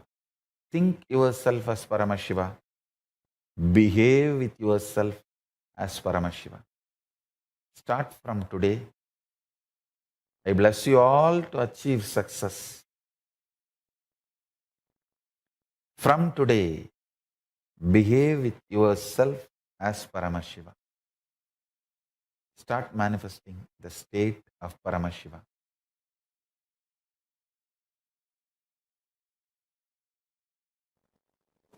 Paramashiva moves this whole universe without thoughts, being in the state of Paramashanta Swarupa.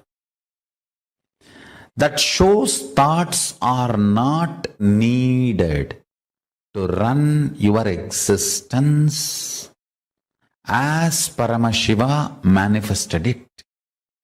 Thoughts are your feeling something is missing, inadequate, not enough, incomplete. That insecurity, suffocation, incompletion, that generates something cranky, worms going in your brain.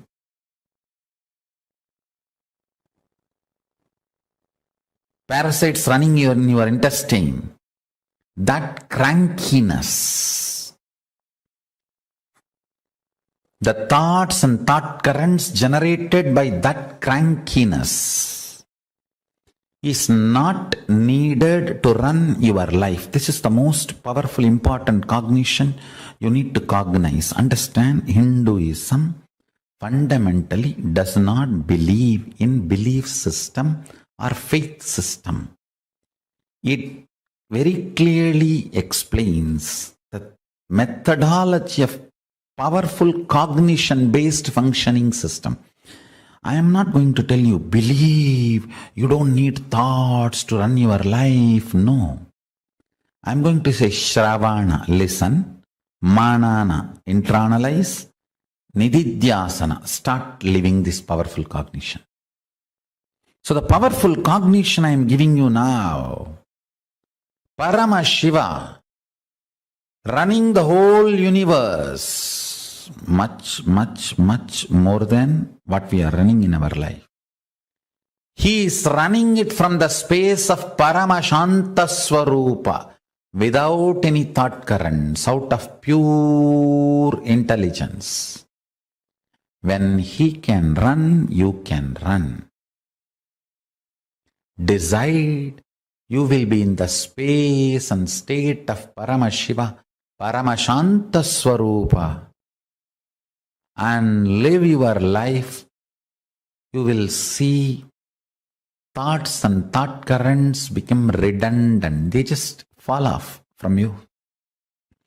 Like an old skin getting peeled off and falling. The old hair falling. Old nail falling. Just like old things fall off from you, the ideology you need thoughts and thought currents to run your life will fall off from you. Meditate on this powerful cognition. Internalize it. Internalize it. Manifest it.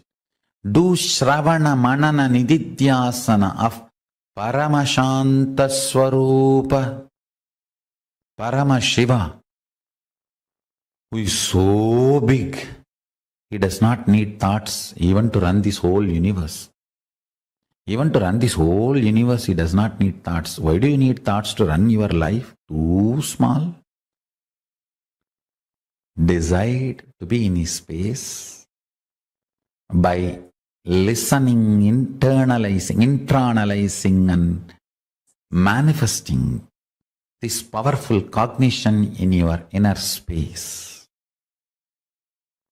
Live and experience thoughtless space.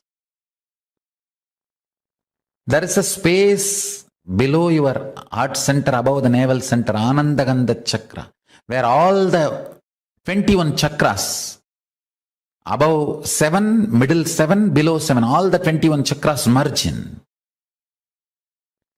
In that Anandagandha space, remember you are Paramashiva. What you feel as Paramashiva, what you feel as I and Paramashiva is one and the same. With that decision to cognize Paramashivoham, Paramashanta Swarupa, Paramashivoham, he will manifest more and make you cognize you don't need thoughts and thought currents to run your life. Without thoughts and thought currents, just by directly manifesting his intuition and Paramashanta Swarupa, you become more and more efficient,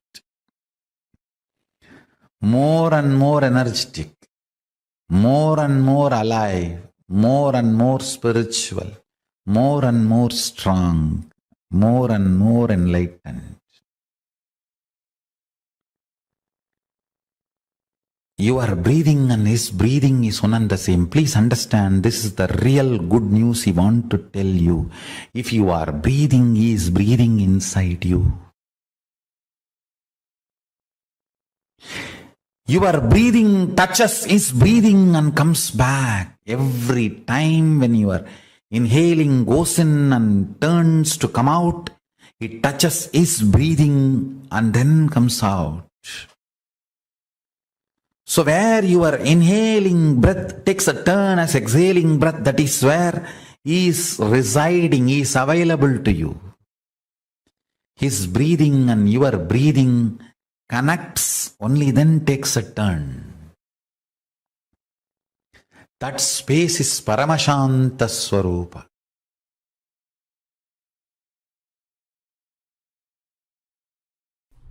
Because of that unfortunate thought current of irresponsibility becomes spirituality. We lost some of the most beautiful, most important contributions we have done to planet Earth. The origin and ultimate. Listen carefully. The origin and ultimate are one and the same in Vedagamic traditions. That is why the vision document is complete. The basic units, principles, tattvas with which we are asked to function is complete.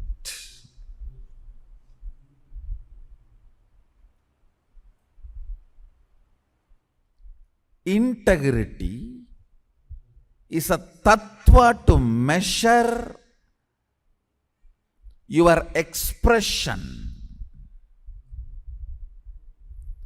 The depth of integrity, the amount of integrity you cognize about each subject, that will be the expression, spontaneous expression of you. When somebody asks you, why do you pour milk on linga? The first response I gave is, hey, we pour on Sadashiva, not on linga. Because every time I pour, I know I am pouring on Sadashiva. It falls on linga. Any linga, you can just keep a heap of sand on the floor. Just sit, try to get any stone. If you don't get any stone, just get heap of sand and start worshipping that as a linga. That's the way Sita did in Rameshwaram. One of the most important Jyotirlinga, Ramanatha Swami, is just heap of sand touched by Sita with the great sacred sentiment, the bhava. O Mahadeva, Sadashiva, iha agaccha, igatishta. The power of bhava of Sita, the beach sand becomes Ramanatha. Understand? We pour on Sadashiva, not on linga. It falls on linga. Because we are so engrossed to whom we are pouring, sometimes we don't bother where it is falling. That is the first. This should have been a first response from any practicing Shaivite.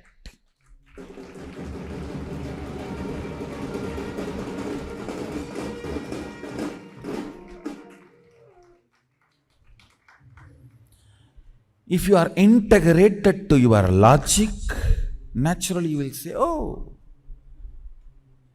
I think it is oiling, massage. So that the stone won't crack. You mean to say it is oil massage therapy? And I do wonder, what kind of a stone absorbs the fat and maybe I don't know about that, so let me not get into that scene. And I do not know much about stone and I know only about Sadashiva. Let me stop myself. Let me restrict myself to what I know. Understand integrity. Listen carefully, because this is one of the important pain point with many people in the Sangha are suffering. I utter the word integrity, you only remember morning the integrity officer standing in front of you and waking up. Hey, get up for morning yoga. Listen.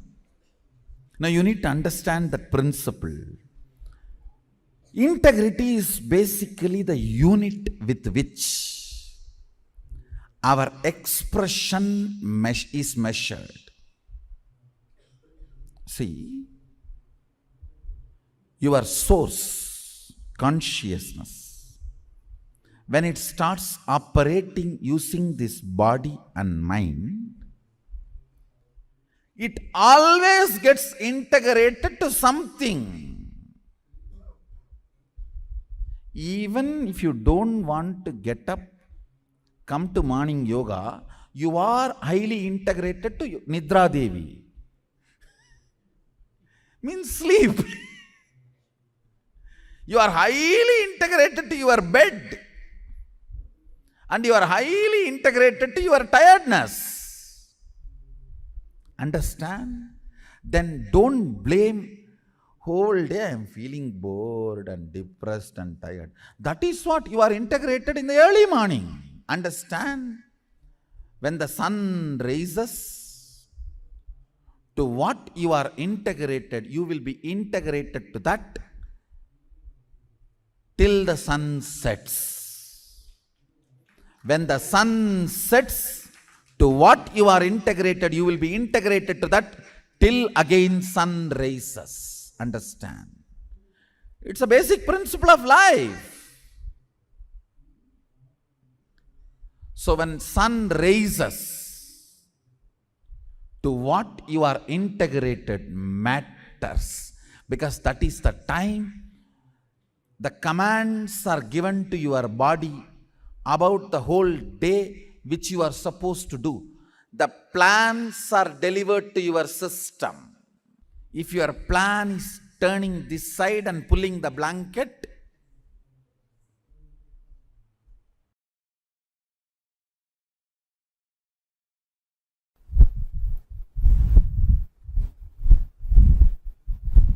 functioning with these powerful cognitions will make you experience your spiritual legitimacy.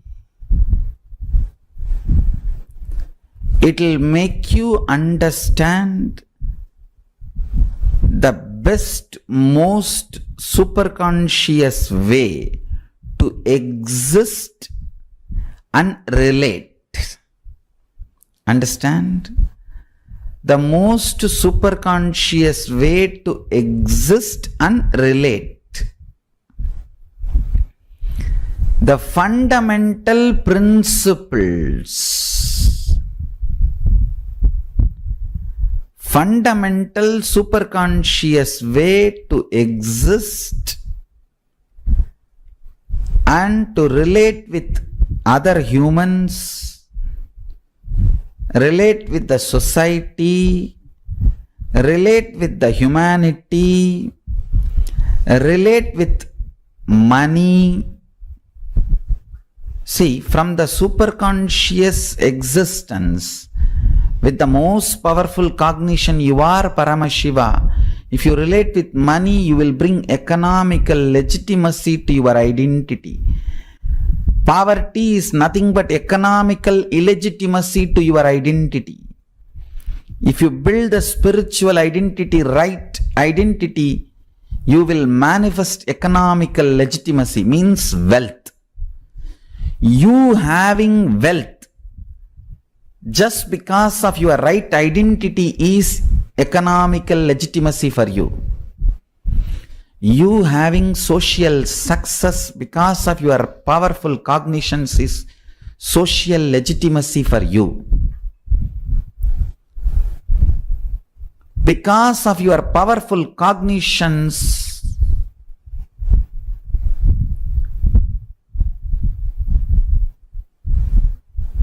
the way you carry yourself is accepted by everyone. The way you live becomes a culture, is cultural legitimacy for you. Bring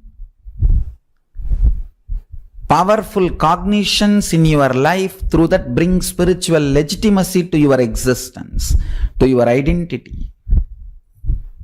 With that strength, bring social, cultural, economic legitimacy to your existence. Naturally, you will be able to manifest anything you want. Understand? This whole science, manifesting the state, manifesting the space, manifesting the powers, manifesting the being, manifesting the superconsciousness of Paramashiva,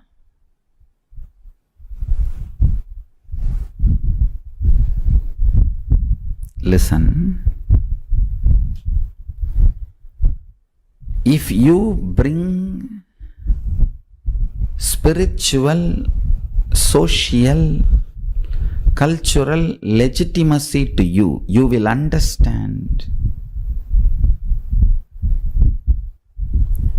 this science of living enlightenment is the complete solution for all the problems individual or society or modern day humanity is facing. Then you will understand all the problems of the modern day humanity. Sanatana Hindu Dharma is solution. Whether the terrorism or climate change, natural calamities or man-made calamities, extreme chronic capitalism or exploiting pharmaceutical industries, enslaving psychiatry field and pseudo-psychiatrists, are cheating philosophies, brainwashing ideologies. For all the problems humanity is facing, the only solution is science of living enlightenment, revealed by Paramashiva from the Vedagamas in the modern day through this body.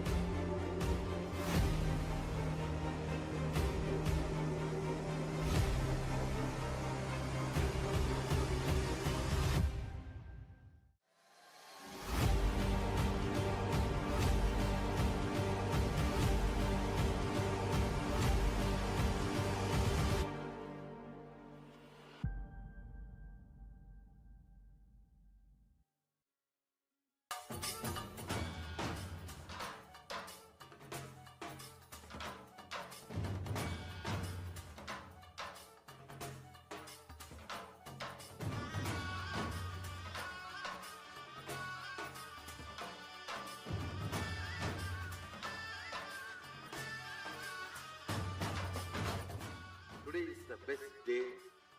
Sadashiva appears for Brahma and Vishnu early morning in the form of light shaft. Means the consciousness which is beyond time and space enters into time and space. Sadashiva declares, let me become many to celebrate myself. So morning we celebrate he becoming many. You can see every deity, every god, we go and light the lamp. So each, the Sadashiva himself becomes many. So whole campus we went round. It was such high energy. So again the many becomes one. Not only spiritually, even socially this celebration forms a very important part of my life, because this is the only celebration I enjoyed from my birth, at least in this body.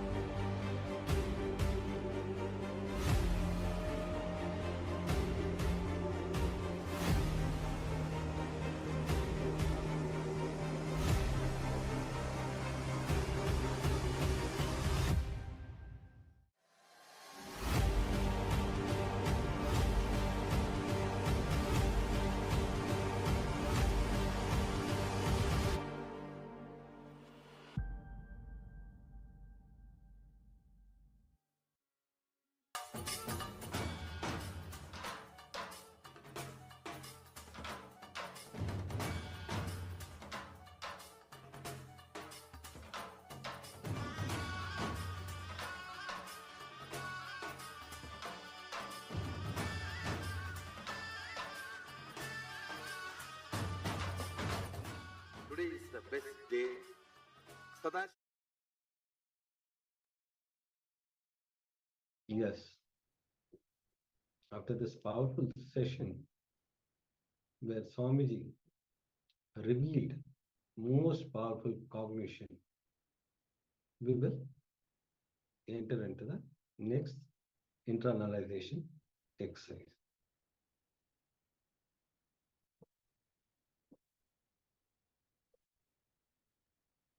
Yes, we are now going to enter into a completion exercise where we are going to complete with our very own father.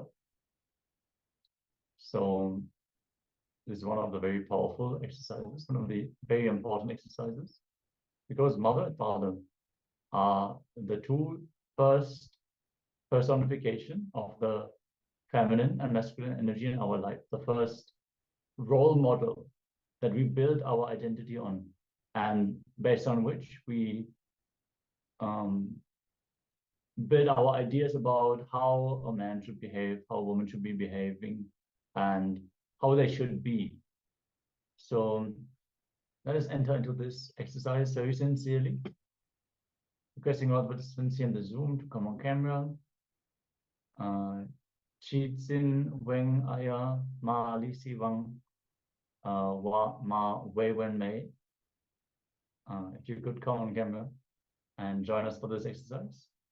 This will be a very powerful exercise, and it will help you to complete with the masculine component within you.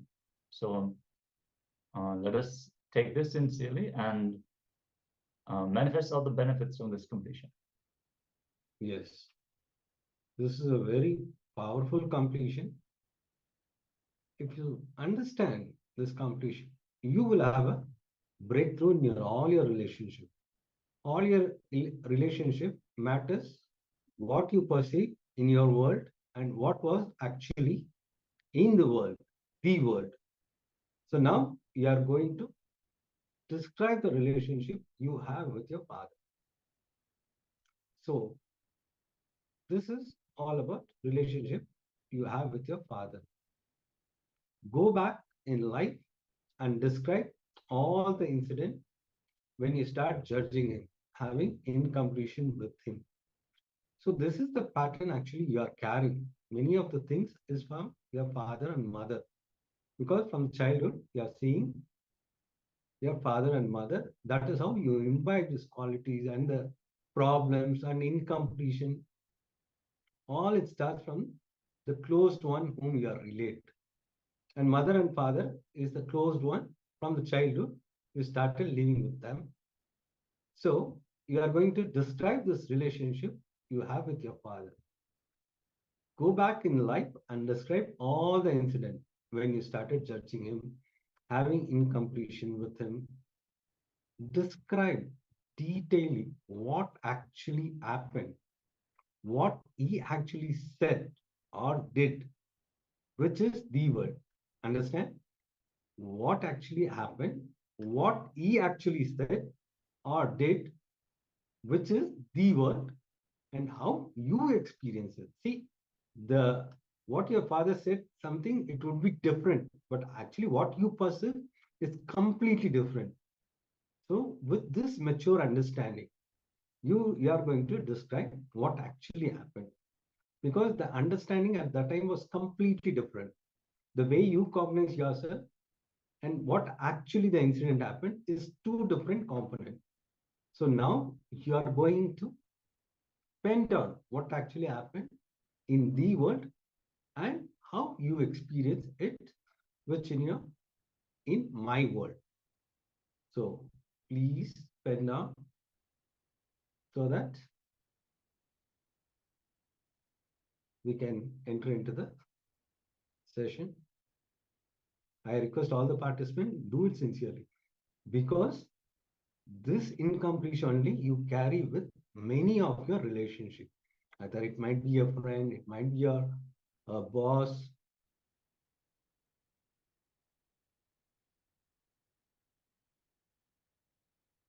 So actually, this is the incompletion you project with everyone. So when you deeply look in, this is what you are relating with your friends or with your relationship, with your boss, with your colleagues. Actually, when you complete with this, you will see all the relationships getting healed.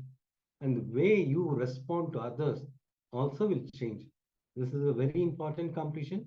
I request all the participants to do it sincerely so that you will have a breakthrough. Yes, just draw a small table, 2 columns, the world and my world.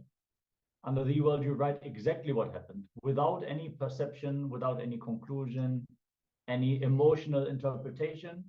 And my world is exactly that. What you perceive, what you felt he meant, what you think he decided against you, what is your experience of the happenings. So yes.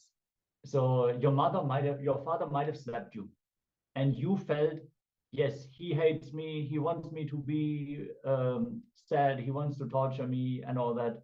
But you might have just not been able to control. You might have been fully out of your senses, and he brought you down. He gave you a smack, but all the anger, all the interpretations you put on top of that, that is my world.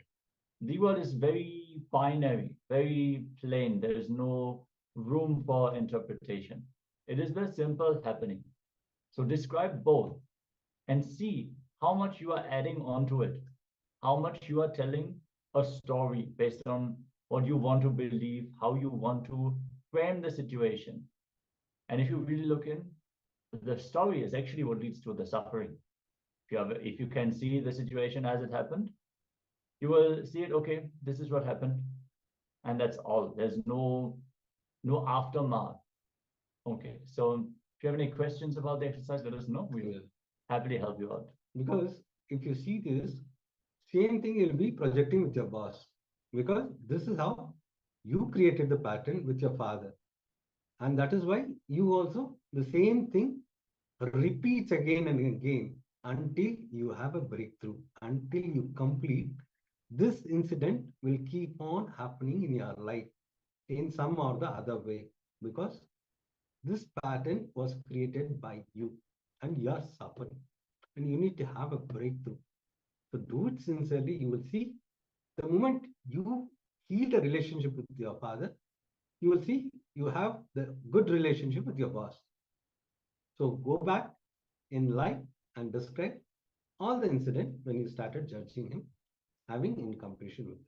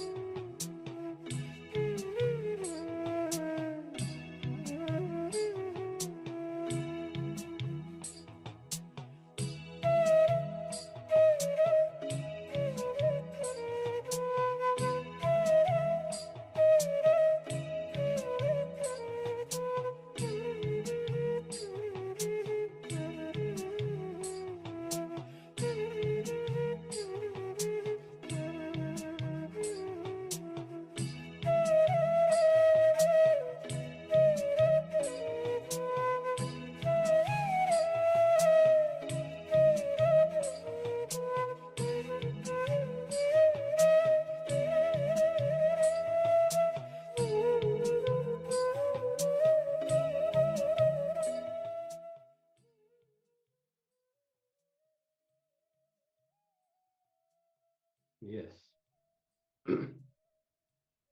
Now, the second step will be invoking your father in the mirror and complete at least twice by talking out loud, because you have to be loud and clear. Invoke your father in the mirror and complete at least twice by talking out loud. Invoke your father in Swamiji's Atmamurti and complete at least twice by talking out loud. If you want to have a private space, just come close the door. But you have to be loud, you have to be clear. That is how it is going to come out, because it has to come out. So please Invoke your father in the mirror and complete at least twice by talking out loud. Call your father, complete with him in the same manner. These three things you are going to do now. First thing, you are going to invoke your father in the mirror and complete at least twice. The second step, invoke your father in Swamiji's Atmamurti and complete at least twice by talking out loud. Finally, you'll be calling your father and completing with him in the same manner. Please do this exercise sincerely.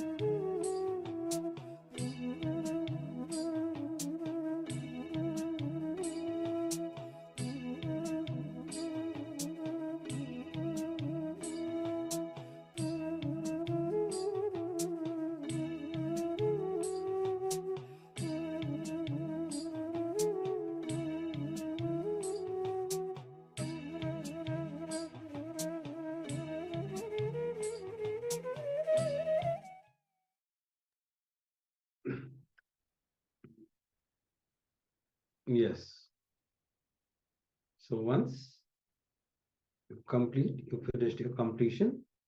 In Vijnana Bhairava Tantra, Sutra 125, Dharana 100, it says, Samashatru cha mitre cha samamanavamano ya brahmana paripurnatvat iti jnanatva sukhi bhavet. The translation goes, when you reside in the consciousness of sameness, you will see the oneness in the enemy and friend, in honor and dishonor, because of the powerful cognition that everything is complete and fulfilled with Brahman, the pure consciousness that is present everywhere. You will always be full and filled with completion. Cognizing thus, you will become perpetually happy. You will reside in that space of oneness when you have that complete completion. Yes. Now, with this complete completion, we will enter into the power manifestation. Whenever you have this completion, you will see that you will have a breakthrough. That is the reason we have this power manifestation session.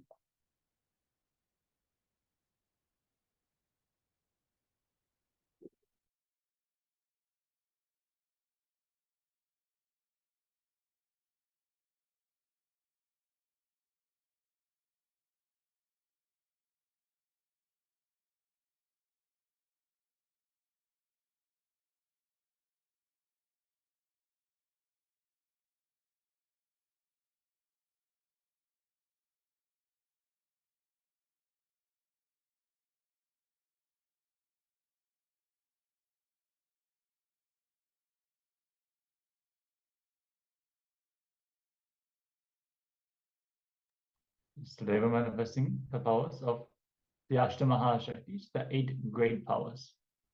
So first we manifested the power of increasing the height of an object, the size of an object, and now we are going to increase the weight of an object.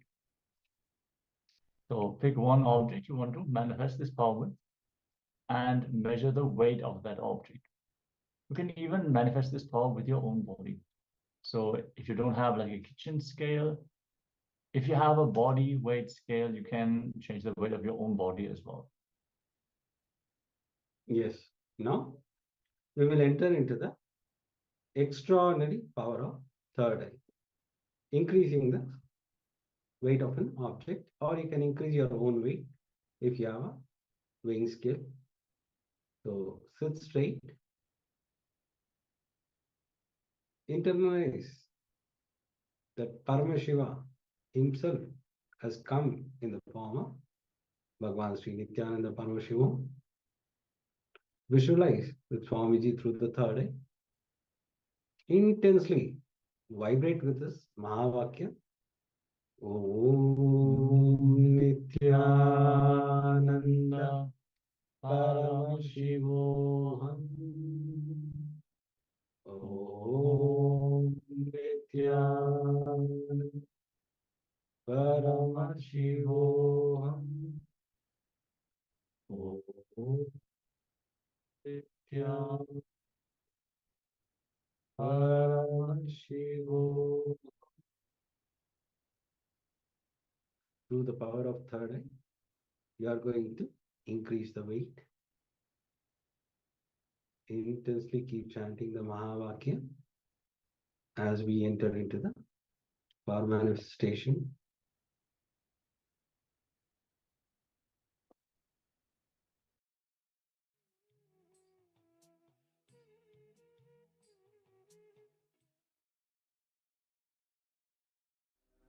Paramashivoham.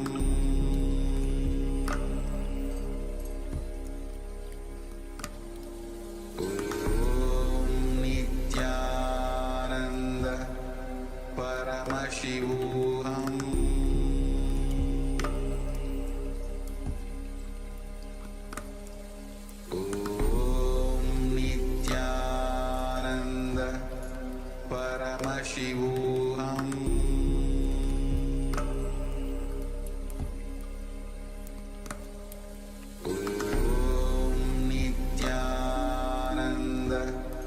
Paramashivoham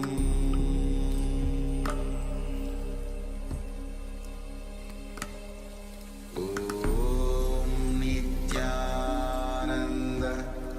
Paramashivoham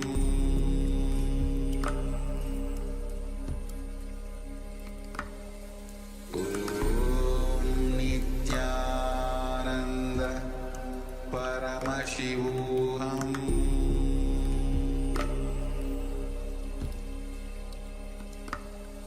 Om Nithyananda Paramashivoham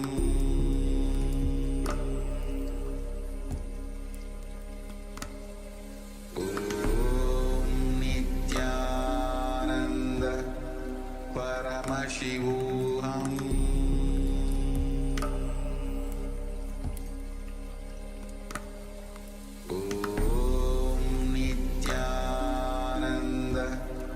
Paramashivoham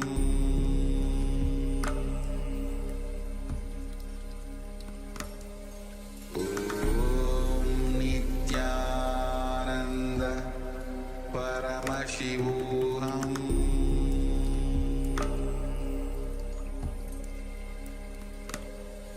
Om Nithyananda Paramashivoham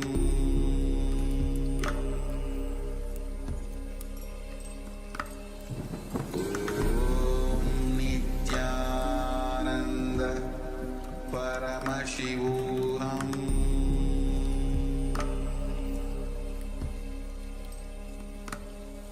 Om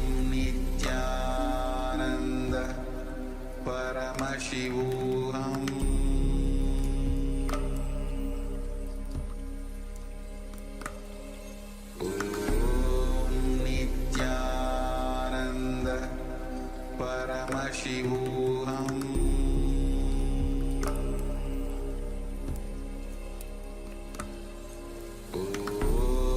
Nithyananda Paramashivoham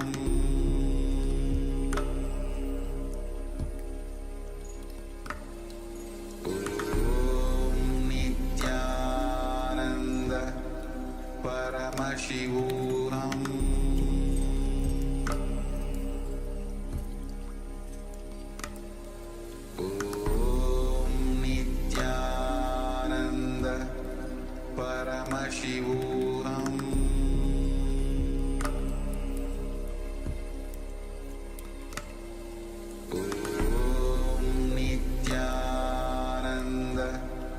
Paramashivoham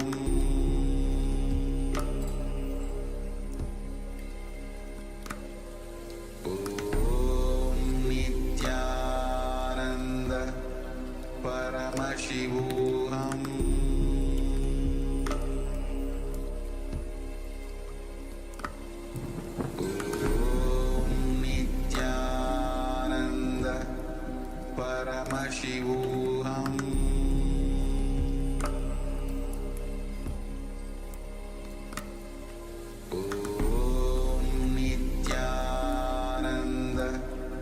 Paramashivoham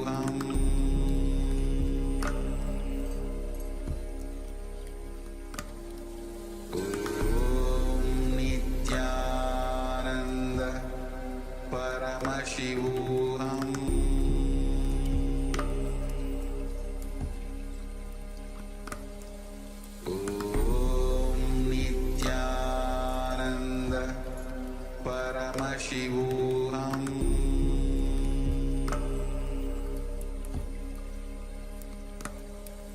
Om Nithyananda Paramashivoham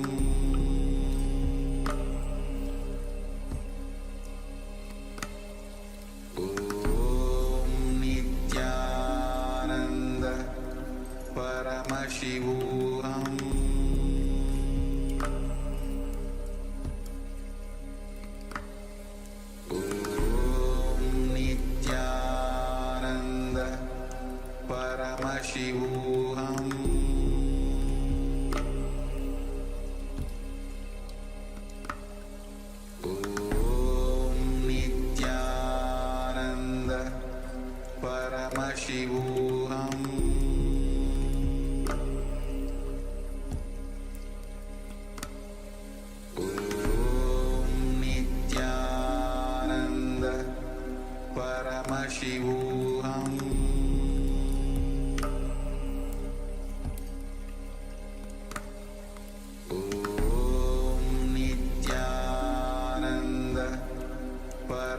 Paramashivoham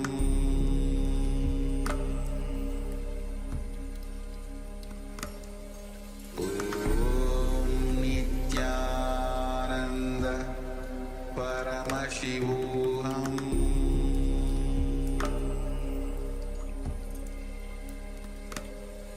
Om Nithyananda Paramashivoham Paramashivoham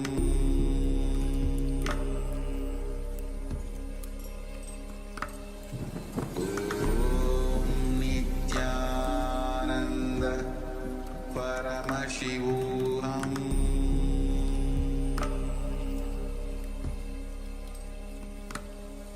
Om Nithyananda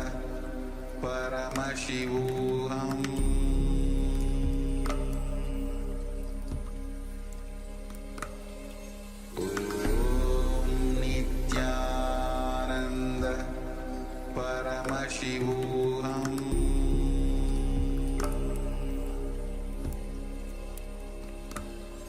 Om Nithyananda Paramashivoham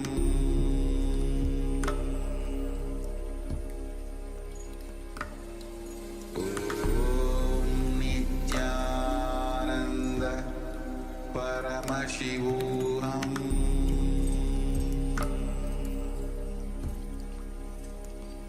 Om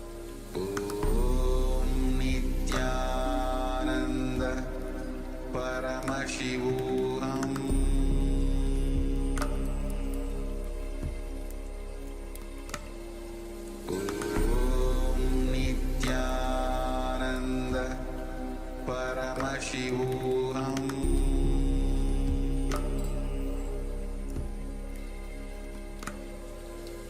Om Nithyananda Paramashivoham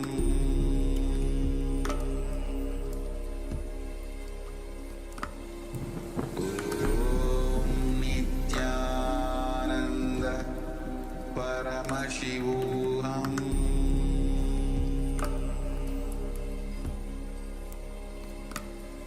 Om Nithyananda Paramashivoham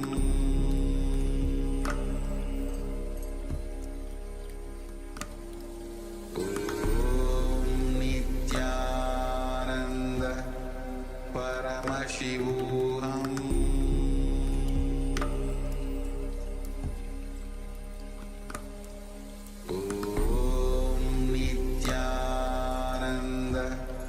Paramashivoham Om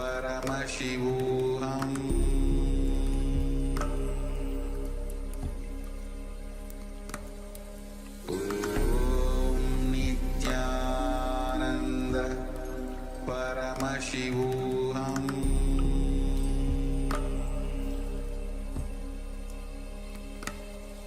Om Nithyananda Paramashivoham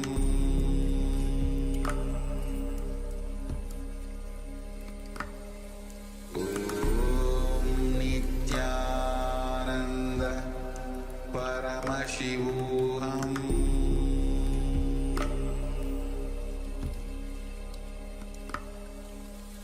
Om Nithyananda Paramashivoham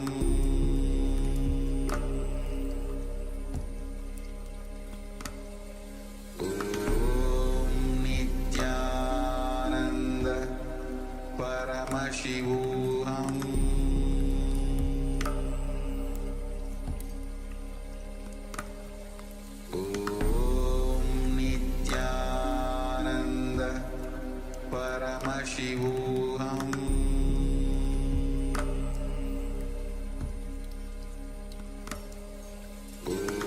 Om Nithyananda Paramashivoham Om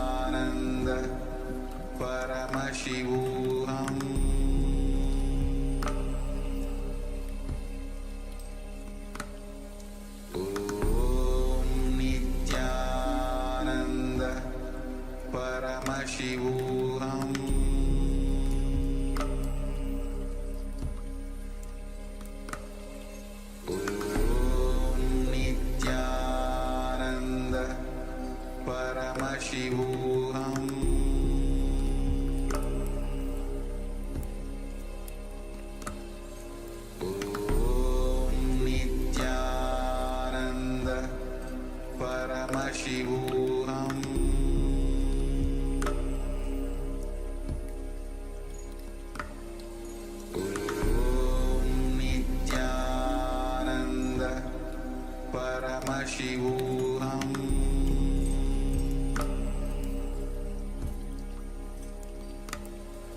Om Nithyananda Paramashivoham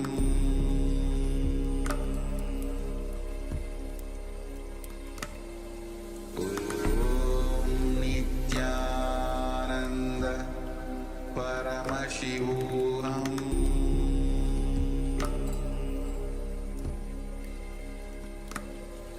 Om Nithyananda Paramashivoham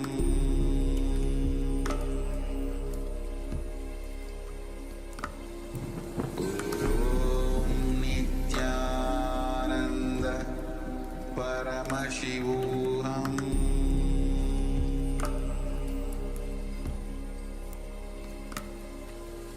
Om Nithyananda Paramashivoham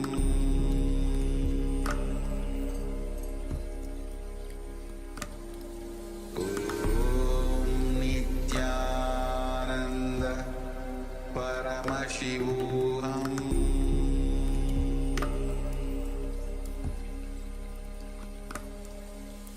Om Nithyananda Paramashivoham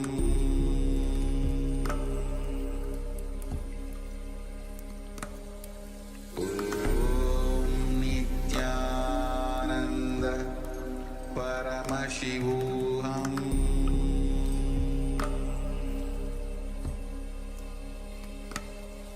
Om Nithyananda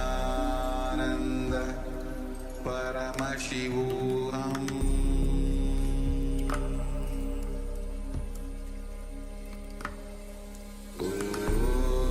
Nithyananda Paramashivoham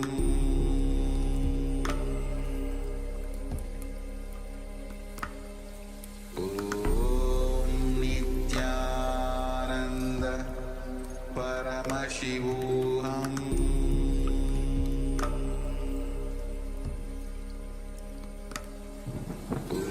Om Nithyananda Paramashivoham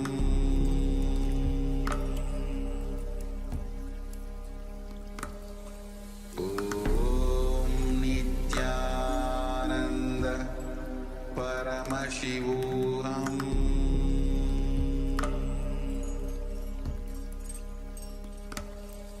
Om Nithyananda Paramashivoham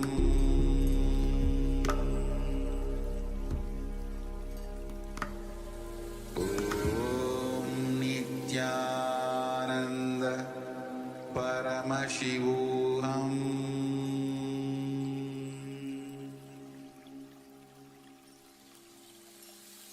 I bless you all.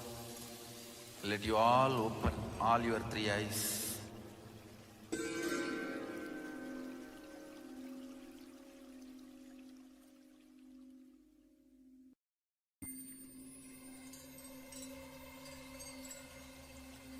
I welcome you all with my love and respect.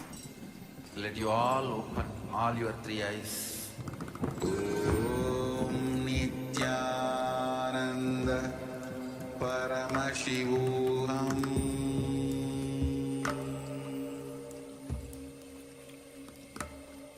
Om Nithyananda Paramashivoham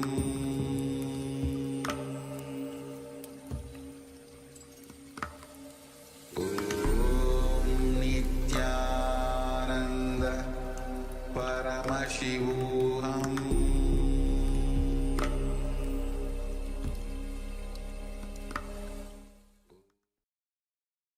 Yes.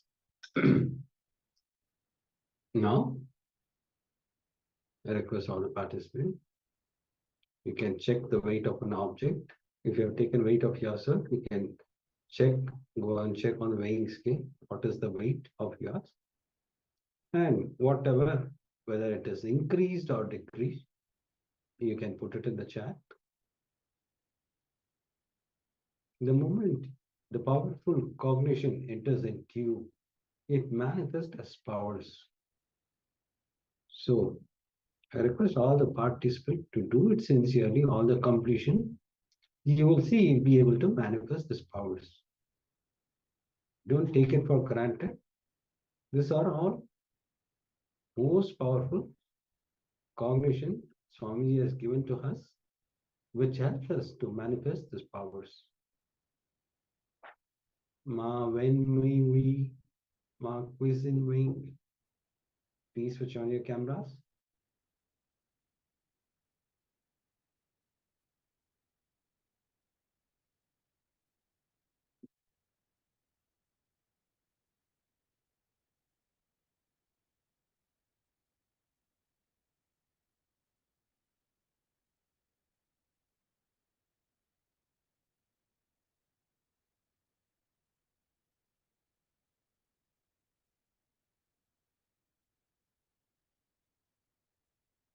Yes. Now,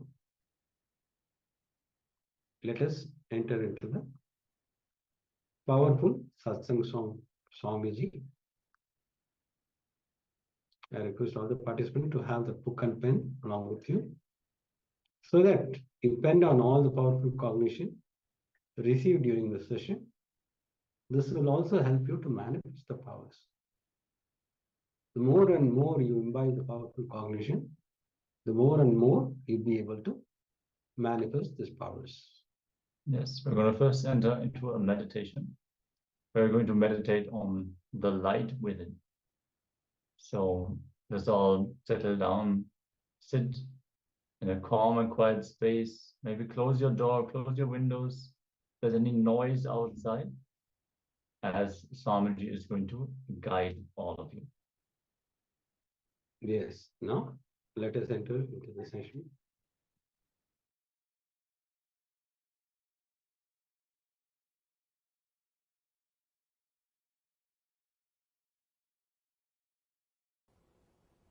Here, Shiva is giving wonderful sloka, wonderful sutra, which can create the new understanding about the life and death, because this sutra is directly related to presence and absence. Let me read the translation. Feel an object or person. The presence in front of you means that touch or by seeing through your eyes. Feel the presence. The next word says, feel it, not just seeing. Next step, feel the absence of all other objects but this one. Understand? Step by step. Let me give the translation. Feeling the presence of an object or a person. Second step, feeling the absence of other objects. First, feeling the presence of one object or a person. Second step, feeling the absence of all other objects and persons, except this one. Third step, feeling the absence of this one also, and centering on yourself. Realize, paramastitihi, dhyayato layaha. Let you disappear into enlightenment, into the state of meditation. See, Shiva is such a great person, such a great master. He gives techniques for all kinds of human beings and all situations. Yesterday, the technique is for people who are in pain or suffering. Today the technique is for people who are in love on the way to pain.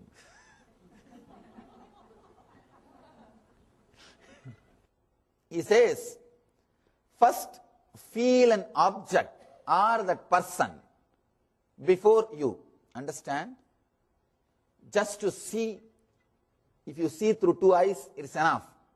But to feel, you need to use all three eyes. Third eye also. If you see the kids seeing the rose or a teddy bear, you see how the kid feels the teddy bear. He doesn't just see, he feels it. You can see how his eyes become big.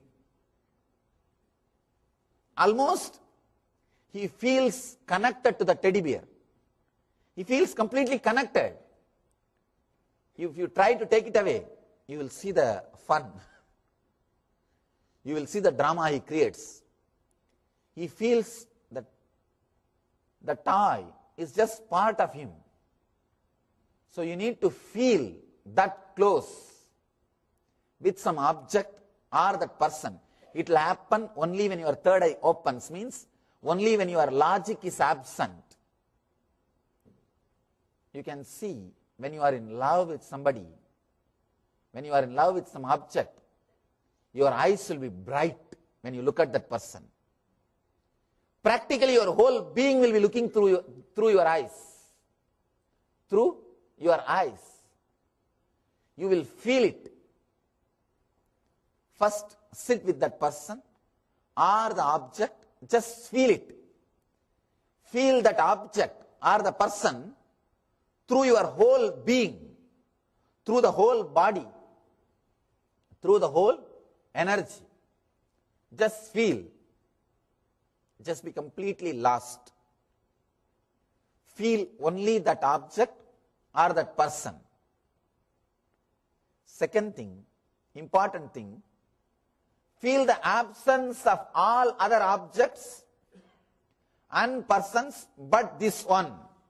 I am reading the original sutra, original translation, so that you will understand. Actually, this sutra can be translated in so many ways. I really feel sorry for my poor translation because I don't have more words. The sutra has to be understood from 4 or 5 dimensions.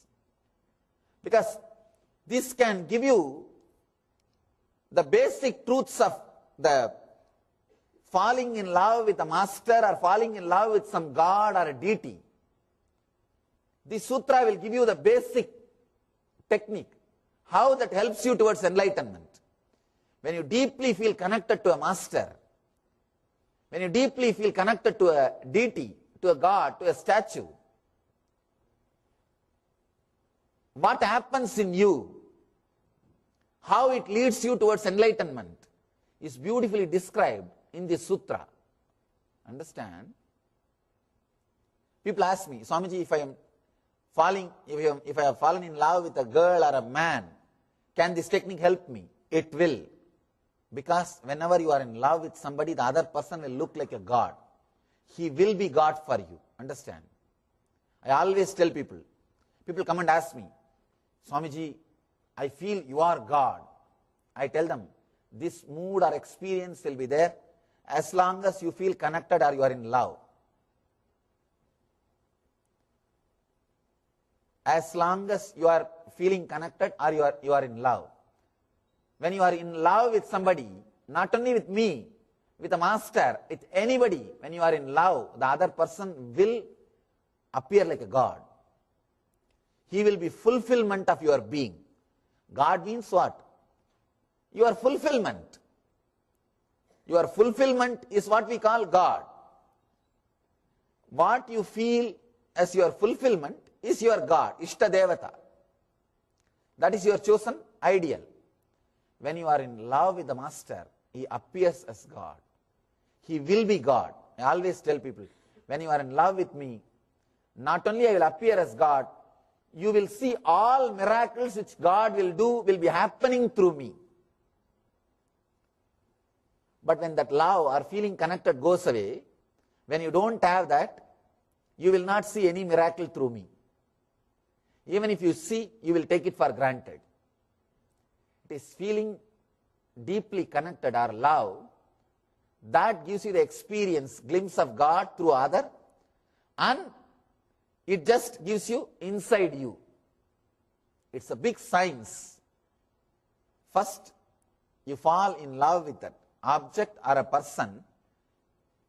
One difficulty is, if you fall in love with that object or a person, first you need to concentrate, feel him, and leave everything else. Then feel his absence also. When you want to feel his absence, he may not agree or cooperate. With a master, he will agree and cooperate to feel his absence, and he will put the whole energy and whole devotion on yourself. He will not bind you. That is the greatness of master.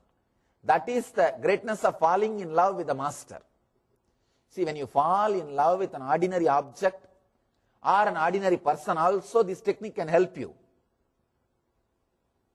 But one thing, when you want to move away from his presence, he will feel dissatisfied. He will not encourage it. He wants you to be, by now, he will be dependent on you. A person who acts as an object for you to fall in love and waits till everything else disappears from you and diverts the same attention and energy towards you and gracefully moves away, lets you experience his absence, is master. He is master. Master is a person who will not be dependent on you, but who will help you to be dependent on him. When time comes, he will simply liberate you and put your whole energy on you and say goodbye and tell you to experience the ultimate. With an ordinary person, that step will be a little difficult. The third step, first step, falling in love, feeling the person, there won't be a problem. Second step, forgetting all other objects except that person or the object, that also won't be a problem. But the third step, feeling his absence also and diverting the whole concentrated energy on yourself.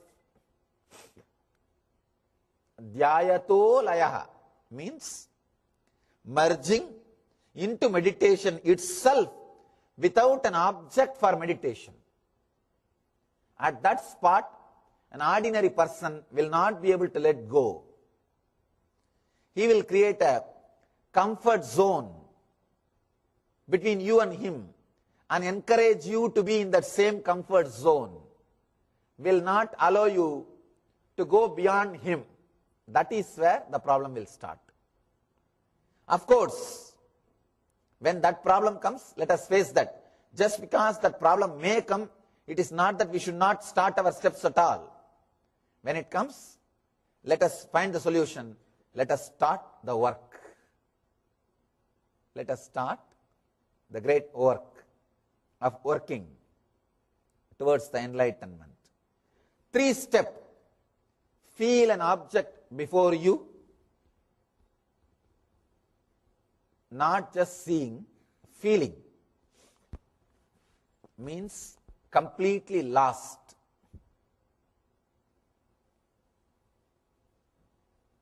Feel the absence of all other objects and persons but this one. Exclude everything else. Just be completely lost with that one person or with that one object. Let there not be anything else.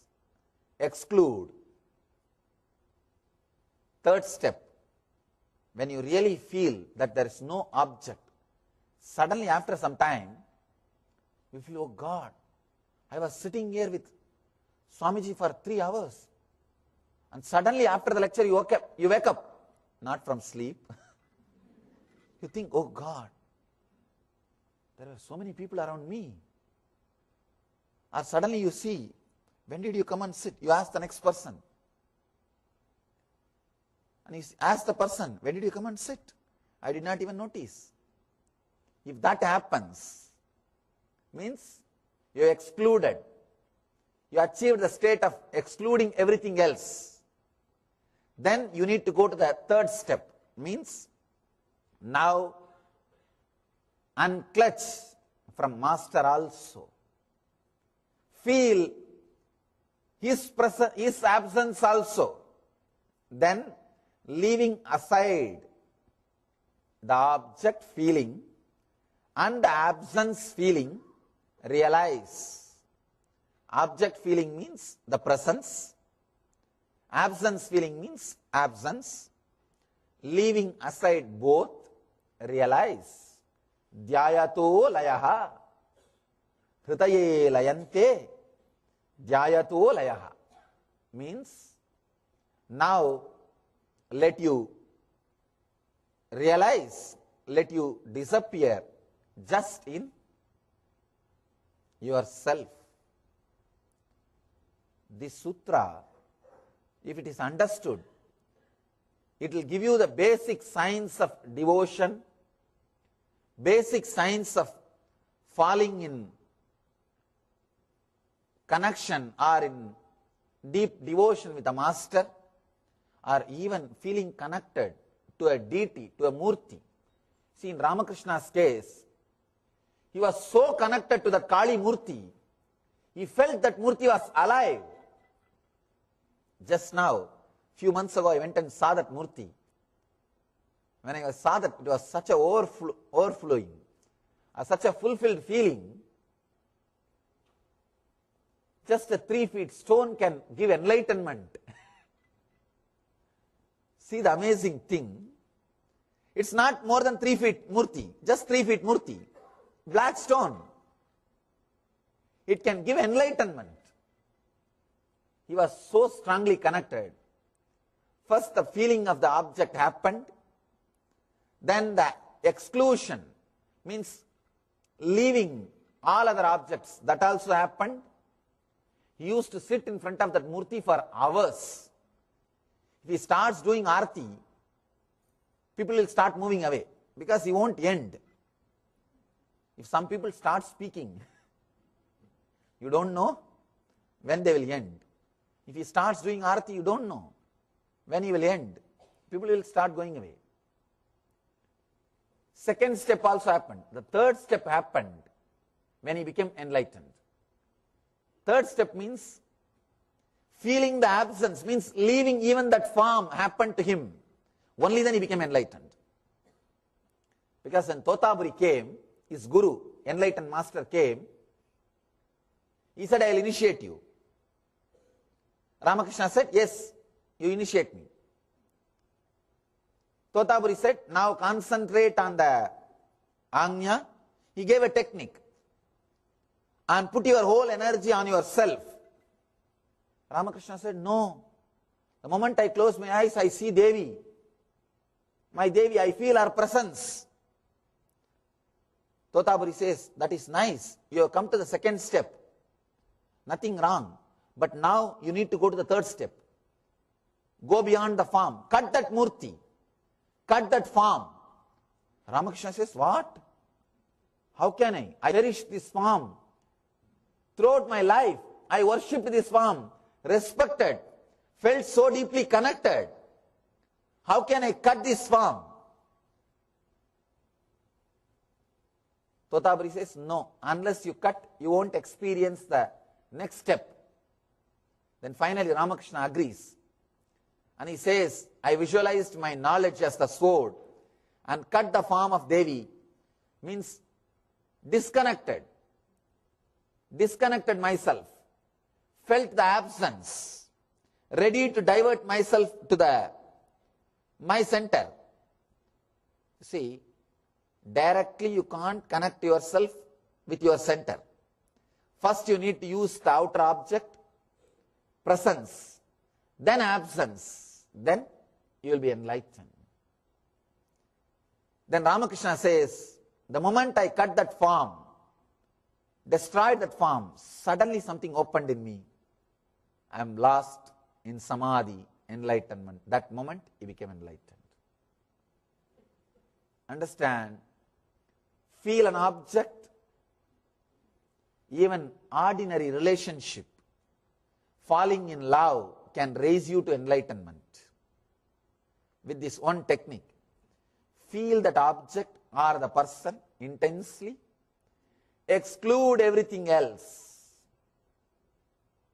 Feel the absence of all other objects, only that object or that person's presence, then move away even from that person or the object.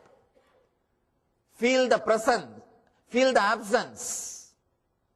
Suddenly you will see you are centered on you, on your deeper self, on your consciousness, on your very being. Feel an object before you. Feel the absence of all other objects or persons but this one.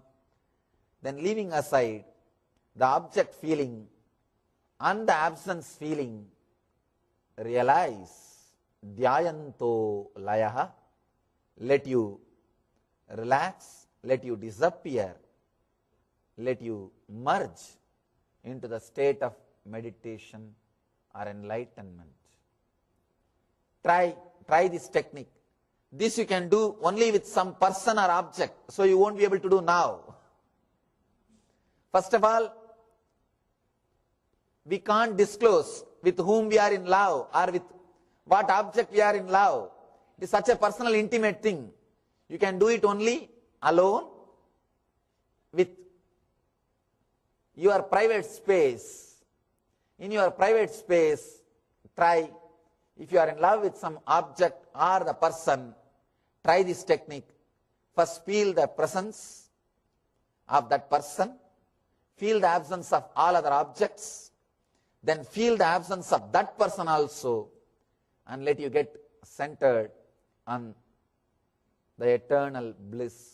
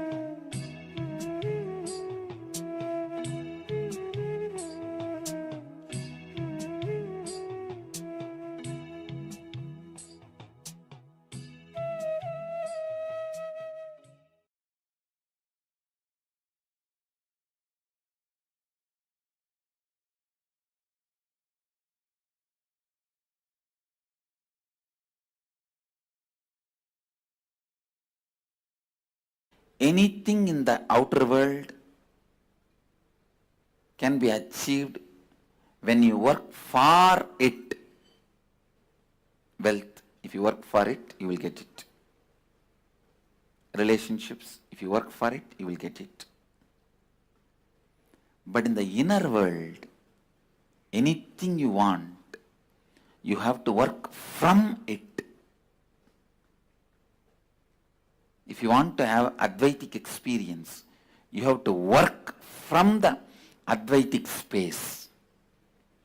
If you want Bhakti experience, you have to work from the Advaitic Bhakti space. But in both, you have to work. Understand? But both you have to work. In the inner world, don't think just if you carry the space, you will achieve it. No. Only when you operate from that space again and again, you will know the strength of the space and you will strengthen that space.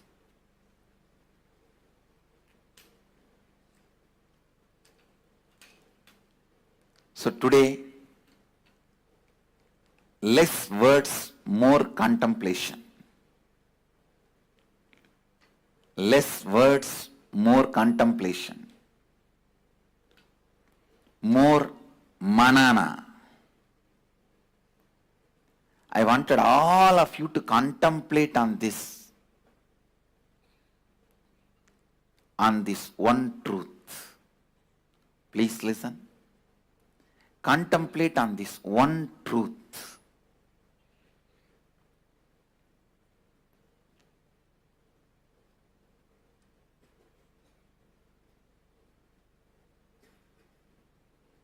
Contemplate on this one truth.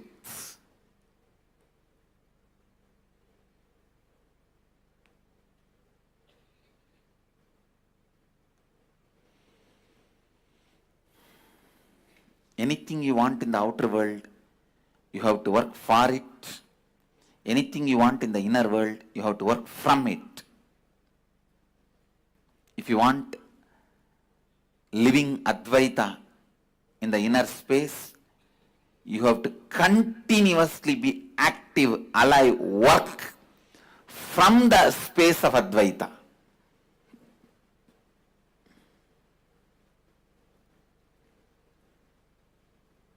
Work from the space of Advaita. Work from the space of Advaita. Drive yourself from the space of Advaita. Let the self-driving happen from the self. Self-driving happening from the self is what I call enlightenment.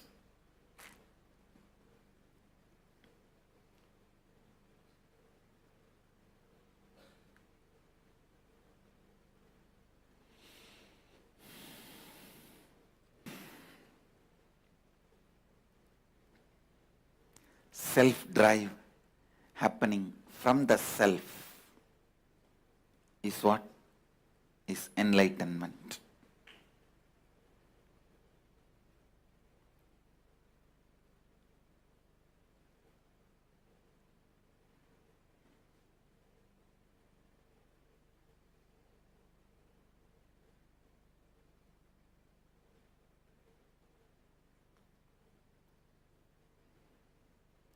Contemplate on these few words today.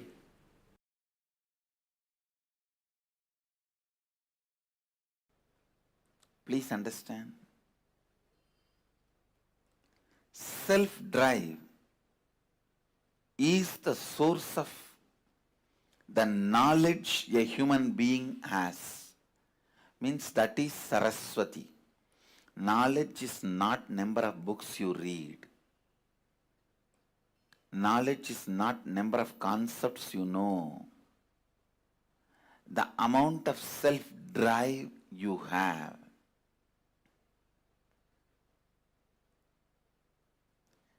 Understand, giving a right context to the self-drive is only the job of Saraswati, knowledge.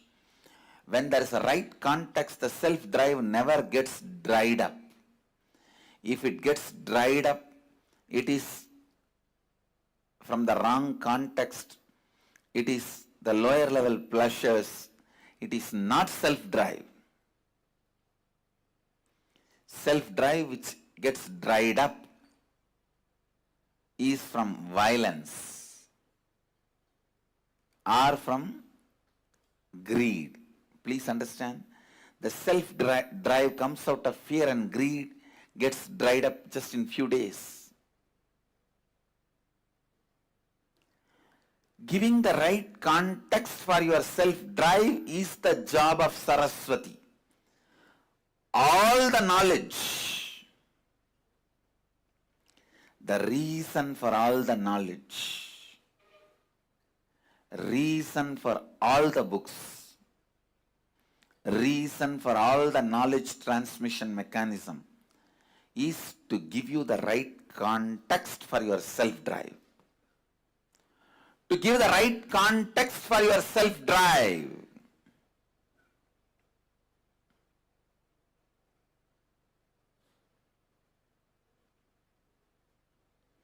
Giving the right context for your self-drive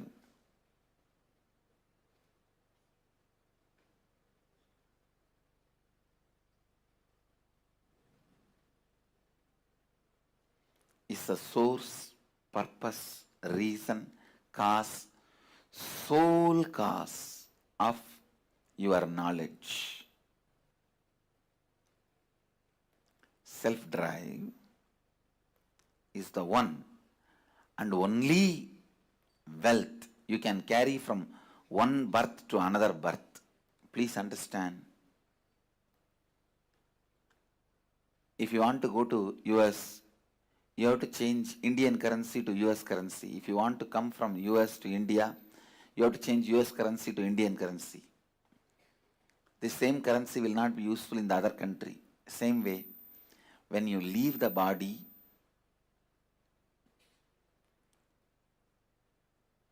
whatever you accumulated in this birth, wealth, life, relationships, properties, nothing will be useful in the next birth. But the self-drive you accumulated will be there with you in your biomemory as your asset. I tell you, self-drive is the Lakshmi. Self-drive is the ultimate wealth, ultimate asset.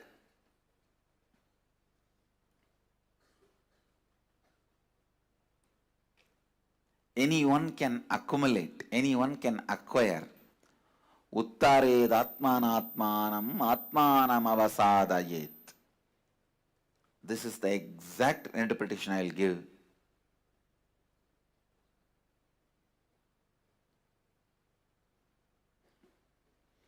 Raising your self-drive by yourself by setting the right context. You will be a great friend for yourself. If you can't raise your self-drive by yourself by setting the right context, you are the greatest enemy for you. It is the self-drive that makes you king or beggar. It is the self-drive that gives you self-respect or not. It's a self-drive that gives you the ability to exist. That is a self-drive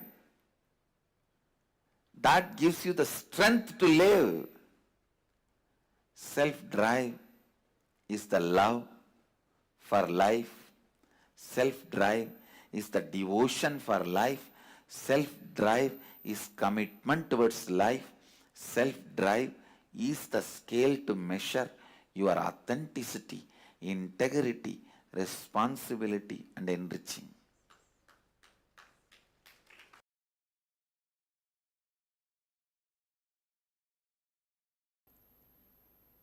Look into you and see whatever patterns whatever ideas, whatever thoughts brings conflict into you does not allow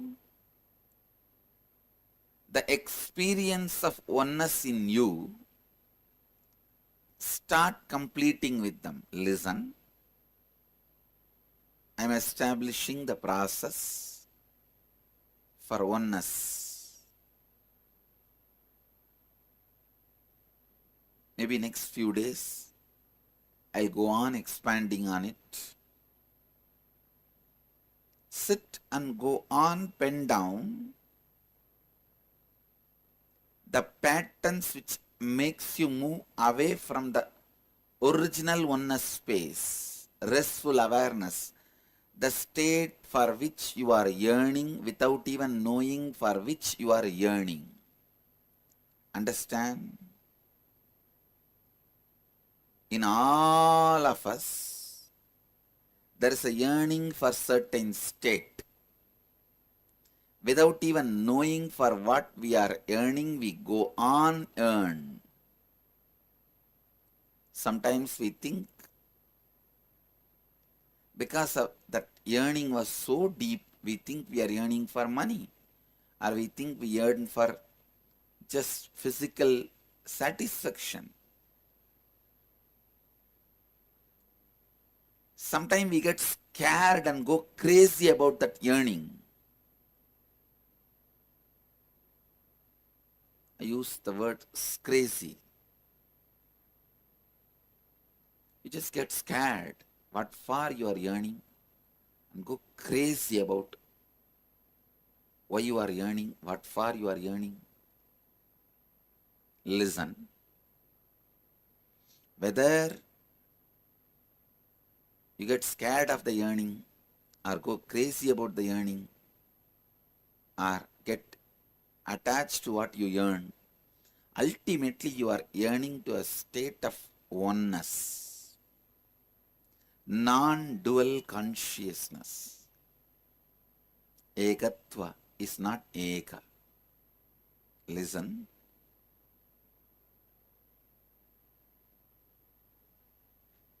Oneness is God, God is not one. Be very clear. All the religions talk about God is one. One God theory is not leading you towards oneness of God.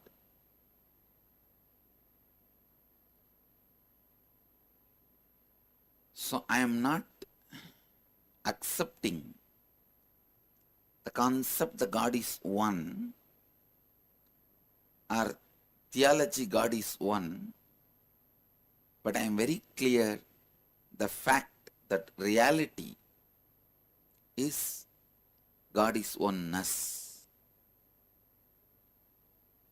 Listen, God is oneness, and you are constantly yearning for that oneness which is in you, or you are part of that oneness. Sit and pen down all the patterns which makes you feel you are away from that oneness, which makes you move you out of that oneness. If you start penning down the idea, I am the body, that usually makes you move out of that oneness. I am the mind, makes you move out of that oneness. Your association with different patterns, that makes you move out of that oneness. Listen. But solution is not, I am not the body. That is the biggest mistake most of the Vedantis do. Immediately they start punishing the body and start declaring, I am not the body, I am not the body. How much ever loudly you shout, scream, I am not the body, your body is only screaming, I am not the body. Even to scream, I am not the body, you associate yourself with the body. It's too funny how the Vedantis commit conceptual suicide. Understand? Conceptual suicide. That's the right word I use. When you learn concepts, but you are not growing in the space of oneness. You learn concepts, theories, but you are not growing into Advaita. I'll call that as a conceptual suicide. Accumulating ignorance in the name of knowledge. Acquiring ignorance in the name of knowledge. I am directly establishing a process for you to experience the non-dual consciousness, the Advaita, the state of Advaita. Today I am not talking about any anasin, metasin. How to remove your headache, knee pain, how to have good relationship with your family or teamily. No, I am not talking any of that. Listen, I am very straight.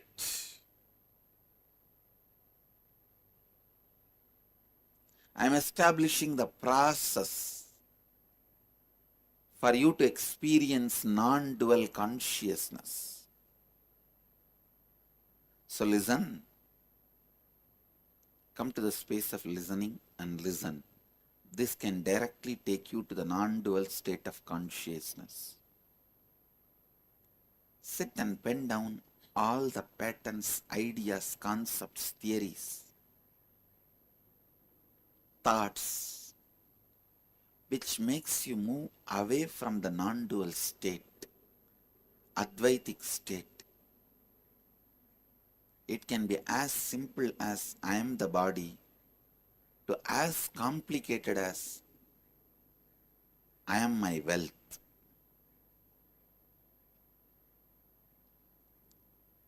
Sometimes people are ready to die but not ready to give up their wealth because their affiliation, association, idea of connection with wealth has become far more deeper than the idea I am the body. Very funny thing. People start eating to be alive, but every year millions of people die because of eating. People start eating to be alive, but every year millions are dying because of overeating. Because by and by they associate themselves with the food more than their body or ability of the body to make the food into life. Their ability to make the food into their life, ability to convert the food into life is far more important than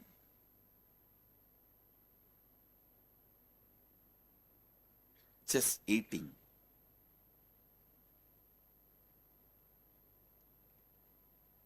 Many times, listen, many times in the attachments and delusions, the purpose is lost. As I said, you start eating for living. Finally, just by eating, you die. You are ready to die, but not ready to reduce your eating. I am not even asking you to give up eating. Reduce your eating.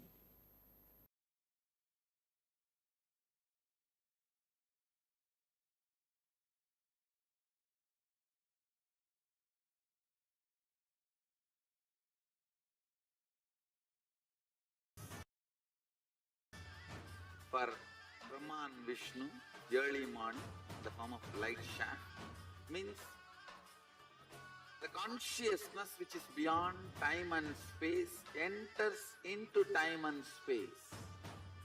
Sadashiva declares, Let me become many to celebrate myself. So morning, we celebrate he becoming many.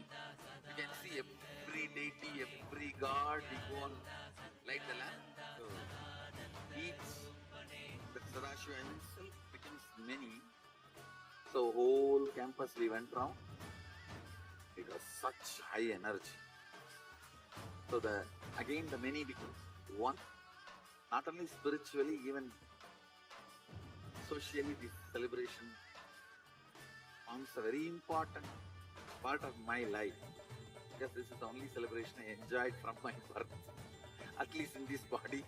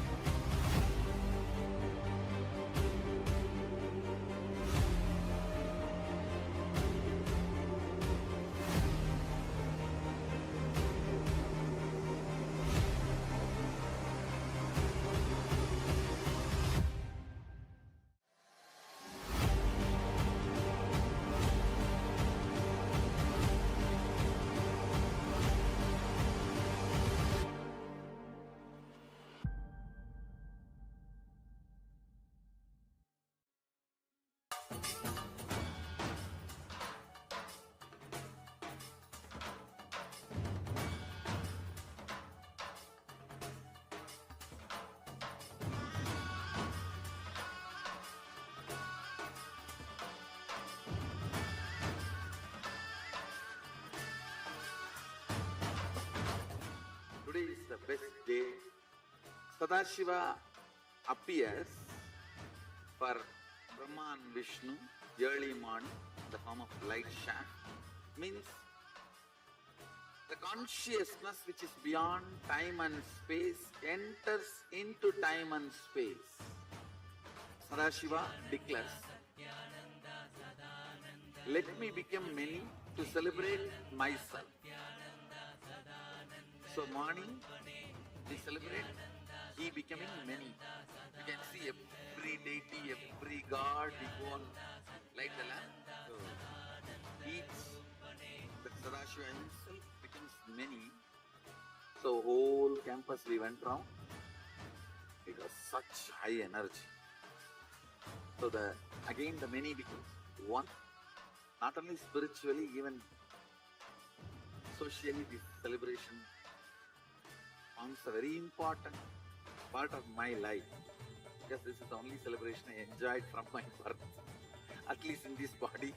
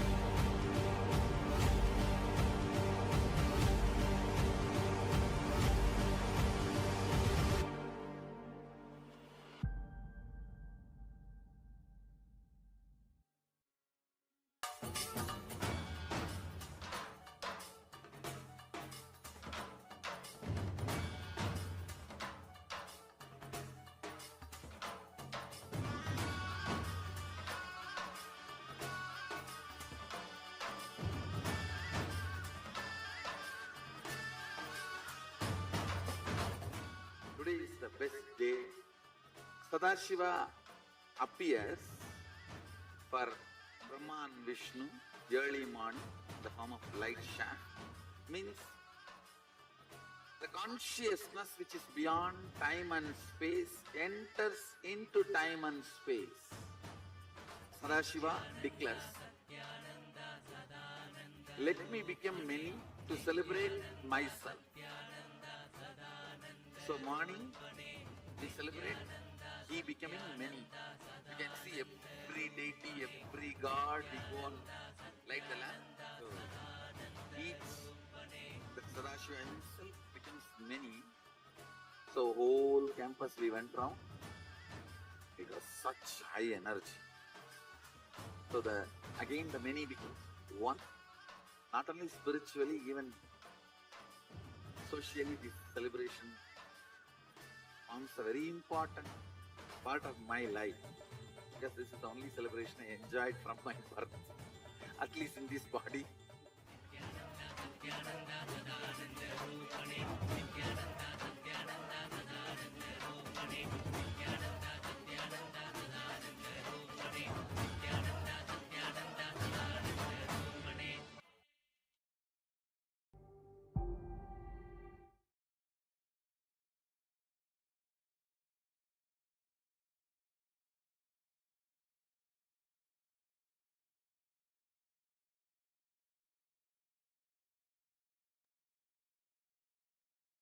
Yes, to this powerful session. Now, let's enter into the internalization exercise.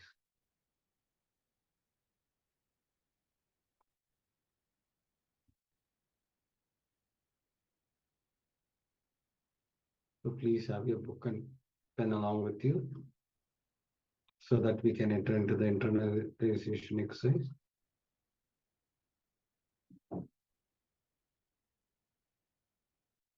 I request all the participants to switch on your cameras so that we can enter into the internalization exercise.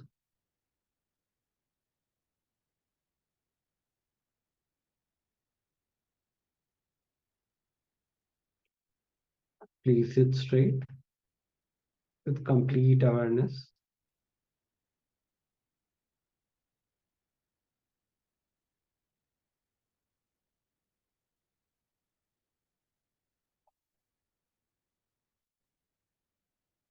You can see still the cameras are switched on. Please switch on your camera so that we can enter into the exercise.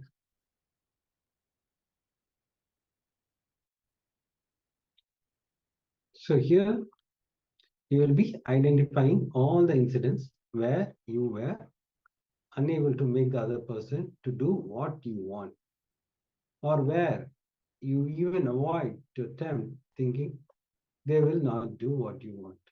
Understand? You are going to identify all the incidents where you are unable to make the other person to do what you want, or where you even avoid to attempt thinking they will not do what you want. Identify the block within you that is reflected in the situation and in the other person. You are not now going to identify the block. What is the block you carry within you that is reflected in the other person? That in that situation, complete with the earliest instant where you experience this incompletion. So identify the recent incompletion you had with the other person, and you are going to complete with it. Please have your book and pen. Keep chanting the Mahavakya intensely so that you remember whatever the incompletion you had with the other person. Because even this Mahavakya helps you to identify the incompletion. Your mind always block to remember all those things. This Mahavakya is going to help you to identify all the incompletion. So please complete with the earliest instant where you experience this incompletion. Now, let us enter into this exercise.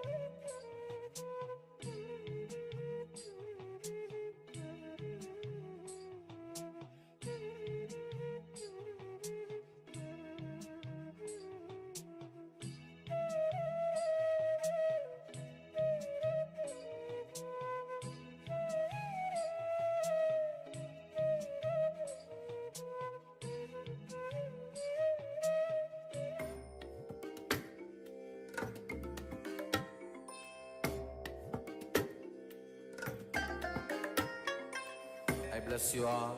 Let you all open all your three eyes and manifest the powers of Mahasudashiva. Om Nithyananda Paramashivoham. Om Nithyananda Paramashivoham.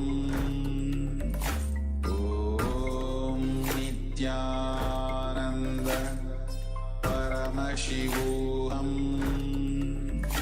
Om Nithyananda Paramashivoham.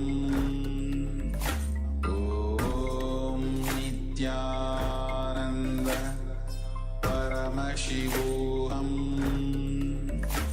Om Nithyananda Paramashivoham. Om Nithyananda Paramashivoham. Om Nithyananda Paramashivoham.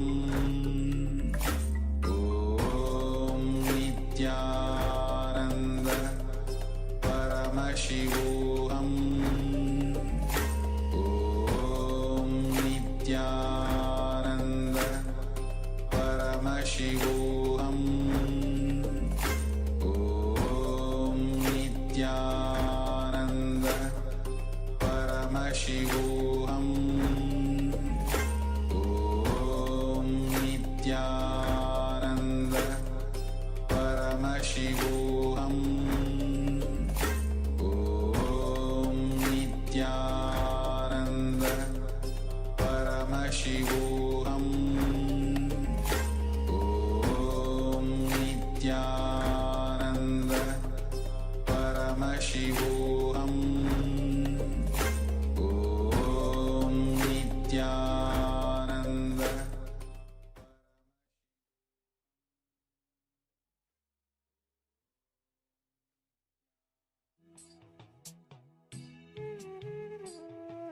Yes.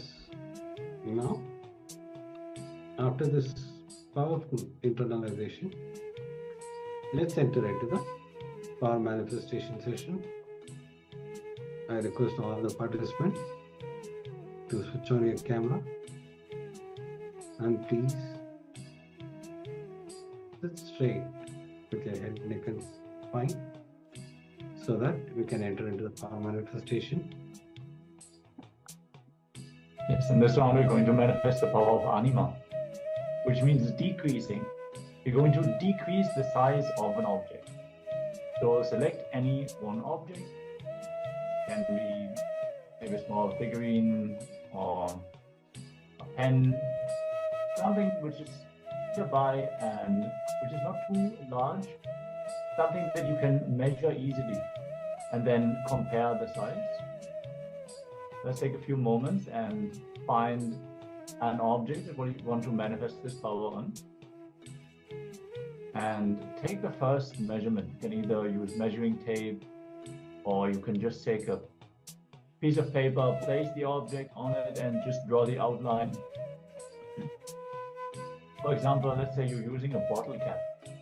You can just draw the outline of that bottle cap and then you can reduce the size of this object. Or you could reduce the size of the bottle cap and then try to screw it onto the bottle and see if it fits, if you don't have any other measuring tool. So just take a few moments and determine the size of the object before we enter into this round of the power manifestation.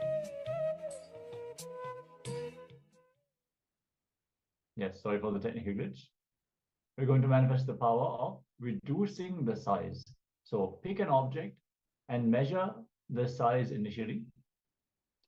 And then you can start connecting with Swamiji. Yes, now you will connect with Swamiji. Sit with this powerful cognition and meditate on intensely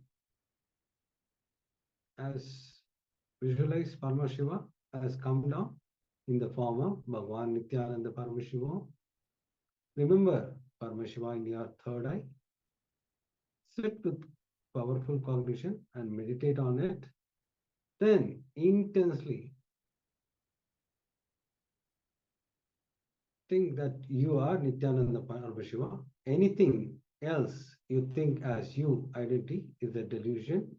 Drop all the doubt and visualize, unclutch from all the thoughts.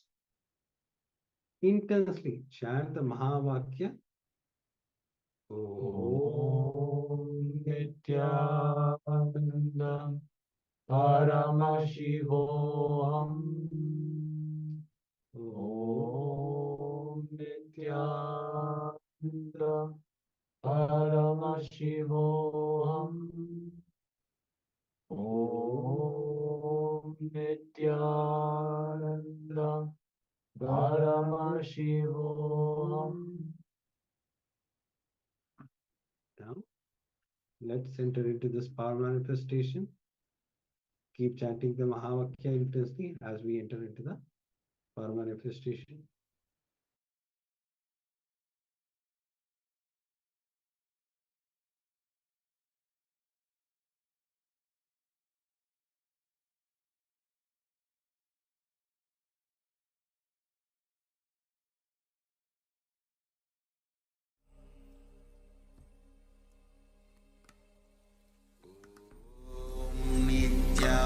Nithyananda Paramashivoham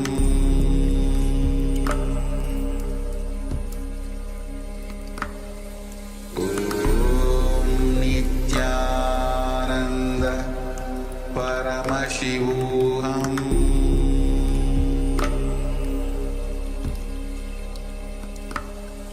Om Nithyananda Paramashivoham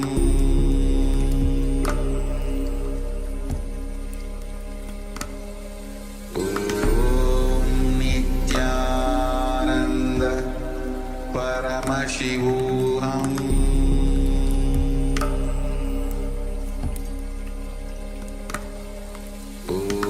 Om Nithyananda Paramashivoham Om Nithyananda Paramashivoham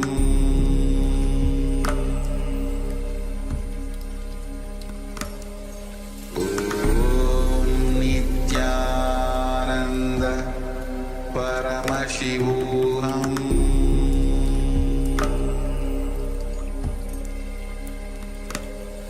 Om Nithyananda Paramashivoham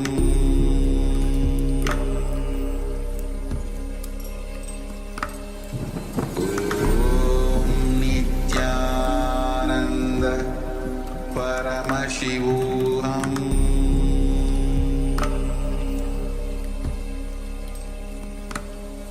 Om Nithyananda Paramashivoham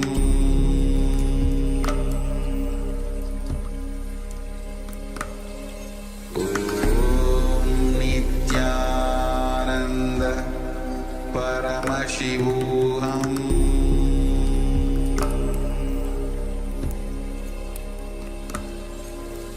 Om Nithyananda Paramashivoham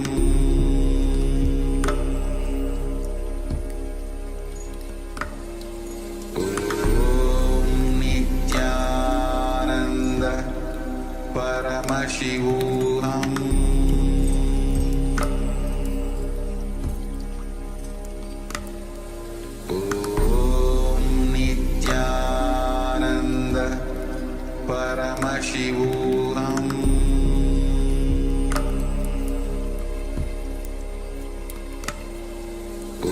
Om Nithyananda Paramashivoham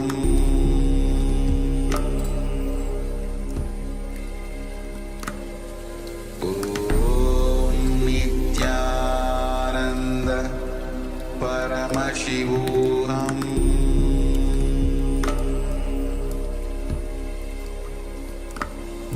Om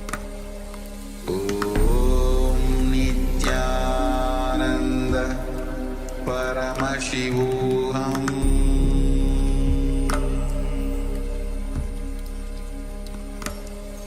Om Nithyananda Paramashivoham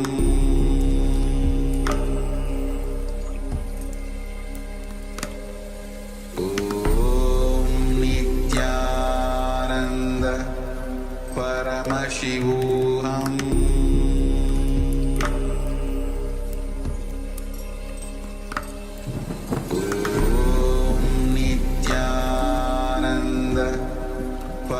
Paramashivoham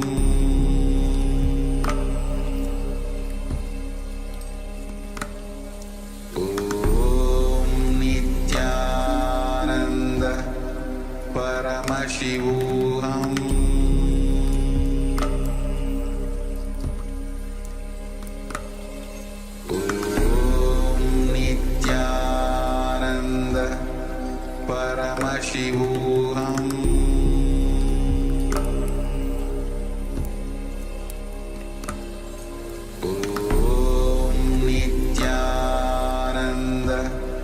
Paramashivoham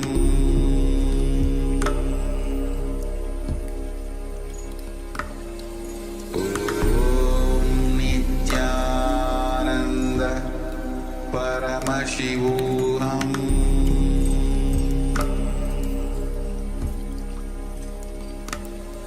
Om Nithyananda Paramashivoham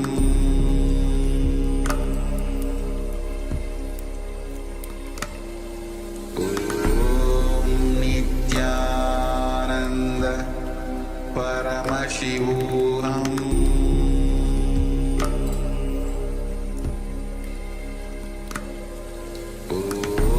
Om Nithyananda Paramashivoham Om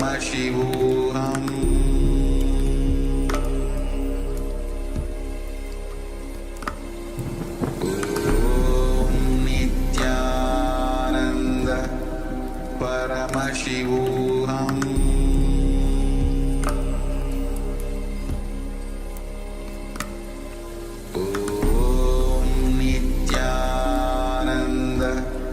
Paramashivoham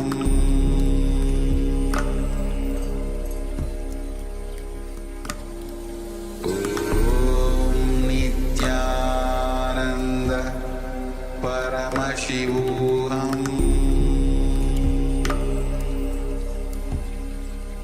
Paramashivoham Om Nithyananda Paramashivoham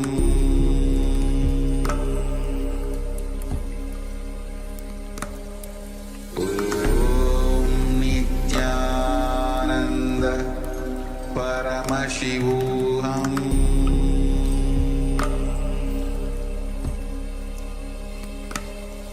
Om Nithyananda Paramashivoham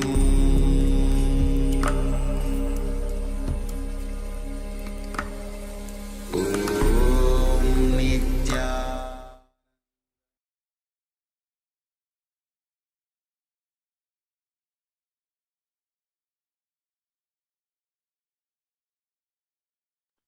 Yes, you can now take the second measurement and compare the size of the object with how big it was before. See if the size has decreased, and do let us know in the chat what was the size difference and which object did you manifest on. Let us know. This goes for all the Zoom participants, but also all the YouTube viewers, Facebook viewers, Twitch viewers, and our Instagram viewers as well. So share your experience from this power manifestation. Yes, you can please put it in the chat. Whatever the size, whatever the measurement you have taken after the power manifestation. Madhu, please switch on your camera.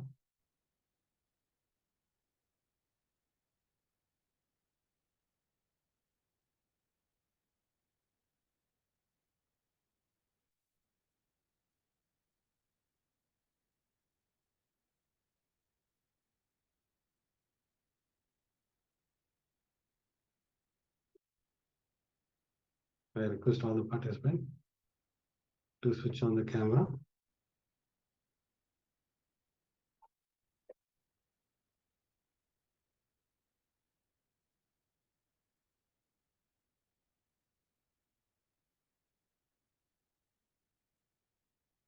Yes, now let us enter into the powerful session from Swamiji, where Swamiji is going to reveal about causing other reality.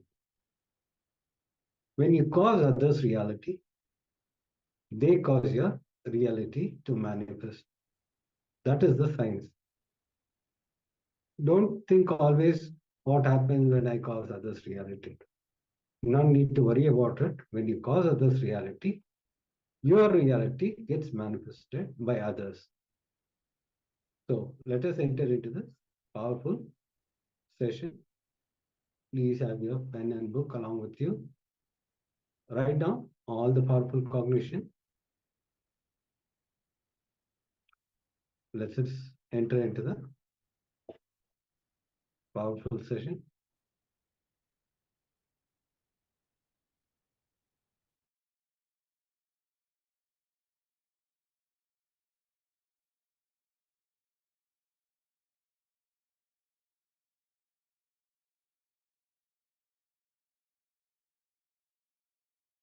Please listen. Being a catalyst for everyone to realize their reality, ultimately grow and realize their ultimate reality. Listen. Even with enriching enlightenment, maybe slowly you may develop an attitude, you are holier, you are higher than the receiver. Now, not even that attitude. Be a catalyst, sincerely be a cause for everyone to realize their reality. I tell you, when you decide authentically, sincerely to be a cause for others to realize their reality, all of them become catalyst for you to cause your reality. Dharmo rakshati rakshitaha. When you protect dharma, dharma protects you. When you are sincerely, please understand, the moment you start trying to be a catalyst for others to realize their reality, first thing will come up is your insecurities. Complete with it. You don't need to carry so much of self-doubt, self-denial, self-hatred patterns. Every doubt is established on the self-denial, self-hatred and self-doubt. First doubt, if I am causing his reality, what will happen to my reality? Who will cause it? Understand, when you decide to cause, all of them will simply become cause for your reality. And all of them, please understand, life itself, the whole, will become cause for you to cause your reality. Listen, I tell you, all the good things happened in my life. I am giving you the experiential expression from my very experience. With integrity and authenticity, I am talking to you, keeping Kala Bhairava as the witness. All the good things happened in my life. All the best things happened in my life happened only when I have lived sincerely, being a cause for causing others' reality. When I sincerely be a catalyst for others to cause their reality, always, not only others' reality was caused, I was also showered by the divine grace. Because being a cause is your because. Listen, this realization is what I call applied science of living enlightenment. Jivan Mukta Vijnana. Continuously, sincerely be a cause for others to realize their cause, and whatever comes up in between, your insecurity, the other person may not be in tune with your cause or your insecurity, what will happen to your cause, or your insecurity, others may try to cause harm to you. Complete with all this is not part of you.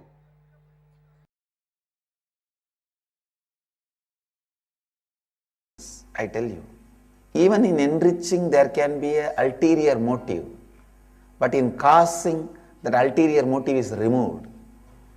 If enriching is like a 22 karat gold, causing is 24 karat gold. I can say 25 karat gold. Purest, when you become a cause for others' reality, actually even when you start thinking to be a cause for everyone's reality, even the thinking expands you and brings fresh lease of energy in you. Please understand, only when you cause enlightenment to others and to yourself, life starts in you. Beginning of the life starts in you only when you cause enlightenment to yourself and to others. This Nitya Kalpatar Darshan is my effort to cause enlightenment in all of you.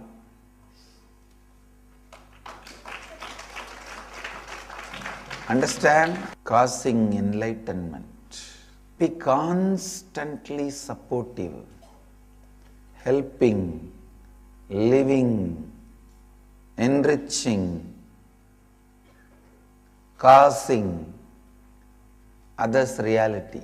When you start thinking to make others' reality, when you decide to cause to make others' reality, even your ability to think expansion always brings joy.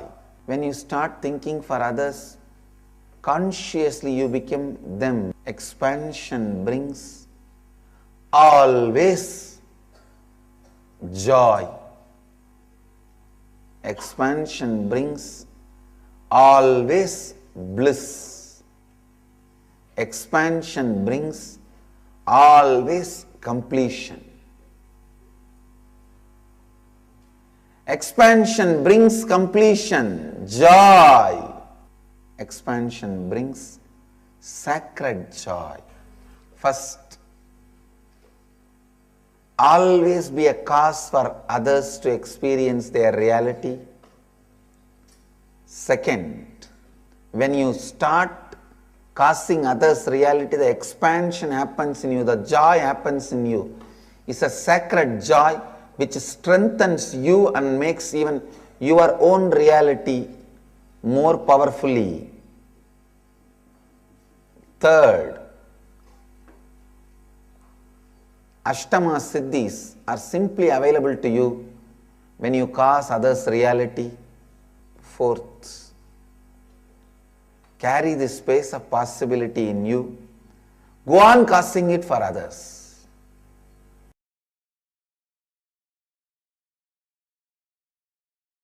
I tell you, when you start causing others' reality, suddenly from thousands of directions, 10,000 hands will come and cause your life into reality. That will be cast as reality. I tell you, so much of auspiciousness will be showered on you. So much of wonderful things will be expressed through you. Be a cause for others' reality, because being a cause for others' reality is your being the cause for your being. When you are authentically, sincerely cause others' reality, suddenly you will realize that is your cause. Incompletions your mind brings out. No, no, no. If I start causing others' reality, they will exploit me, my time will be wasted, and maybe they will try to cause harm to me. Whatever incompletion comes up, understand as early as possible those incompletions is not going to bring any fulfillment to your life, and complete with them. They will only be distracting and destroying you. The earlier you understand, better for you. Those incompletions which does not allow sincerity into the context of your existence is self-denial.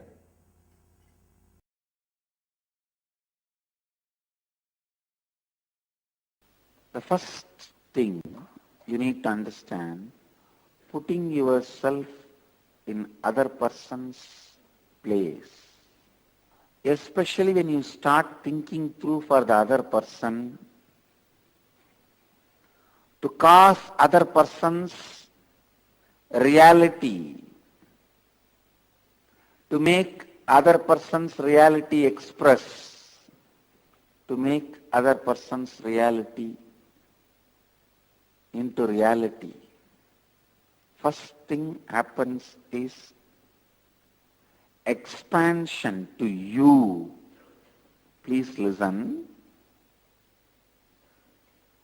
When you create a space to make others' reality into reality, when you become a catalyst for others to realize what they want to realize, when you become a cause for others to experience their realities, the first thing happens is you expand. You expand. You become larger space. You become a larger being. Please listen. When you decide, you will cause your family's realities. You become a head of a family. When you decide you will cause your reality, you become a human being.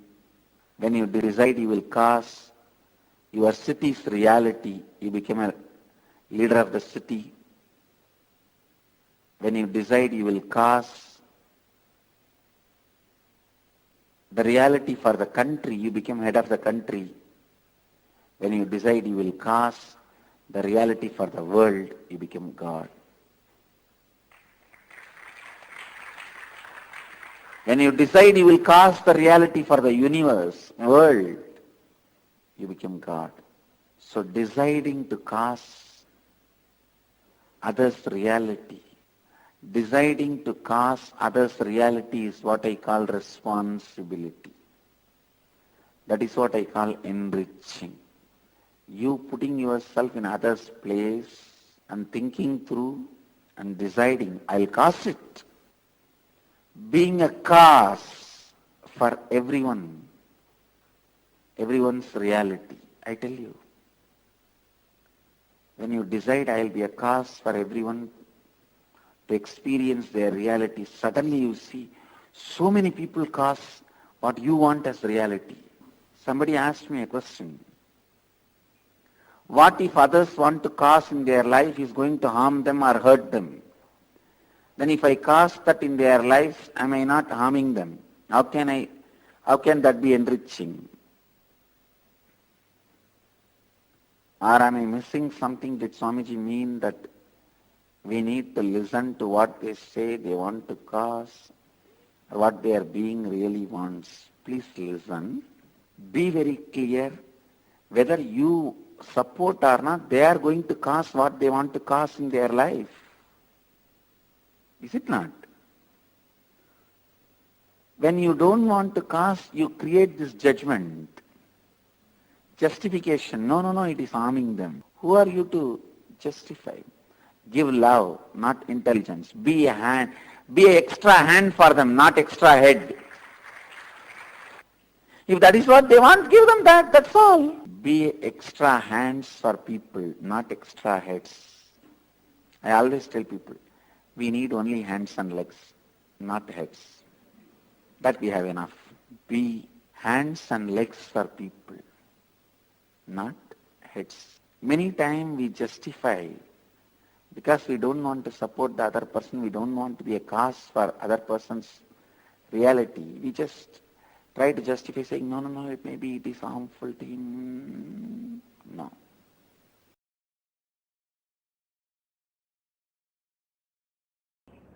Becoming a cause to make others reality. That is where the whole turn takes place, where you become a leader. Please understand. Leader is a person who goes on thinking about others, for others. You can't run life hypocritically for a long time. Don't think, no, I will act as if I think for others, but not. No, you can't act for quite a long time. You can't live by acting. Understand? Sincerely being a cause for others' reality.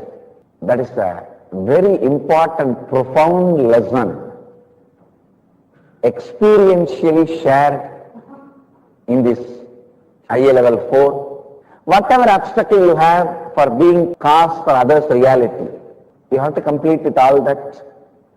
How to complete with all that? That is what is taught step by step in first few days.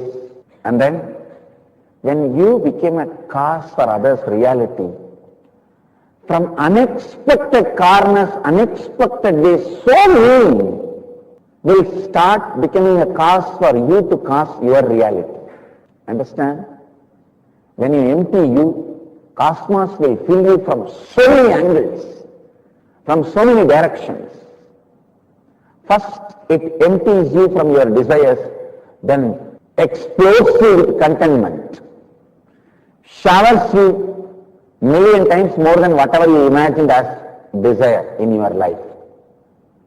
It just empties you the desire for $1 million, pours zillions on you.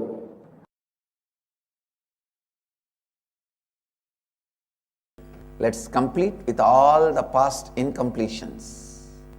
It is time we rededicate ourselves to integrity, authenticity, responsibility and enriching and causing enlightenment to ourselves and others. And we reinvent ourselves, rediscover ourselves, recreate ourselves to live the great science of causing enlightenment. The great truth of causing enlightenment. Be very clear. You and others are not two different things. Others are extension of you. You are extension of others. The extension of others in you is you.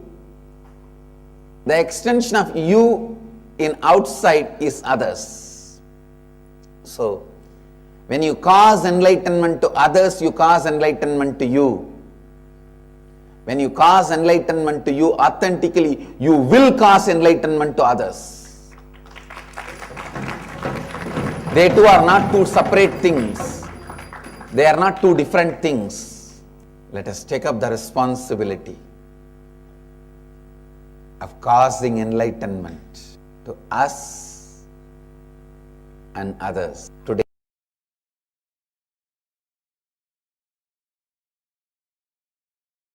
Advaita, completion, complete completion is one of the most powerful process you can do to cause any miracle in your life. Thieves may survive but cannot thrive. They may survive, but cannot thrive. Only people who contribute to others can thrive. Only when you cause others reality, you can thrive. Any action you do out of completion, you will go on be causing others reality. You will go on be causing others reality. You will go on be causing others reality. So do not feel shy, do not delay, do not postpone, do not wait to soak yourself into the space of completion. Let that become your breathing style. Advaita become your breathing style, thinking style, and lifestyle. Let Advaita become your breathing style, thinking style, lifestyle. Breathing style, thinking style, lifestyle.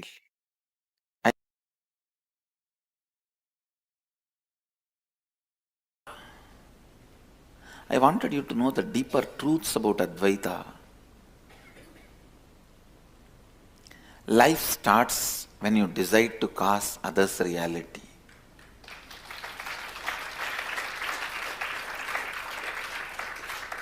Because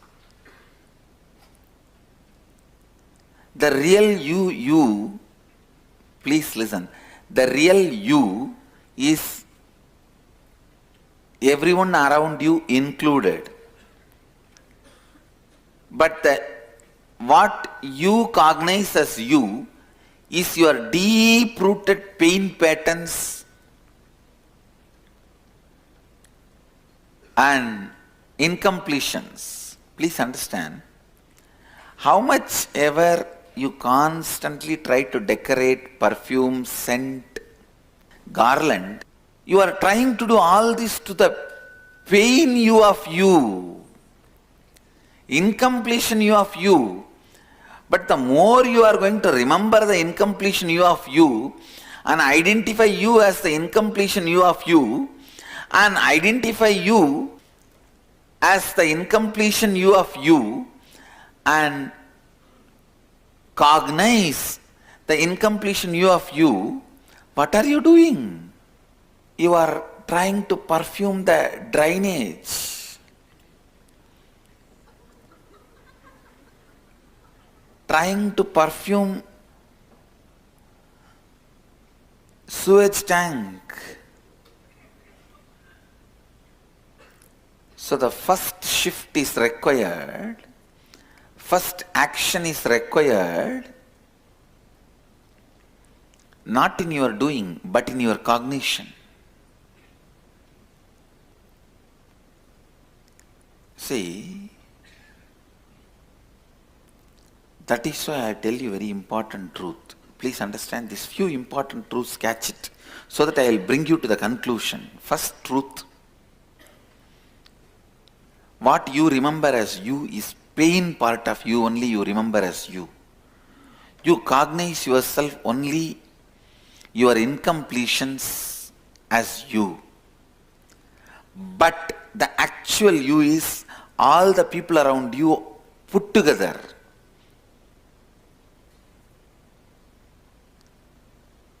Third, because what you cognize as you is only the deep-rooted pain patterns and incompletions of you, how much ever you try to perfume it, scent it, even put Kasi Chandan on it and garland it, do whatever.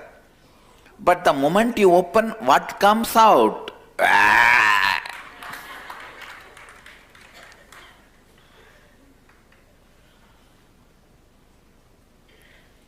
You put a silk cloth.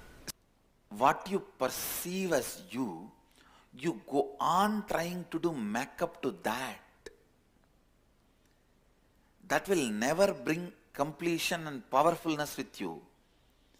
Shift your energy to what is you. Shift your energy to what is you. listen. The real you is all the people with whom your life is involved, all the lives who are involved with you. All this put together is you. When you shift, when the cognitive shift happens, all of them are you, you are them. Suddenly your joy, your pain, your life, your goal, your purpose, your right, your wrong, your dharma, your adharma, everything gets rewritten. That rewriting is what I call rewriting your future.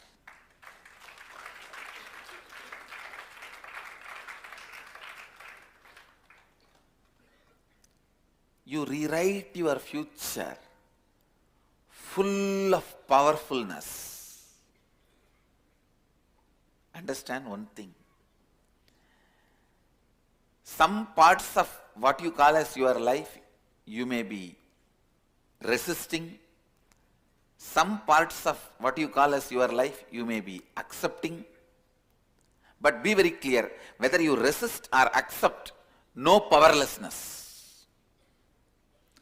Do not allow powerlessness. No question of powerlessness. Always being powerful is my religion. Understand? Love, compassion, all that will start happening in you. Love, compassion, non-violence by itself cannot become a religion. Love, compassion, non-violence from the right context only can become a religion. I have seen people who escape from life try to show compassion, non-violence, just because they feel powerless to face the conflicts. They feel completely powerless to face the conflicts. Please listen. When you feel powerless to face the conflicts, life again and again brings that same mirror and shows to you. Understand, which part of your face you don't like or attached too much, you will see only that part in the mirror again and again. How many of you understand what I am saying? Please understand, your life is a mirror.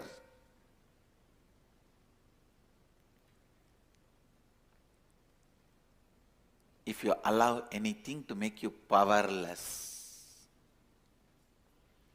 if you allow anything to make you powerless,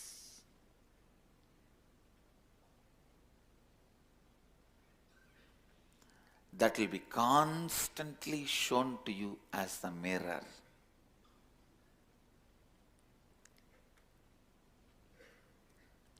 If you feel powerless to handle your spouse and the family and run away to some other lifestyle, sometimes divorce, sometimes sannyas, whatever lifestyle you opt or choose, by feeling powerless, I guarantee you, you will see 10 people exactly like your spouse. You will be forced to work with those people.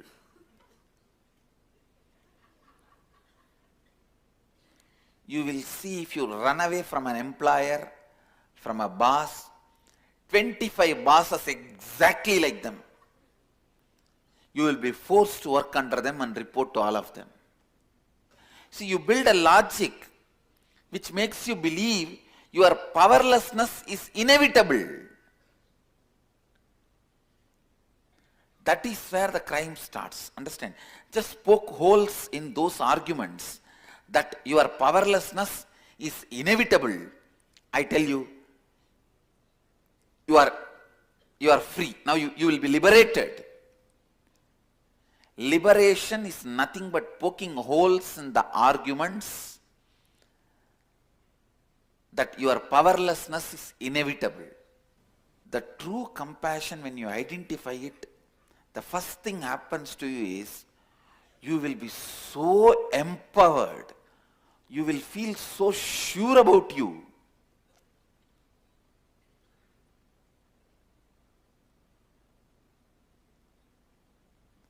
When you decide to cause others reality, only then you will understand what you are. Till then, what you think as you is only the deep pain patterns and incompletions of you. It may look very paradoxical. Life is as it is. Just because your ignorant logic cannot capture it. Your ignorant logic tries to capture the life always as a straight line. But the truth of life is paradoxical. What you call as paradoxical. The first paradox. When you try to cause others reality, you will even realize what you are. You will understand the different spare parts and organs of you, their functions,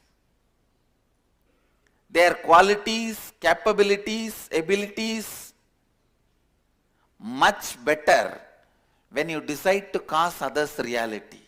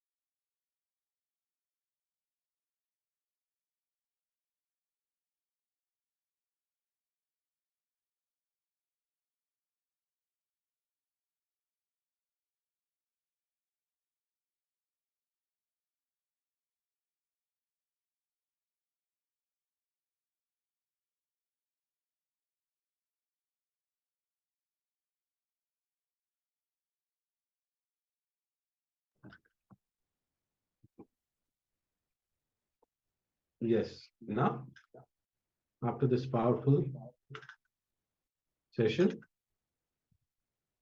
we will enter into the celebration of Kumbh Mela happening. So around the world are gathering for this grand celebration of Kumbh Mela. So join us in this Kumbh Mela celebration. You can follow the link. We can provide you the link for the Kumbh Mela where you can join and celebrate with us. It is the most auspicious happening. Yes. I request all the participants to switch on the camera as we enter into this Kumbh Mela celebration. After this, we'll be having a darshan.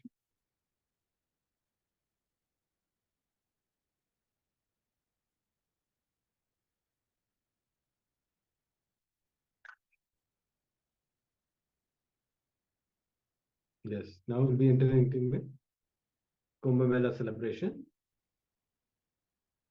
followed by Swamiji's darshan. Would you like to go ahead and introduce yourself, Ma? Sure. Nithyananda, everyone. I'm Ma Prasanna. I live in Menlo Park, California. I am a volunteer at the Nithyananda Vedic Temple in San Jose. Can I say something about how I got introduced to Swamiji, like a brief? Sure, I would love to hear from you on that. So I was working in Seattle in 2009, and Swamiji was conducting a Kalpataru meditation. And even before we met Swamiji, we were frequent visitors at the Swamiji's temple in Seattle. And my kids were 1 and 3 at that time, and it was pretty overwhelming for us to handle 2 kids who were running around all the time. But whenever we went to the temple in Seattle, something the kids would calm down and everyone would come back happy. So we would go there every other day, and they told us that Swamiji is coming in. I think it was November that Swamiji was coming. So we immediately signed up for attending the Kalpataru program, and the kids were very small, so we left the kids with a nanny and we went and attended the program. It was a 1-day program. By the end of it, I was telling my husband that I want to go for the next Inner Awakening program. I don't know how, but I want to go. Somehow, I was able to convince my in-laws, and I took both the kids, my in-laws, everybody, all of us went for the Inner Awakening program in December of 2009. And that was like a life-changing experience, just not just for me, for the kids, for all of us in our family. And I came back feeling completely a transformed person. I was hooked to Swamiji's videos. I would watch it all the time. And then I started volunteering in the Seattle temple. And I feel like uh, volunteering in the temple made a huge difference because I felt like there was a constant connection with the deities and with Swamiji by going there, and the Sangha, which was there to support us through thick and thin. So that was a huge turning point in our lives. And soon after that, we moved to the Bay Area. My husband got a job here, and so all of us moved to the Bay Area. And as luck would have it, there was a Nithyananda Vedic temple in San Jose as well. So I just continued volunteering in the temple, and I'm still volunteering there. And I've done several inner awakening programs with Swamiji. I've been to Varanasi, I've been to Haridwar, I've been to like so many of his inner awakening programs. And each program, Swamiji would give us some glimpses of Kumbh Mela. And many a times he's mentioned that you have not experienced Hinduism completely until you've been to at least one Kumbh Mela. And he would tell us about these, many things that happened during Kumbh Mela, and I would be just listening to him. But like one thing that stuck in my head whenever he would tell us about Kumbh Mela is that I have not experienced Hinduism unless I've seen Kumbh Mela at least once. So in 2015, there was a Kumbh Mela in Nasik, and that happened to be in September, I think. And by then, the kids' school was in session. So I'm thinking in my mind, I want to go for Kumbh Mela, but my kids need me because the schools are in session. Should I go? Should I not go? But my husband, he has always been very supportive of my spiritual journey, and he said, if you feel like going, you just go. I will somehow take care of the kids. You don't worry about that. So I just took the next flight, and last minute I just booked a flight and came to Kumbh Mela. And uh, the arrangements were just beautiful in Nasik. And if you know how Nasik is, there was a lot of rain at that time during the Nasik Kumbh Mela. It was raining very heavily. But the arrangements were just impeccable. There was a dormitory for everyone to stay. There was a full kitchen that was operational, I think, day in and day out. Beautifully arranged. Whether it was raining, whether it was hot, whether it was dry, no matter what happened, I noticed that the volunteers in the kitchen were always working, and very dedicated volunteers who were always there to help whoever was attending the program, and also to serve people who were just coming to meet Swamiji. So at that time, I was lucky enough to take one Shahi Snan, along with Swamiji. With all of us went with Swamiji. We took one Shahi Snan. That was beautiful.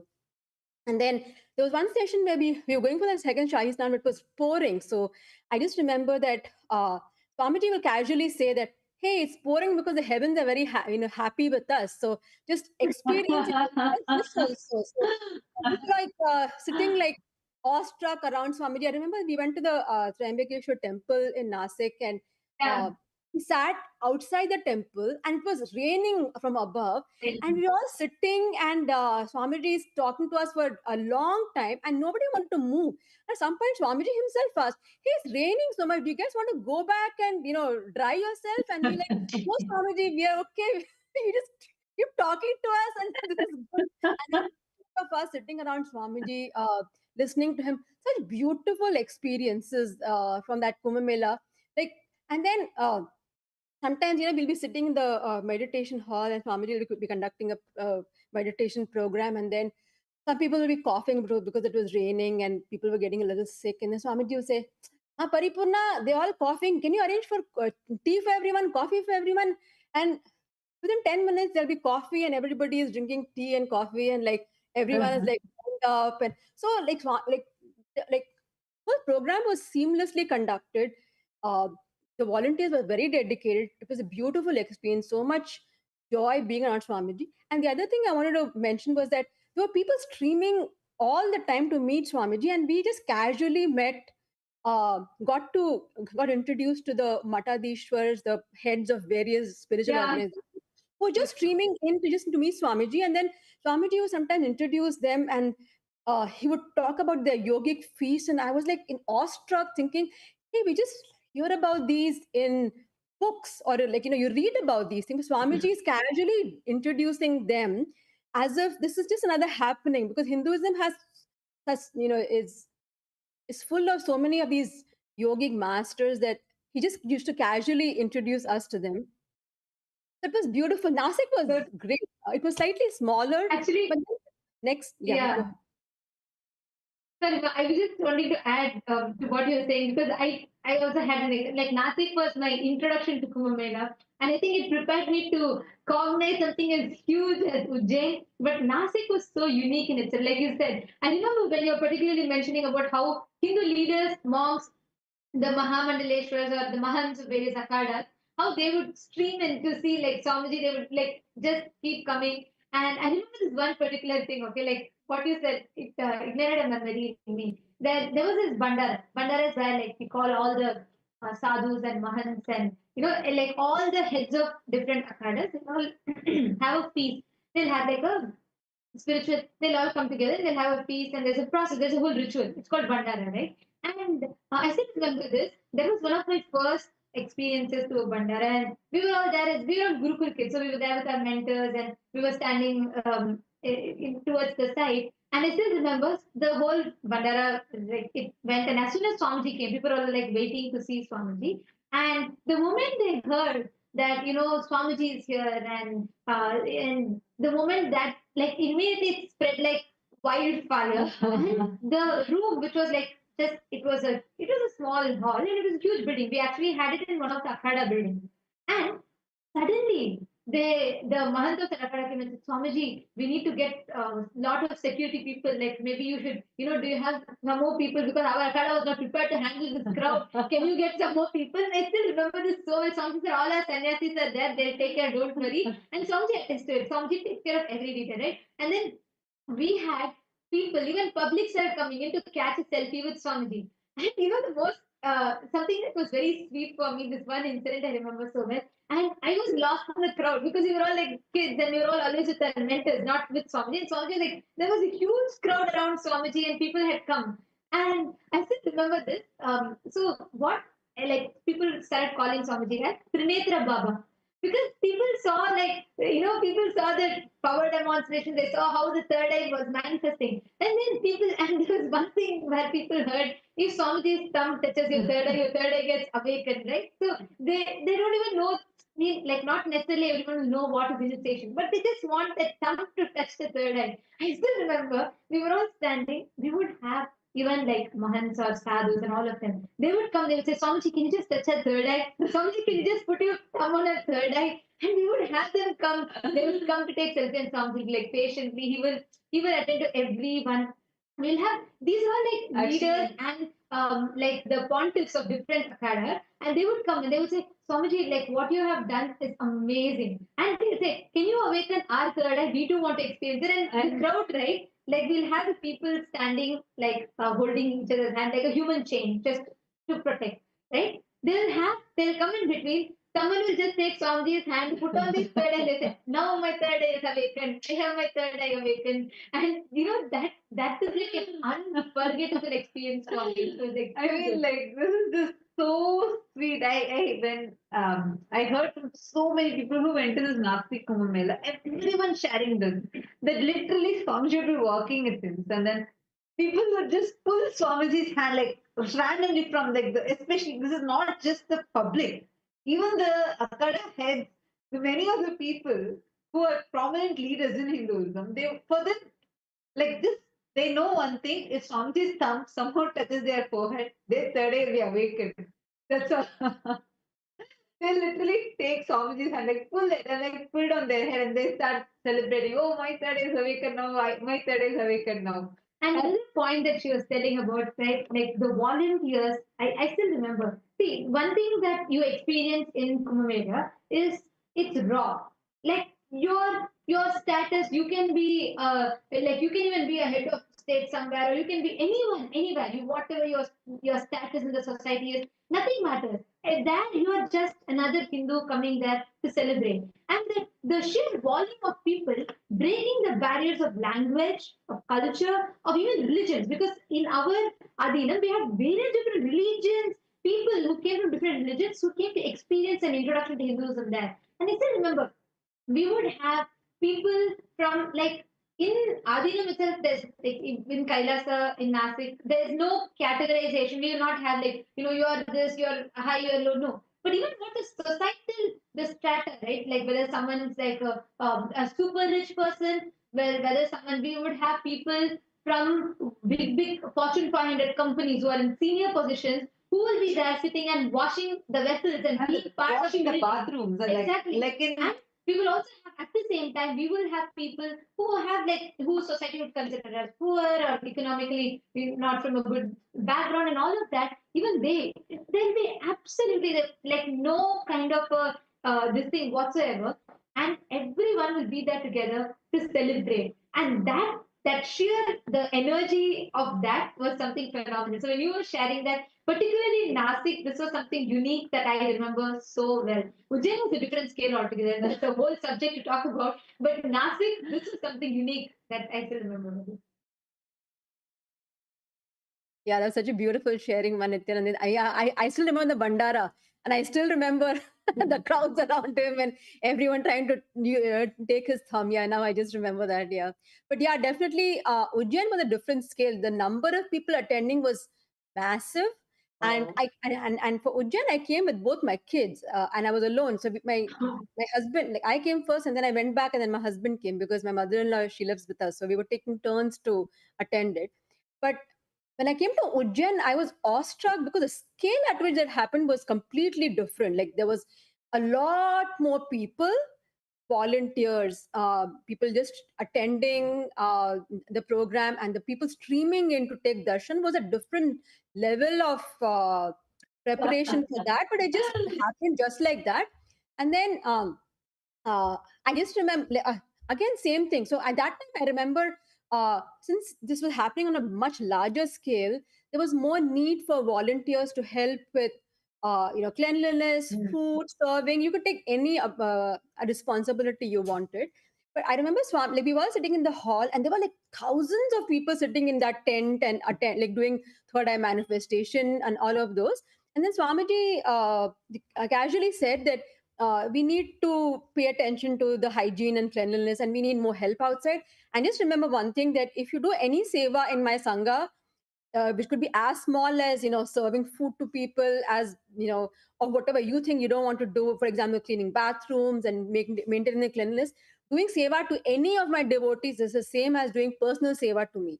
So I at that time, many people said, okay, we're going to go outside this hall and not and take care of other duties. So there were many people who actually started taking care of the infrastructure that was built, which included the porta potties and like the bathrooms, and then there was an entire kitchen that was set up, and this was on a regular ground. It wasn't like a pakka land or something. It was just on a ground.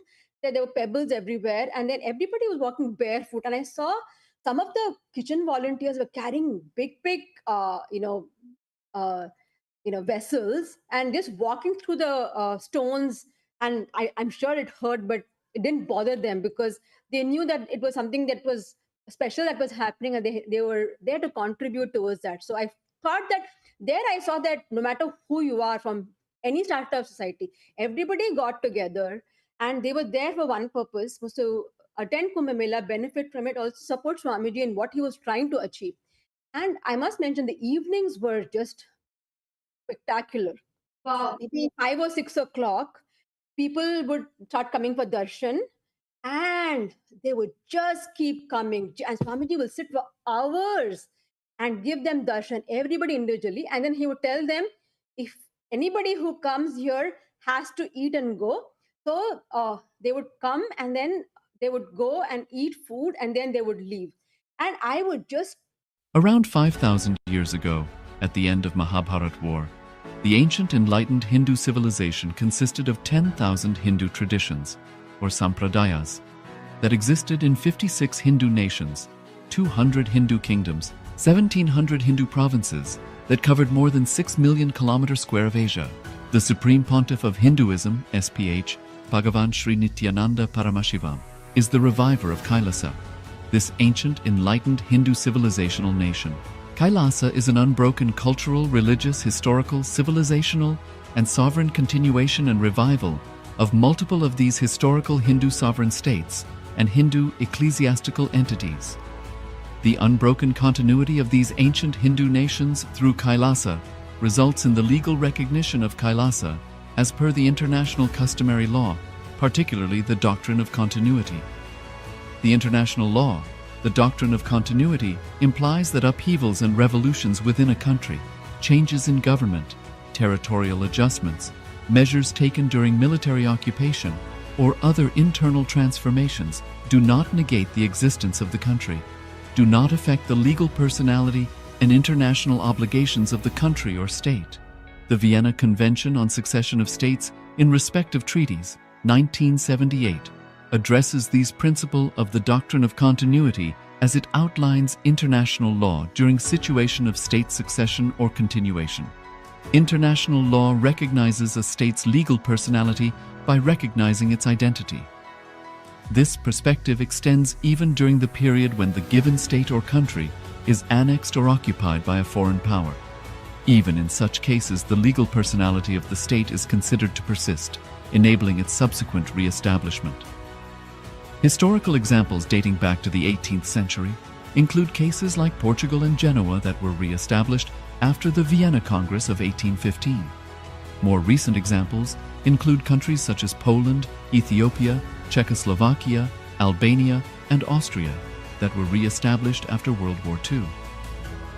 Even when a nation is deprived of its territory, the nation continues to exist.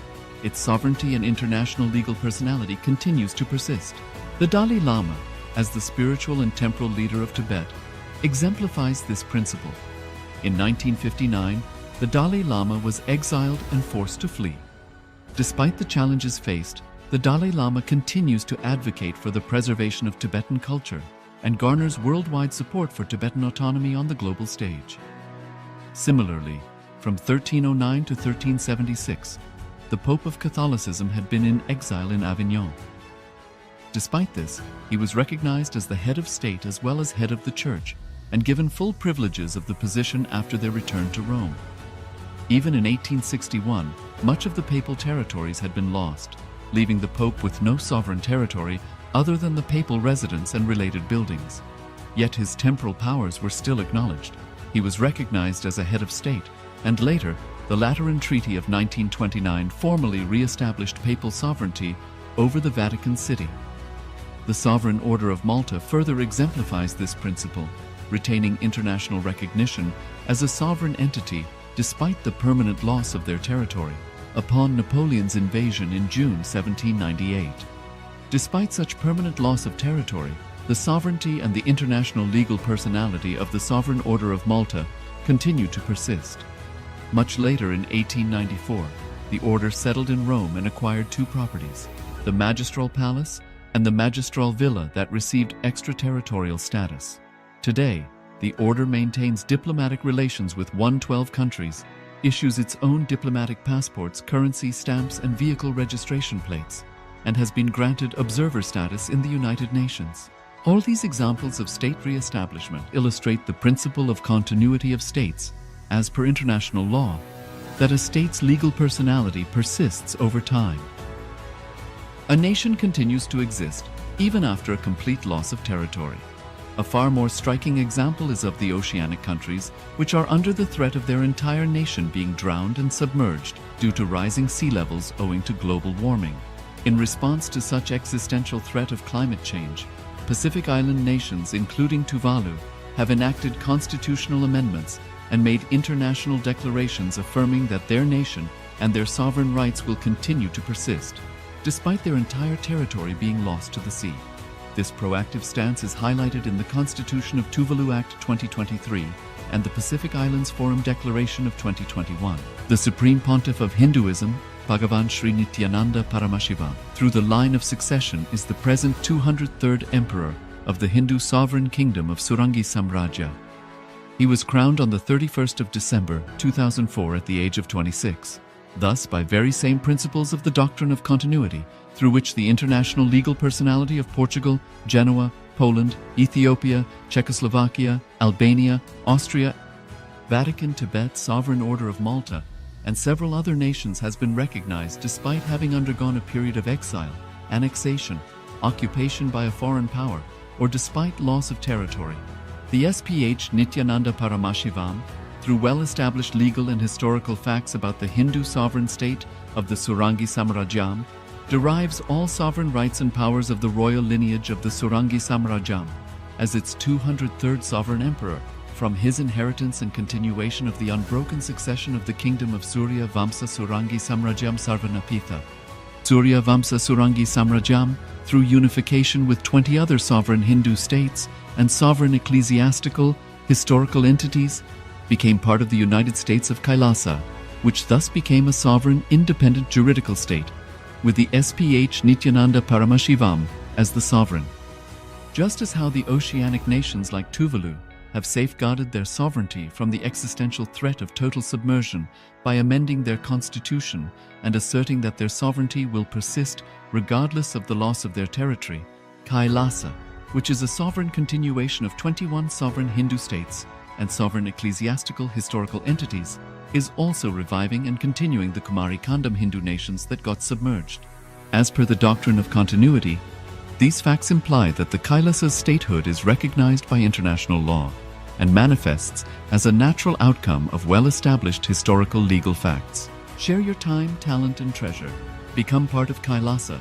Sign up as an eCitizen https://kailasa.ecitizen.info.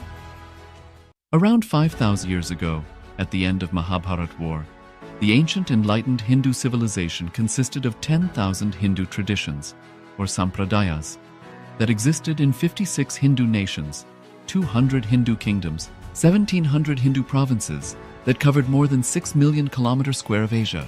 The Supreme Pontiff of Hinduism, SPH, Bhagavan Sri Nithyananda Paramashivoham, is the reviver of Kailasa, this ancient enlightened Hindu civilizational nation. Kailasa is an unbroken cultural, religious, historical, civilizational, and sovereign continuation and revival of multiple of these historical Hindu sovereign states and Hindu ecclesiastical entities. The unbroken continuity of these ancient Hindu nations through Kailasa results in the legal recognition of Kailasa as per the international customary law, particularly the doctrine of continuity. The international law, the doctrine of continuity, implies that upheavals and revolutions within a country, changes in government, territorial adjustments, measures taken during military occupation, or other internal transformations do not negate the existence of the country, do not affect the legal personality and international obligations of the country or state. The Vienna Convention on Succession of States in respect of treaties, 1978, addresses these principles of the doctrine of continuity as it outlines international law during situation of state succession or continuation. International law recognizes a state's legal personality by recognizing its identity. This perspective extends even during the period when the given state or country is annexed or occupied by a foreign power. Even in such cases, the legal personality of the state is considered to persist, enabling its subsequent re-establishment. Historical examples dating back to the 18th century include cases like Portugal and Genoa that were re-established after the Vienna Congress of 1815. More recent examples include countries such as Poland, Ethiopia, Czechoslovakia, Albania, and Austria that were re-established after World War II. Even when a nation is deprived of its territory, the nation continues to exist. Its sovereignty and international legal personality continues to persist. The Dalai Lama, as the spiritual and temporal leader of Tibet, exemplifies this principle. In 1959, the Dalai Lama was exiled and forced to flee. Despite the challenges faced, the Dalai Lama continues to advocate for the preservation of Tibetan culture and garners worldwide support for Tibetan autonomy on the global stage. Similarly, from 1309 to 1376, the Pope of Catholicism had been in exile in Avignon. Despite this, he was recognized as the head of state as well as head of the church and given full privileges of the position after their return to Rome.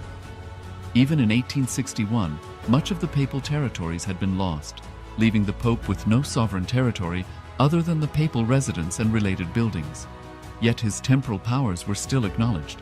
He was recognized as a head of state, and later, the Lateran Treaty of 1929 formally re-established papal sovereignty over the Vatican City. The Sovereign Order of Malta further exemplifies this principle, retaining international recognition as a sovereign entity despite the permanent loss of their territory upon Napoleon's invasion in June 1798. Despite such permanent loss of territory, the sovereignty and the international legal personality of the Sovereign Order of Malta continue to persist.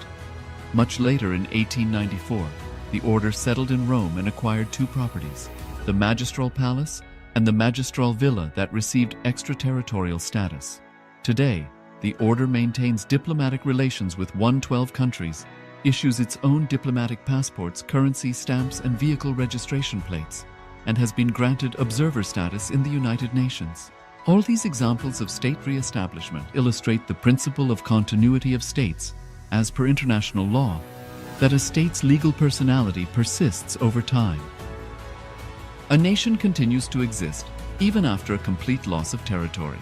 A far more striking example is of the oceanic countries, which are under the threat of their entire nation being drowned and submerged due to rising sea levels owing to global warming.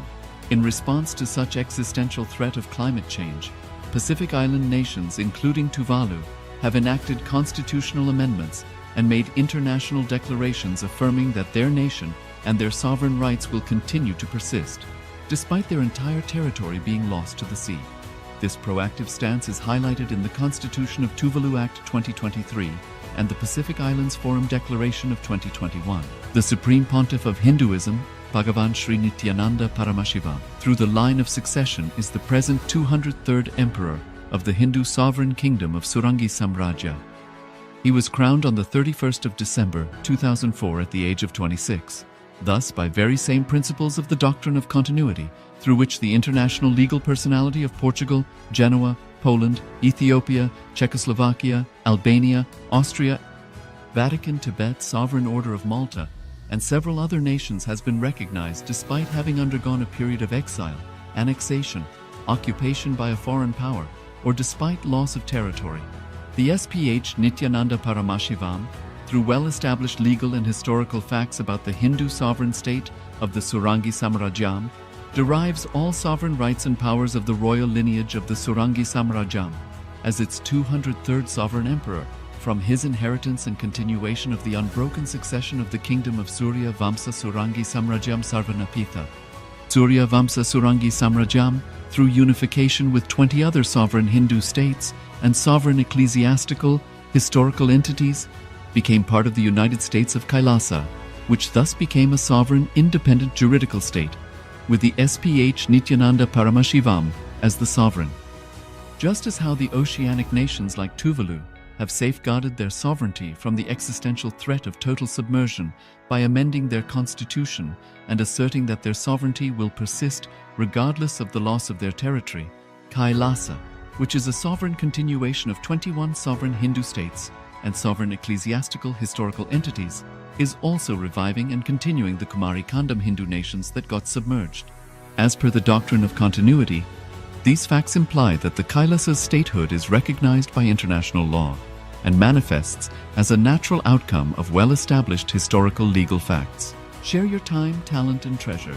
Become part of Kailasa.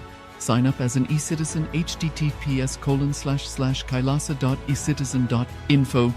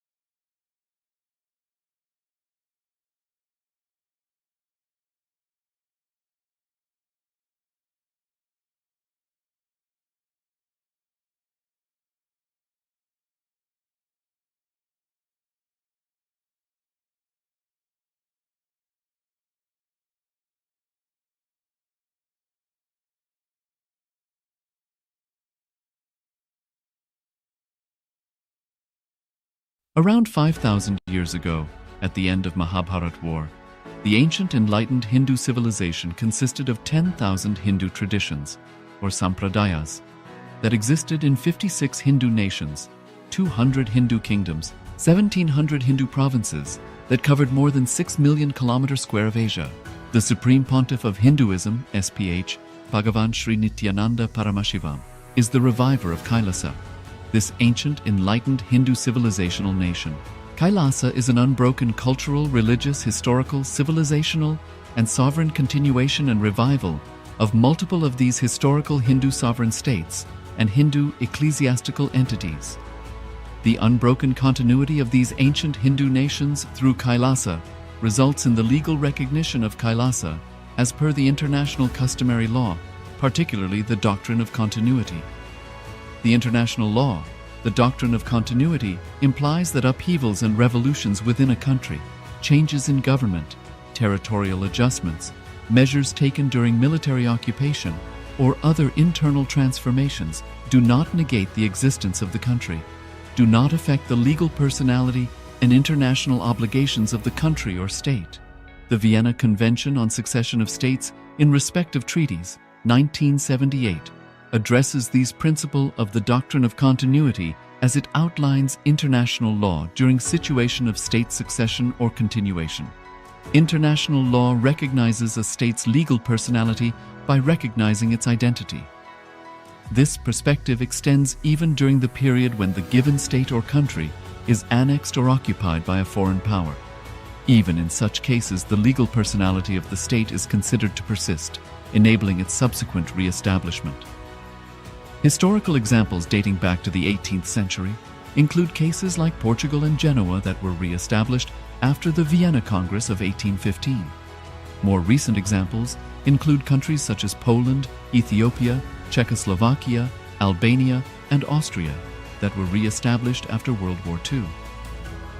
Even when a nation is deprived of its territory, the nation continues to exist. Its sovereignty and international legal personality continues to persist. The Dalai Lama, as the spiritual and temporal leader of Tibet, exemplifies this principle. In 1959, the Dalai Lama was exiled and forced to flee. Despite the challenges faced, the Dalai Lama continues to advocate for the preservation of Tibetan culture and garners worldwide support for Tibetan autonomy on the global stage. Similarly, from 1309 to 1376, the Pope of Catholicism had been in exile in Avignon. Despite this, he was recognized as the head of state as well as head of the church and given full privileges of the position after their return to Rome. Even in 1861, much of the papal territories had been lost, leaving the Pope with no sovereign territory other than the papal residence and related buildings. Yet his temporal powers were still acknowledged.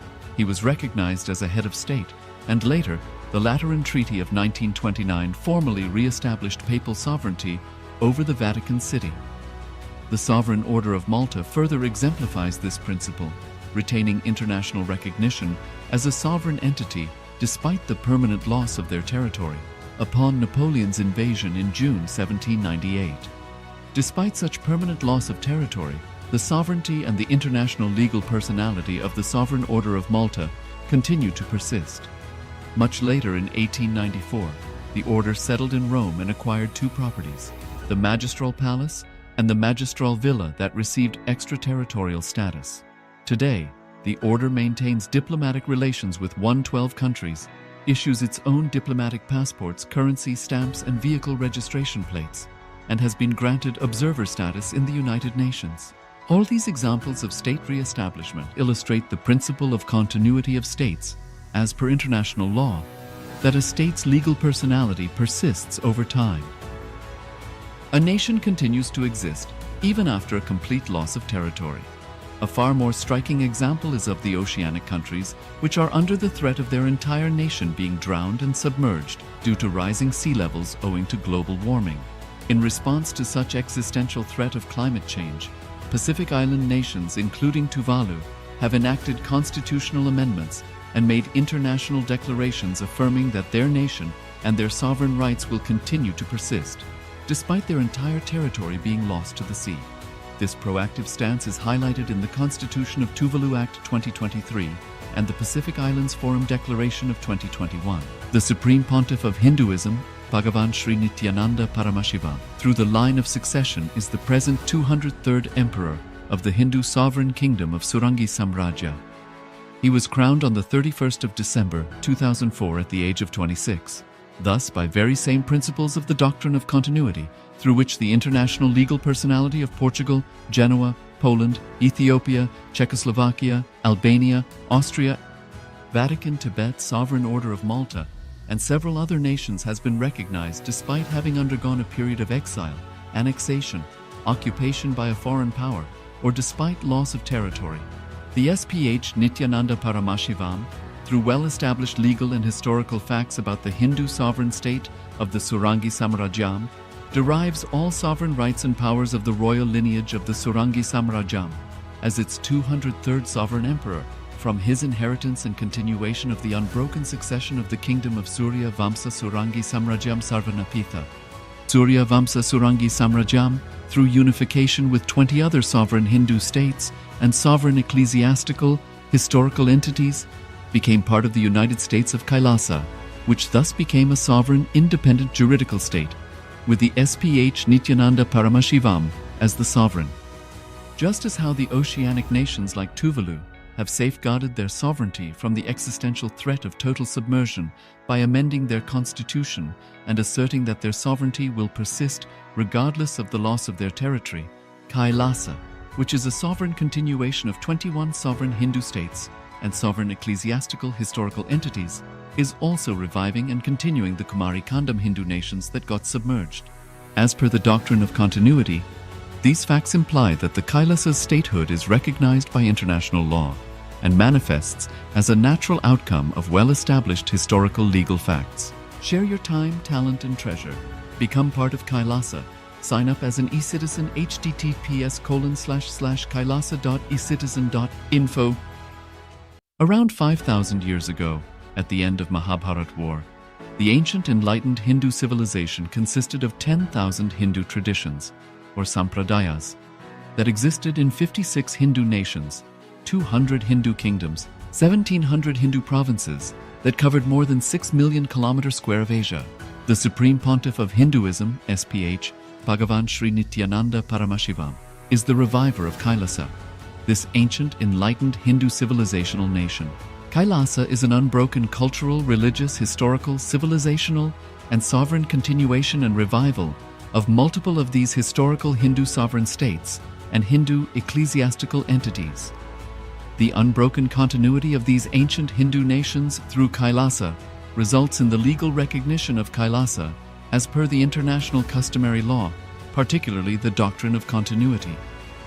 The international law, the doctrine of continuity, implies that upheavals and revolutions within a country, changes in government, territorial adjustments, measures taken during military occupation, or other internal transformations do not negate the existence of the country, do not affect the legal personality and international obligations of the country or state.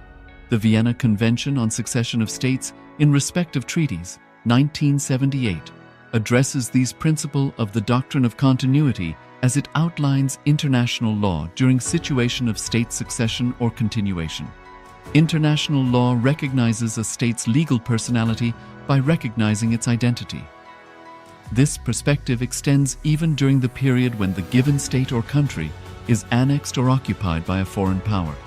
Even in such cases, the legal personality of the state is considered to persist, enabling its subsequent re-establishment.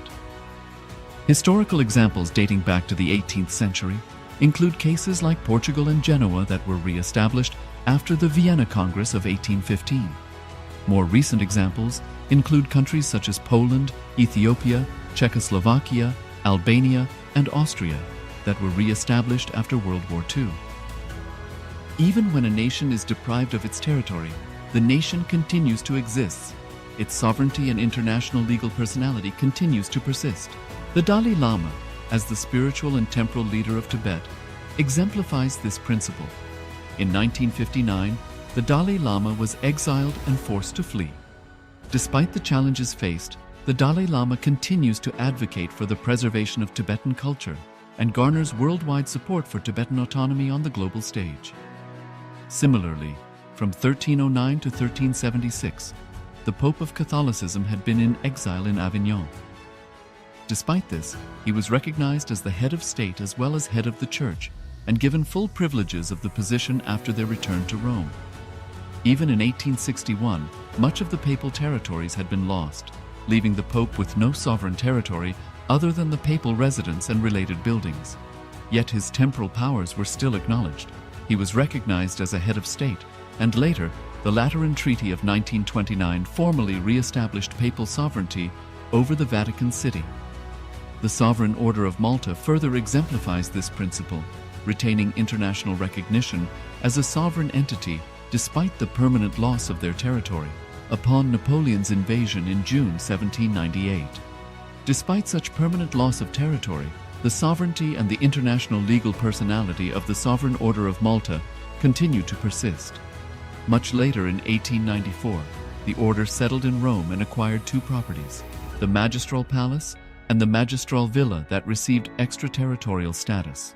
Today, the order maintains diplomatic relations with 112 countries, issues its own diplomatic passports, currency, stamps, and vehicle registration plates, and has been granted observer status in the United Nations. All these examples of state re-establishment illustrate the principle of continuity of states, as per international law, that a state's legal personality persists over time. A nation continues to exist even after a complete loss of territory. A far more striking example is of the oceanic countries, which are under the threat of their entire nation being drowned and submerged due to rising sea levels owing to global warming. In response to such existential threat of climate change, Pacific Island nations, including Tuvalu, have enacted constitutional amendments and made international declarations affirming that their nation and their sovereign rights will continue to persist, despite their entire territory being lost to the sea. This proactive stance is highlighted in the Constitution of Tuvalu Act 2023 and the Pacific Islands Forum Declaration of 2021. The Supreme Pontiff of Hinduism, Bhagavan Sri Nithyananda Paramashivoham, through the line of succession is the present 203rd Emperor of the Hindu Sovereign Kingdom of Surangi Samrajya. He was crowned on the 31st of December 2004 at the age of 26. Thus, by very same principles of the doctrine of continuity, through which the international legal personality of Portugal, Genoa, Poland, Ethiopia, Czechoslovakia, Albania, Austria, Vatican, Tibet, Sovereign Order of Malta, and several other nations has been recognized despite having undergone a period of exile, annexation, occupation by a foreign power, or despite loss of territory. The SPH Nithyananda Paramashivoham, through well-established legal and historical facts about the Hindu sovereign state of the Surangi Samrajyam, derives all sovereign rights and powers of the royal lineage of the Surangi Samrajyam as its 203rd sovereign emperor from his inheritance and continuation of the unbroken succession of the kingdom of Surya Vamsa Surangi Samrajyam Sarvanapitha. Surya Vamsa Surangi Samrajyam, through unification with 20 other sovereign Hindu states and sovereign ecclesiastical, historical entities, became part of the United States of KAILASA, which thus became a sovereign, independent juridical state, with the SPH Nithyananda Paramashivoham as the sovereign.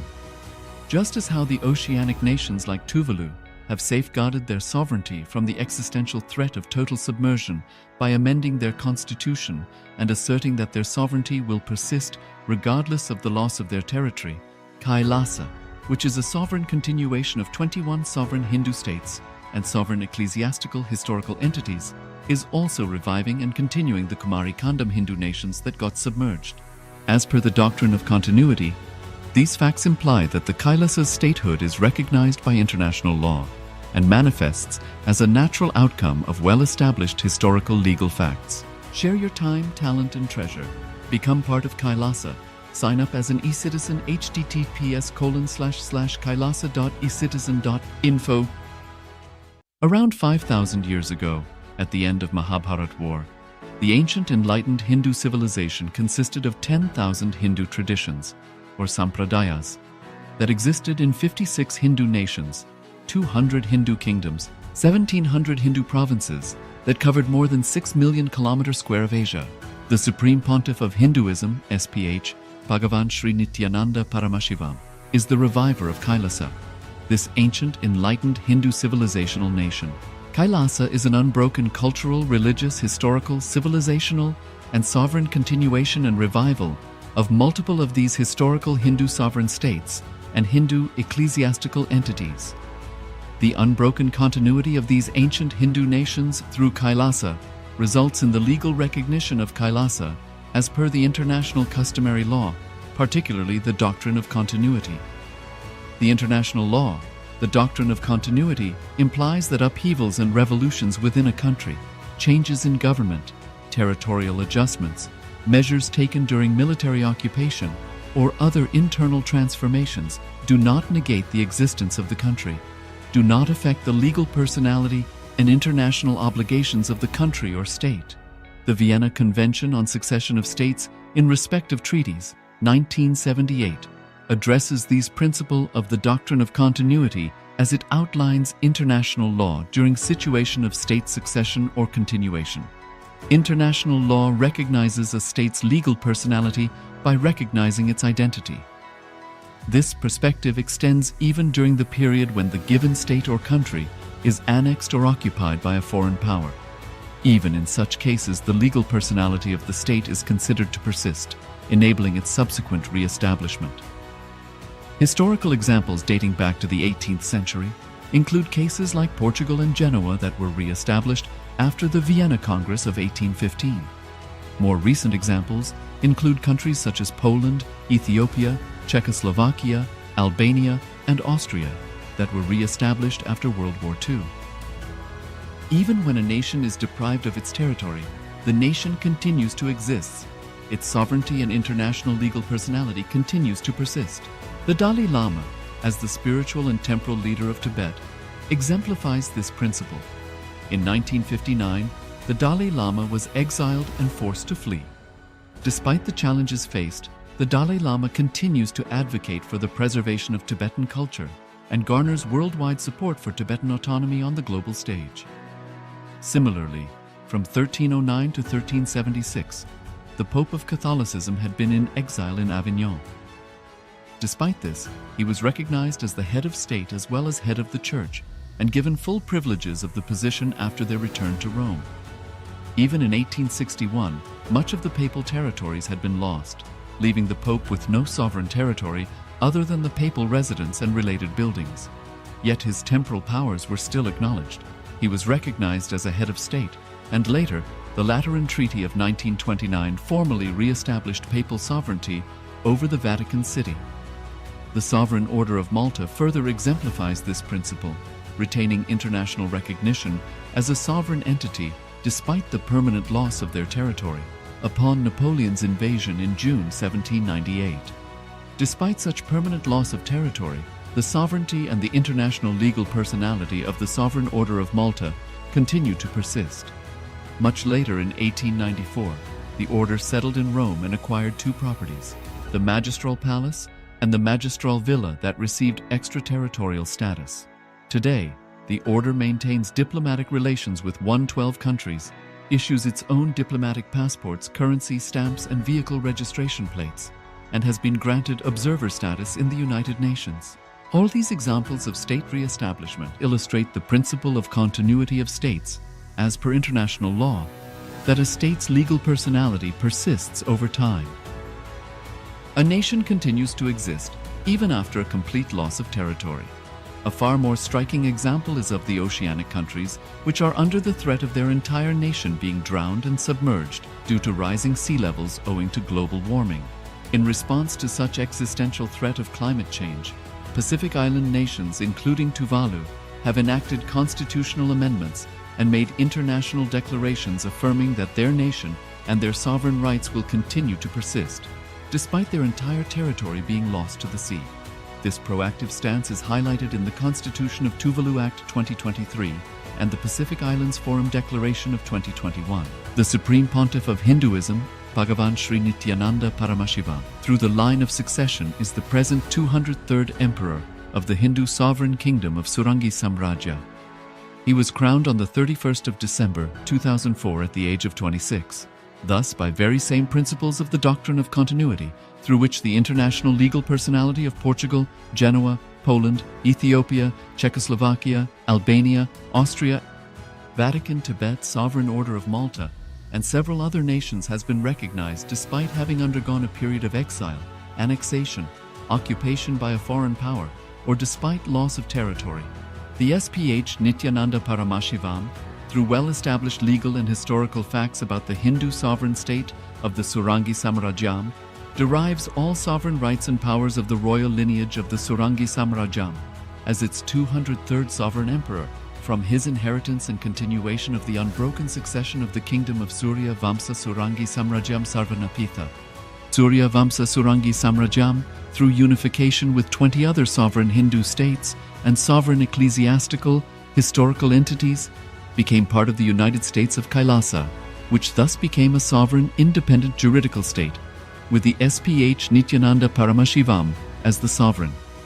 Just as how the oceanic nations like Tuvalu have safeguarded their sovereignty from the existential threat of total submersion by amending their constitution and asserting that their sovereignty will persist regardless of the loss of their territory, KAILASA, which is a sovereign continuation of 21 sovereign Hindu states and sovereign ecclesiastical historical entities, is also reviving and continuing the Kumari Kandam Hindu nations that got submerged.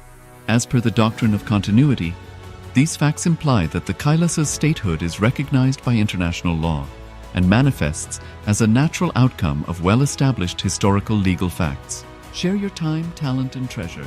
Become part of KAILASA.